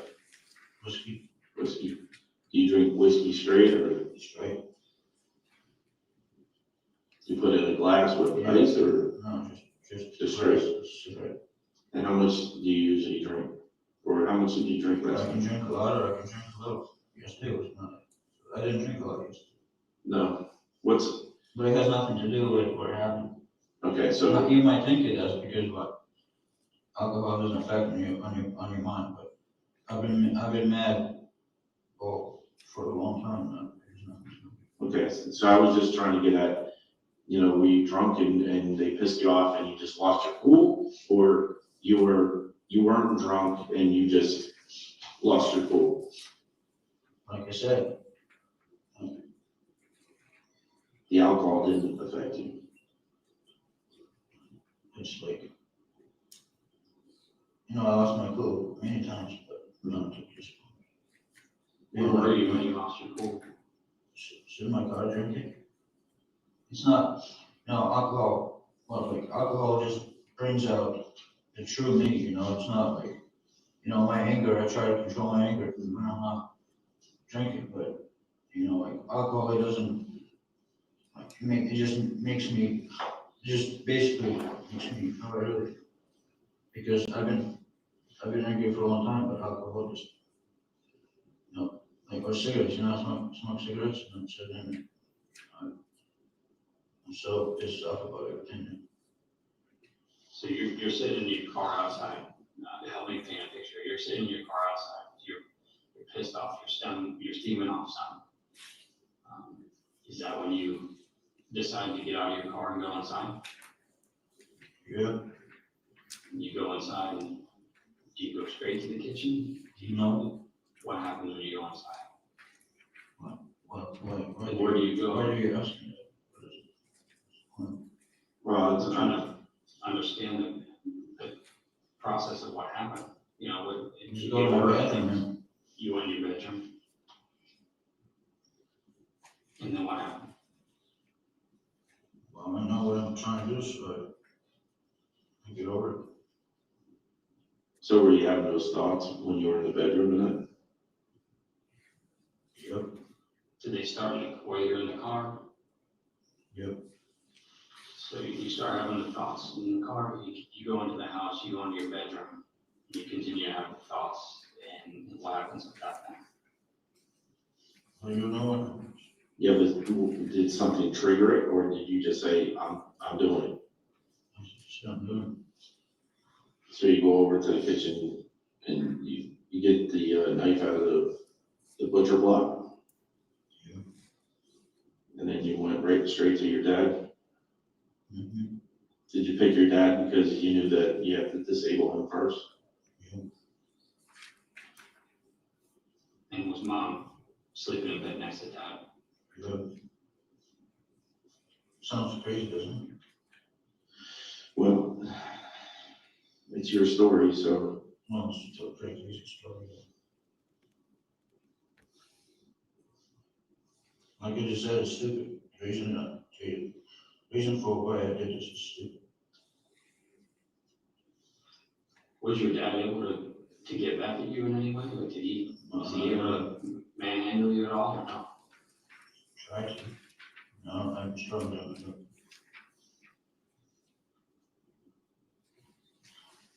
So he gets up out of bed and you guys have like a fist fight, or like he's trying to grab onto you, or like how does that all happen? You blood over him, you can't hold on. He started trying to grab you. Yeah, blood is, can't hold on. And how did it go? How did it lead to the living room?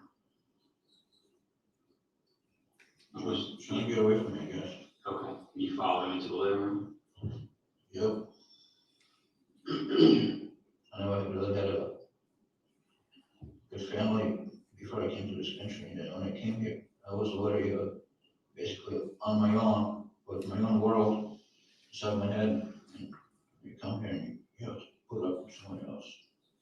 Because I don't know these people, you know, they're strangers, they say they want to bring you into your family, but where I come from, it's not that easy. It's just become family. When did you get adopted? How old were you? 2016. 16? Well, 2016. Oh, okay. Did you go to North Carolina? Yeah, I dropped out. Oh, you dropped out. What grade did you drop out? 10? Did you get in trouble there or anything? No, this shit that they try to teach in high school is just unacceptable, so I dropped out. Like, you said you open your eyes a little. What, do you know what the stuff they teach in high school? Yeah, I do. And it's pretty atrocious.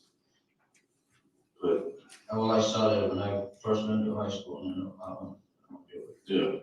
Now, did you know English before you came to this country, or No? No. I did not, because I didn't like it. Yeah. We had English classes that I could run. So when did you start talking fluent English? I started talking Americans, but I'm not good fluent. Yeah, and you can still talk. Is it Ukraine or is it? Ukrainian?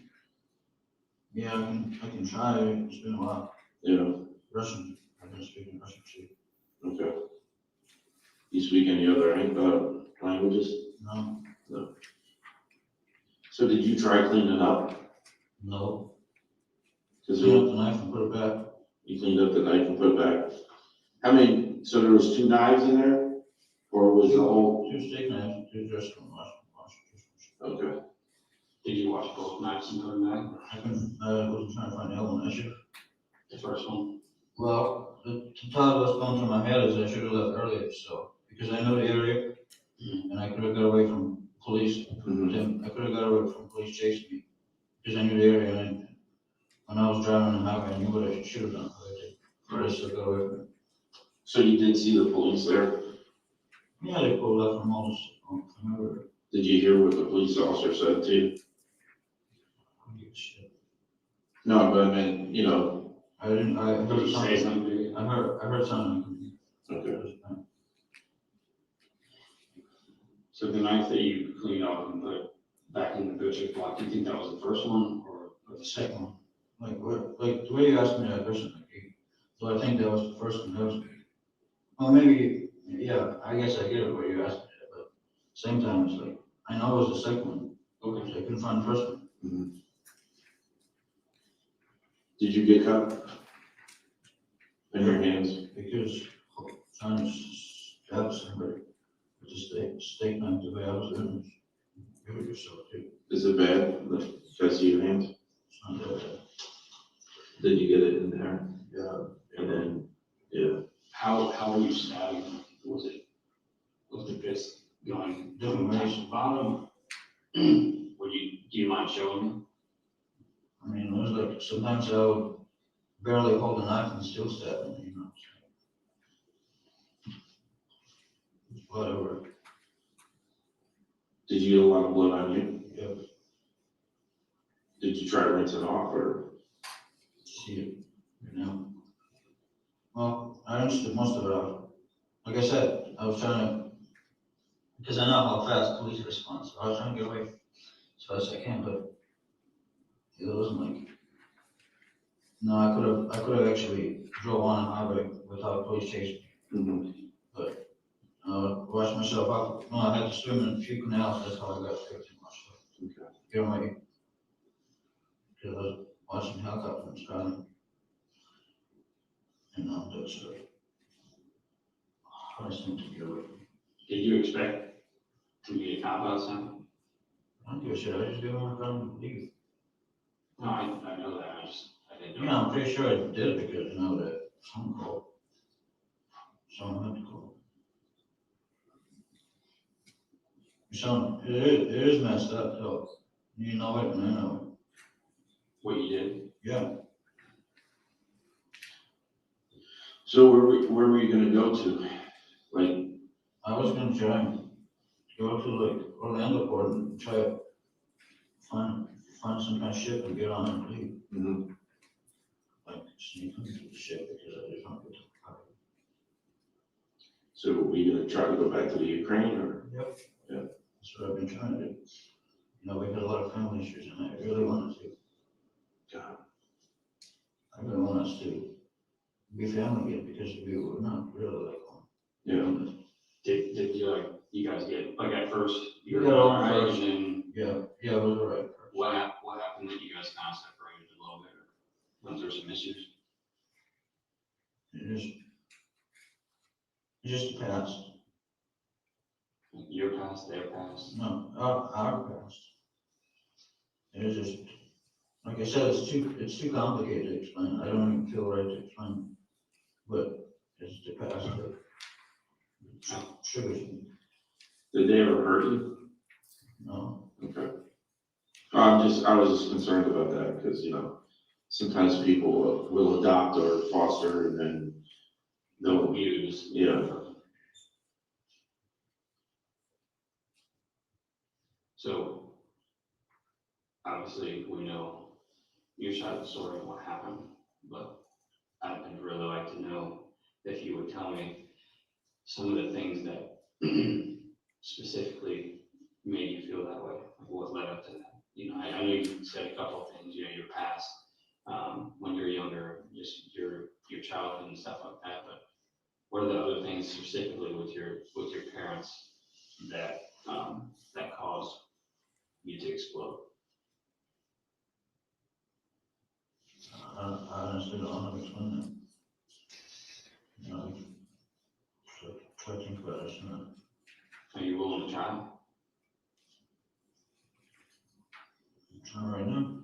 Okay.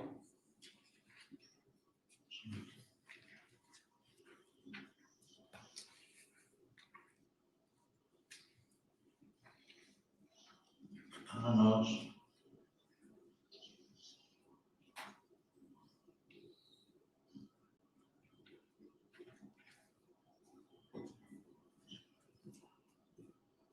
I know it's eating at you, man, but I can tell some stuff, you know, there's something that's making you feel that way.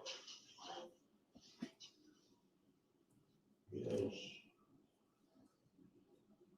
it's like, like I was telling you, it's other stuff that's not related to yesterday's situation that made me do it. Yeah, I know you told me that, and I remember that, I'm curious as to what, you know, I wanna know what the hell was leading you up that bad, what happened between you guys, like, how bad was your relationship, like, what? I'm talking about the past. No, we just had a bunch of arguments. Recently, how You recently? tell you, like, that's it, I'm gonna call police. I said, he's gonna try to call police if I don't leave. Like I said, the part that I'm not telling you is, you know, I'm not a good kid. I was telling you, I was not raised right. And I've been misbehaving and not listening and not doing what I'm told. And now we had all those family issues. But it was half me and half him. That makes sense, man, I know nothing's one-sided, you know, there's two sides to a story, you know. Yeah, because I know that I heard like,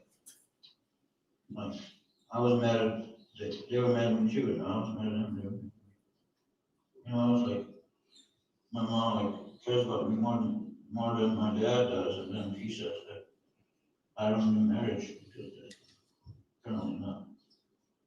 He said that you ruined their marriage? Yeah, because, like, you know, your mom loves you more than your dad, and then she tries to spend more time with you when your dad is not, and it looks like I don't need marriage. Do you think that's what happened? No. Were they going through rough times too? They weren't rough times because they had rough times since the first meeting. So did they argue a lot? Because of me, yeah, it was all Oh, just about you? Yeah, because, Who would stand up for you? parents, mom Mom would? parenting issues. Yeah. I had parenting issues too, they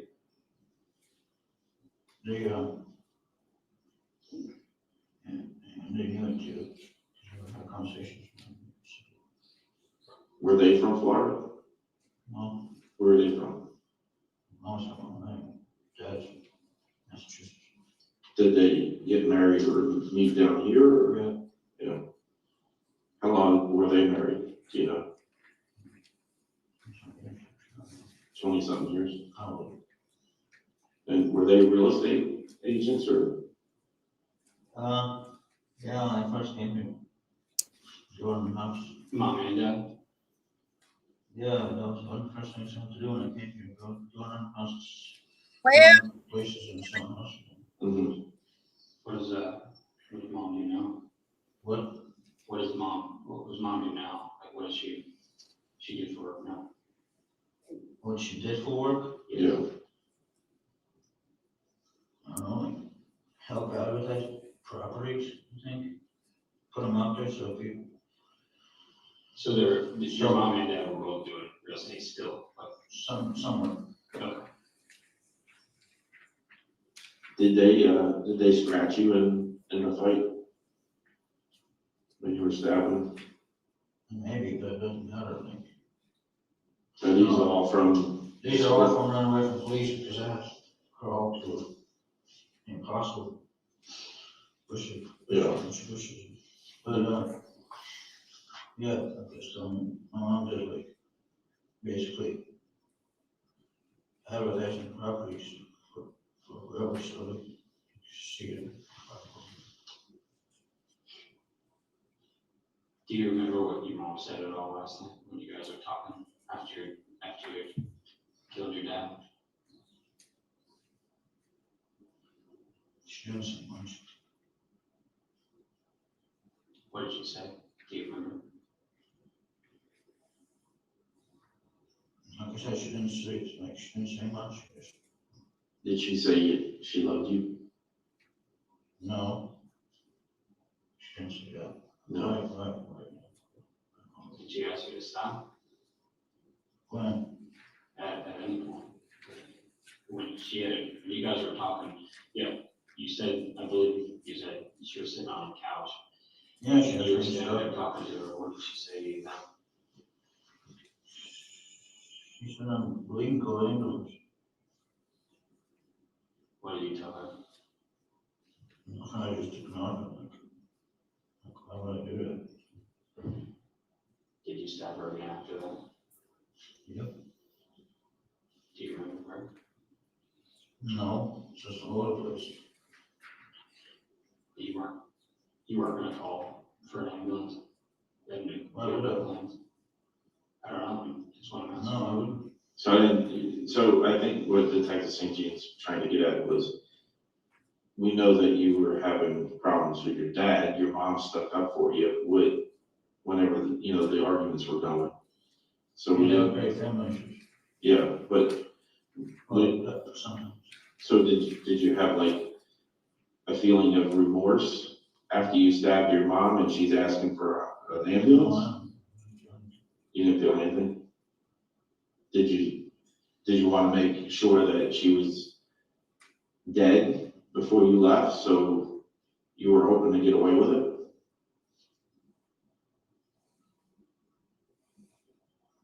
No, it's not the case. How did you end up on the couch to? Hold on, what? You're asking very disturbing questions. Disturbing questions? Yes, disturbing. Is this starting to get to you now? Well, it's not like it's getting to me, it's just, if you listen to the stuff that you're asking, why would you be asking that? Again, we have a job to do and we have to make sure that everything matches up to the scene and what your side of the story is. Obviously, you raged out last night and this was boiling for probably the last month that you were here, right? Were you here a month? Yeah. So last night, you're sitting in your car, you started drinking a little bit, and you just came up with this, that you were gonna do something now. I came out before that. After work? No, it's good. Days before. So what? I had those thoughts before that. Days, months, or what? No, recently. Okay. Is it because of all the fighting? And they didn't want you back in the house? No, it's a lot of things. Again, like everything, like a combination of everything. Yes. You've been thinking about killing both of your parents for how long Not sure, it's not, I don't, now? Like a day? I don't plan on it, sit there and think about it all day long, it just comes up in my head and I go do it. Was last night the first time that you actually thought about killing your parents? No. So you thought about it previous, but you didn't act on it, obviously. What made you come to that point last night that you were like, I'm done, this is over? Because I don't like to miss people. I don't know how to miss my parents, honestly. Because of, Did you miss your parents? I'm sorry, I couldn't hear you. No, I try to get back with them and have, us be family, but it doesn't seem like it goes. Are y'all following what's going on here? They're trying to hit him for premeditation. That is what they're trying to ascertain right now. That is a premeditated, yeah, they're going for premeditation, y'all. I'm not kidding. They're going for premeditated. That's why they're asking him those questions. Have you ever thought about killing your mom and dad? When did you do it? Why did you do it? Why did you not act on it? Well, you know, all of those questions there, they're trying to get him to confess. But not only wanting him to confess, they want him to confess to premeditation. And this is what they're going to use. This is what they're using in front of the jury to get the jury to believe that this kid premeditated all of this. Now, it is disconcerting that at some point he had a conversation with Mama before she died. This is getting a little sick to me. I don't know. What are y'all's thoughts? I just thought we might need a little palate cleanse for a minute. Everybody just kind of take a little stretch break for a minute. Kind of get our legs about us, so to speak, this is very heavy and intense stuff. For those of you who don't know me, I do bead work, and when things get a little too tough for me, when things get to where I need to kind of separate a little bit, I bead. That is what I do. But everybody has their own things. Yeah. Yeah, let's have a little cleanse for a minute, or breather. I want a Dr. Pepper so bad. All I got's coffee. Also want to let you know, my son, y'all know he started a new job, right? He's only been there 3 weeks. They made him manager. Well, they were hoping to make him manager. That's why they hired him, but they thought it was going to take 2 months to make him manager. But in fact, it didn't take 2 months. It took 3 weeks. So he is a back of the house manager and of a fast food restaurant, and this is a good thing for him. So, yay, Matt! Congratulations, Matt. This is tough for me. Chris' niece was brutally red room. Oh my gosh! In Henderson, along with her fiance, when guy went Facebook Live and recorded himself in police chase. So this is close to home. Boo, if you need to step out, step out. Step out. I'm not going to make you stay here for that, babe. I appreciate you. I love you, but your self-care is more important than modding. So you know I'm okay with you stepping out. You come before any live. And I tell my mods that, and that's why I think I have such good mods, and I appreciate all that you do, but honey, if this is too much for you and you need to take a breather, take a breather. It's okay to take a breather, y'all. It's okay to take a breather, but at the same time, you know, that's why we have at the bottom of the screen scrolling that if you need to step away and take care of yourself, please do so. I can't step away. I'm hostessing. I'm the one who's putting this on. So the way I mentally handle things like this, while my shirt is creasing in a very bad section, is I bead. I'm listening.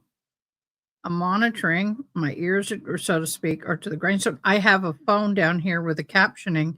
So as I'm looking down here, I can keep reading what's going on.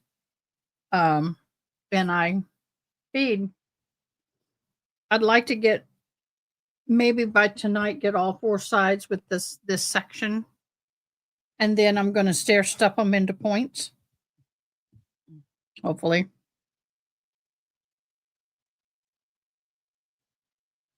Go stretchy stretch, crocheting for you wins. Yeah, I can't crochet. Probably could if I really, really tried, but I've tried and it's not really my cup of tea. I think we are, let me look how far behind. We're almost done with this, guys. We're almost done. Do you think you were back in the corner or something? No. Just it made you upset or what? Yeah, everything upset.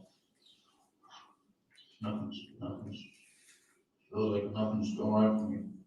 Yeah. Which it is, you know, but at the same time, it's not. There was a stab wound, I think, in your dad's leg. Did you? Maybe extended, I don't know. Okay.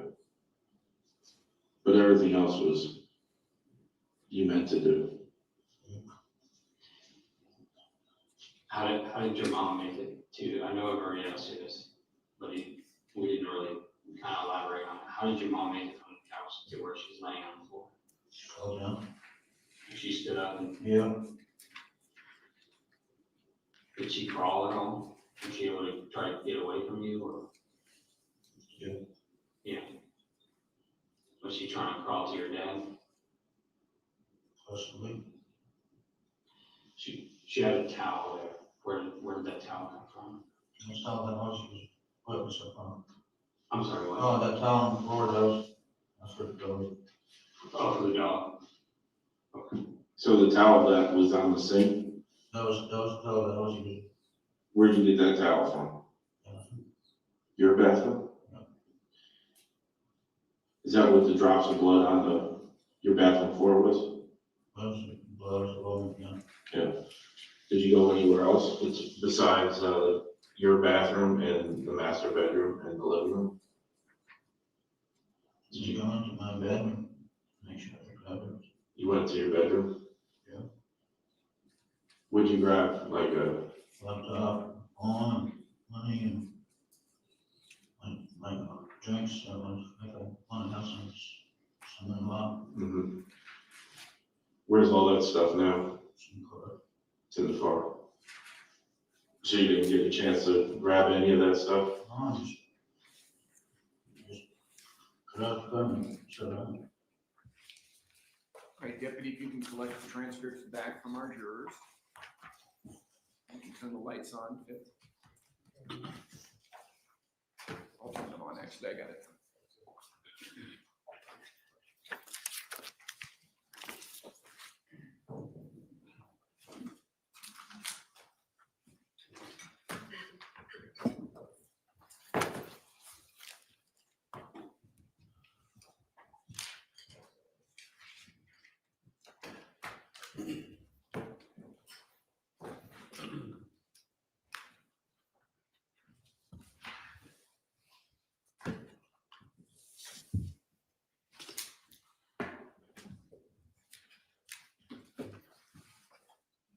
The photographs, you told us the photographs of the defendant were taken after the interview. Were there other things that were done with the defendant in that interview room, in addition to photographs? Yes, his buccal swab was taken, and I believe swabs of his fingernails. Okay. Were you present when the defendant's buccal swabs were taken? I was. Can you tell the members of the jury what is a buccal swab? A buccal swab is essentially cotton toothpick, if you will. It goes in your mouth and just rubs the side of your cheek to get DNA and skin cells. Okay. And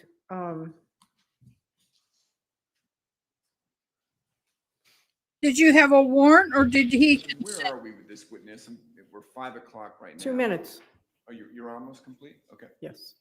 Are you okay, jurors, working past 5 to maybe finish with this witness? I see everybody shaking their head yes. Would you like a short break before we? No, we're okay. All right, please continue, Ms. Brady. Thank you.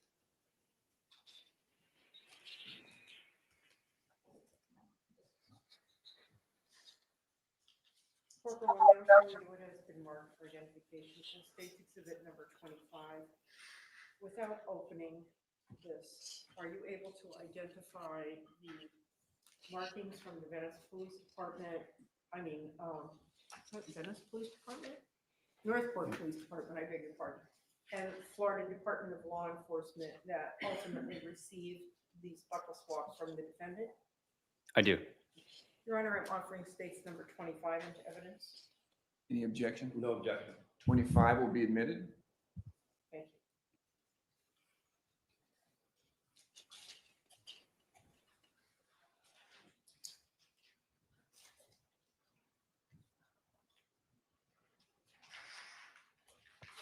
you. Were the defendants closed, collected?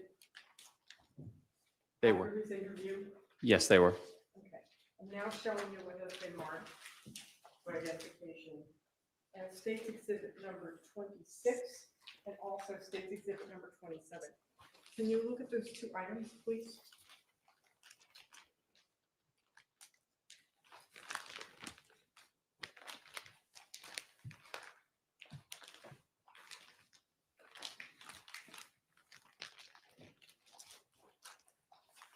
Do you recognize these items? I do. Are these items in the same or substantially the same condition as when they were collected from Dima Tower after his interview on September 1st of 2023? Yes, they are. Your Honor, I'm offering into evidence States Exhibit 26 and 27, please. Any objection? No objection.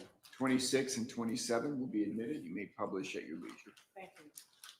May I have the bailiff just present these to the members of the jury? You may.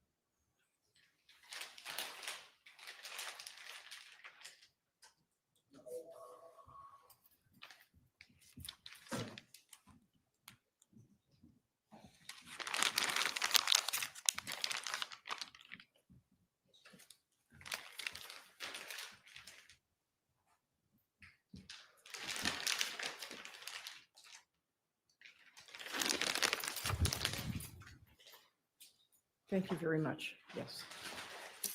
Detective, those markings that we see on the shirt and possibly on the shorts, are they made by crime scene technicians to denote areas of interest on the items of evidence? They are. Okay.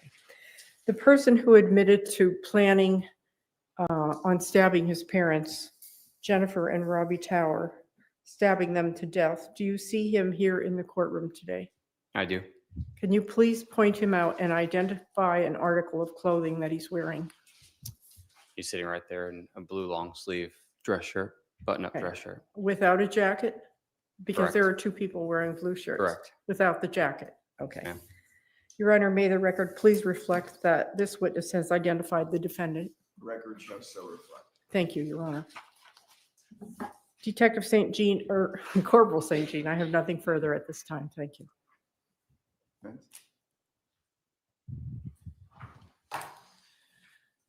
Good afternoon, Corporal. How are you? Good. Wonderful. You say you spent a total of about 2 hours with Mr. Tower, correct? From Dima my- Tower? Yeah, from my recollection, yes. Okay. And a majority of that we just saw, correct? Yes, correct. Okay. Did you go into any background and do anything about his educational background? It was briefly touched on it about what we saw in the video. Asking him about it, but did you talk to anybody like from the Sarasota County Schools? No, I did not. Okay. Did you talk to anybody at Northport High School after the interview to get any information about him? I did not. At this point, when you're doing the interview, Mr. Tower is already under arrest, correct? Correct. And he's been charged at that point with homicide, correct? He hasn't been physically charged yet at that point. But he was under arrest for the homicide. Correct. Okay. And when you say that you wanted to get his side of the story, there's literally nothing that he's going to say in that room that's going to cause you to release him, correct? Correct. No matter what, he was going to be booked in for the homicide, right? Correct. Okay. If he would have said, they came at me and I had no choice but to defend myself. Overruled. If he would have said that, that wouldn't have mattered. You still would have booked him, correct? At that point in time, with the information we had, yes. Okay. And you admitted several times you don't know his backstory, right? Backstory is in. I mean, we said you or Detective Chippendale said multiple times, we don't know your backstory, we don't know your history, right? Correct. At that point, yes. Okay. At any point in time during that interview, did Mr. Tower look you in the eye? He may have, but for the most part, he was looking down. Nothing further, Judge. Any feedback from the state?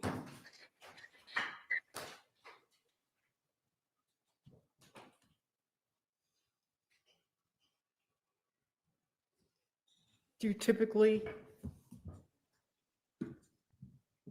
have defendants look you in the eye when they're admitting to stabbing their parents? It depends. It's case by case. It just depends on the person. Okay. What their reaction is to something traumatic. So is it relevant in any way whether the defendant looked you in the eye? No. Is it relevant in any way what the defendant's back? Argumentative. I'm going to allow it. I know it's a legal term relevant, but I'm going to allow it for the opinion of the detective. Was it important to your investigation to learn the defendant's backstory? Or were you there to find out who murdered Robbie and Jennifer Tower? My role was to figure out who murdered Robbie and Jennifer Tower. Okay. And did you, despite the fact that your role was to find out who brutally butchered those people, Sustained. did you encourage the defendant over and over and over again to tell you his backstory? Did I encourage him over to Did ask you, him for his let me, backstory? listen. Did you encourage him repeatedly over and over to tell you his backstory? Yes, we wanted to find out more about him and his background. And despite 2 hours of you and Chippendale asking him about his backstory, did he give you his backstory? Not much. Could you have given him any more opportunity in that room to tell you his backstory than you already did? In my opinion, no. Okay.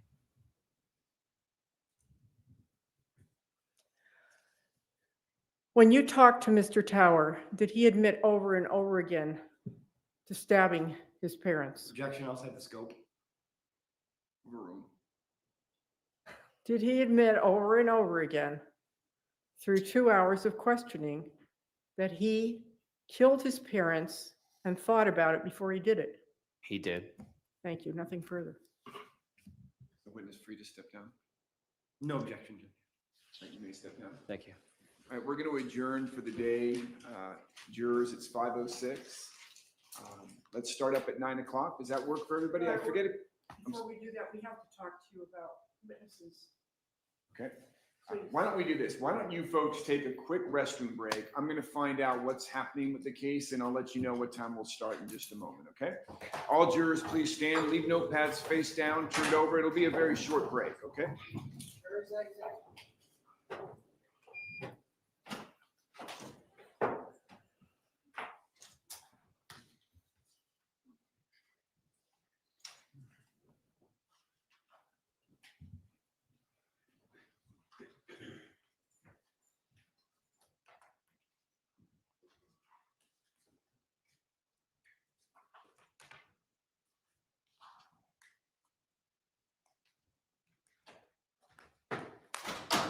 All right, jurors have left. Okay, so Your Honor, we're moving much more rapidly than I expected.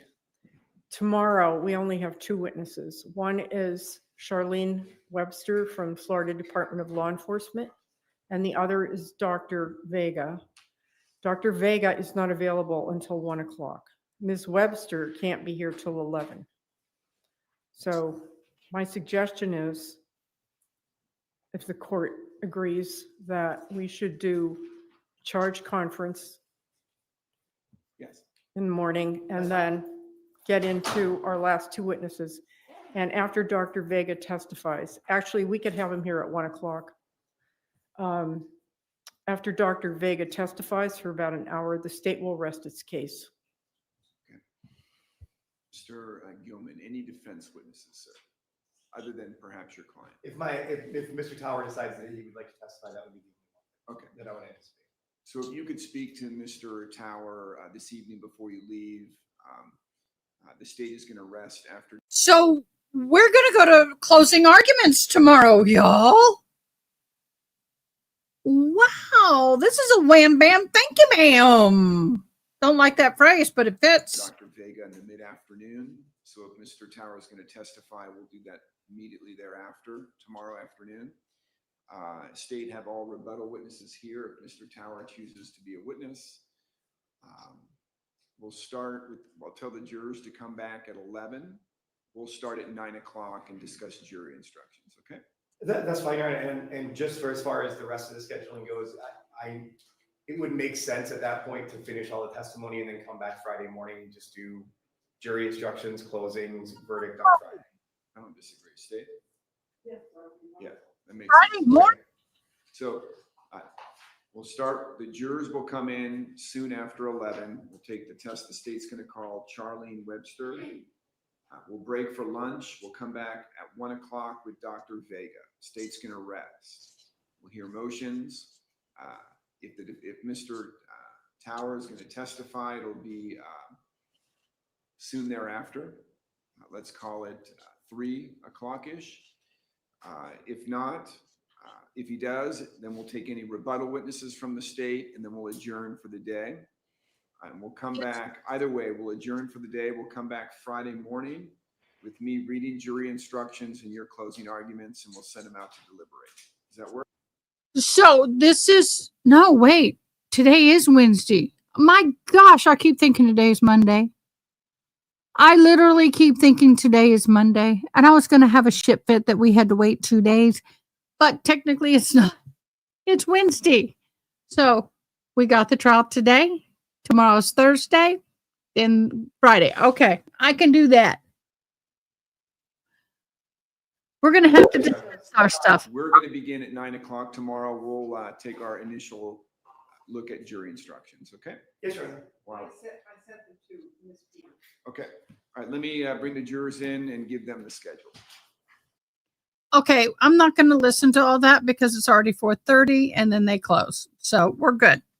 What we are going to do is I have my monkey's water bottle broke. So I've got to go buy another one for her cage. Otherwise I'm hand feeding her and that's not going to work in this situation.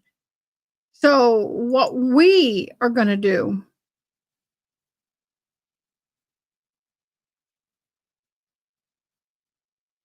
Okay, go ahead, Angela, get him ready. And just in comments, let me know that he's here. Okay? So go get your hubby. Go get hubby. Go get your hubby. Where is it?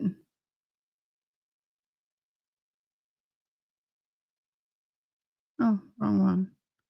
Okay, so in comments, Chris, let me know he's here. Just say he's here. All you got to do. And then we'll sing to him.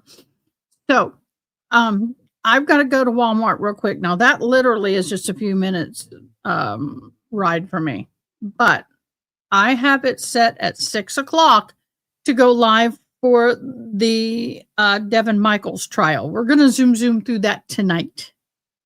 Okay, so come back tonight. We're going to zoom through the Devin trial. Tomorrow morning, we will go live when the jury comes in at 11. That's 10 o'clock our time.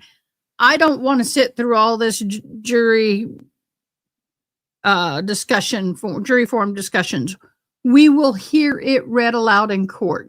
Okay? We will hear it read aloud in court. So I'm not worried about that. So we'll come in at 10 o'clock our time. Angela, let me know, just say here so I know he's listening. So we'll come in at that time at 10 o'clock and then we will do this trial, and then tomorrow night do the jury, the other one, or vice versa. But we got football tomorrow. Do we have football tomorrow, June? Who's playing tomorrow night? Ooh, when do my Cowboys play? I want to know when my Cowboys play. I want my Cowboys. Give me my Cowboys. Give me the Cowboys. Boy. So anyway, I'm waiting, Angela.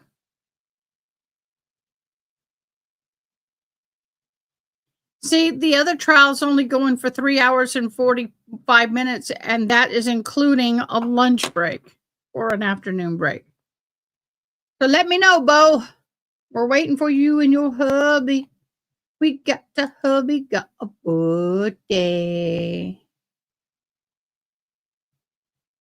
Trace on the case. Enjoy trying to see the northern lights. And you can see them in North Texas, but you can't.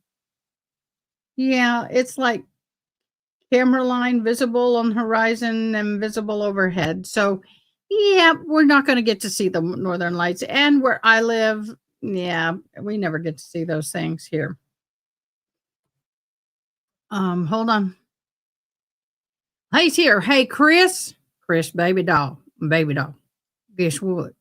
Guess what? Yep. Somebody told on you, boo. Happy birthday. What the hell?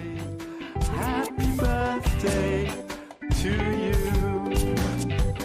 Happy birthday to you.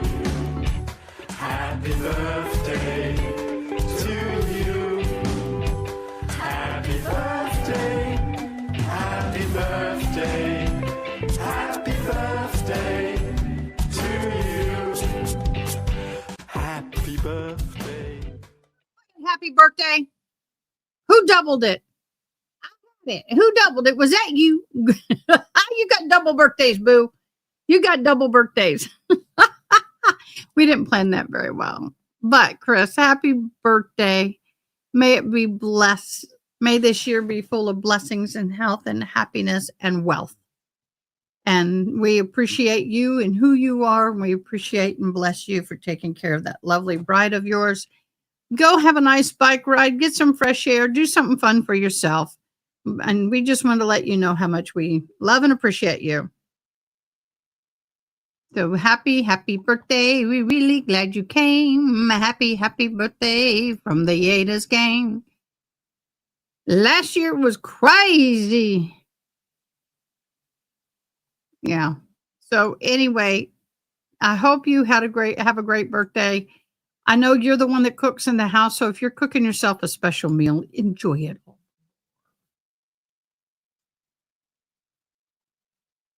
Why does it keep telling me private chat, but it's not deleting me? There it goes. There we go. Jets versus the Pirates. Okay, so tomorrow night my Dallas Cowboys aren't playing, so I'll be eyeing the football game while we're live with the trial. Oh, tell him he's loved. Tell him he's loved. Yep. So anyway, I'm gonna let y'all go. And we'll be back at 6 o'clock for the other trial. Please come join us. It's a totally different feel, a totally different vibe, totally different trial. And for the grace of God, let us be off the Cellbrite data, because this chick is Cellbrite data out. With that, that's all. Thanks for watching. Please comment, like, share, and most importantly, subscribe. I hope you have an awesome day. Till next time, take care.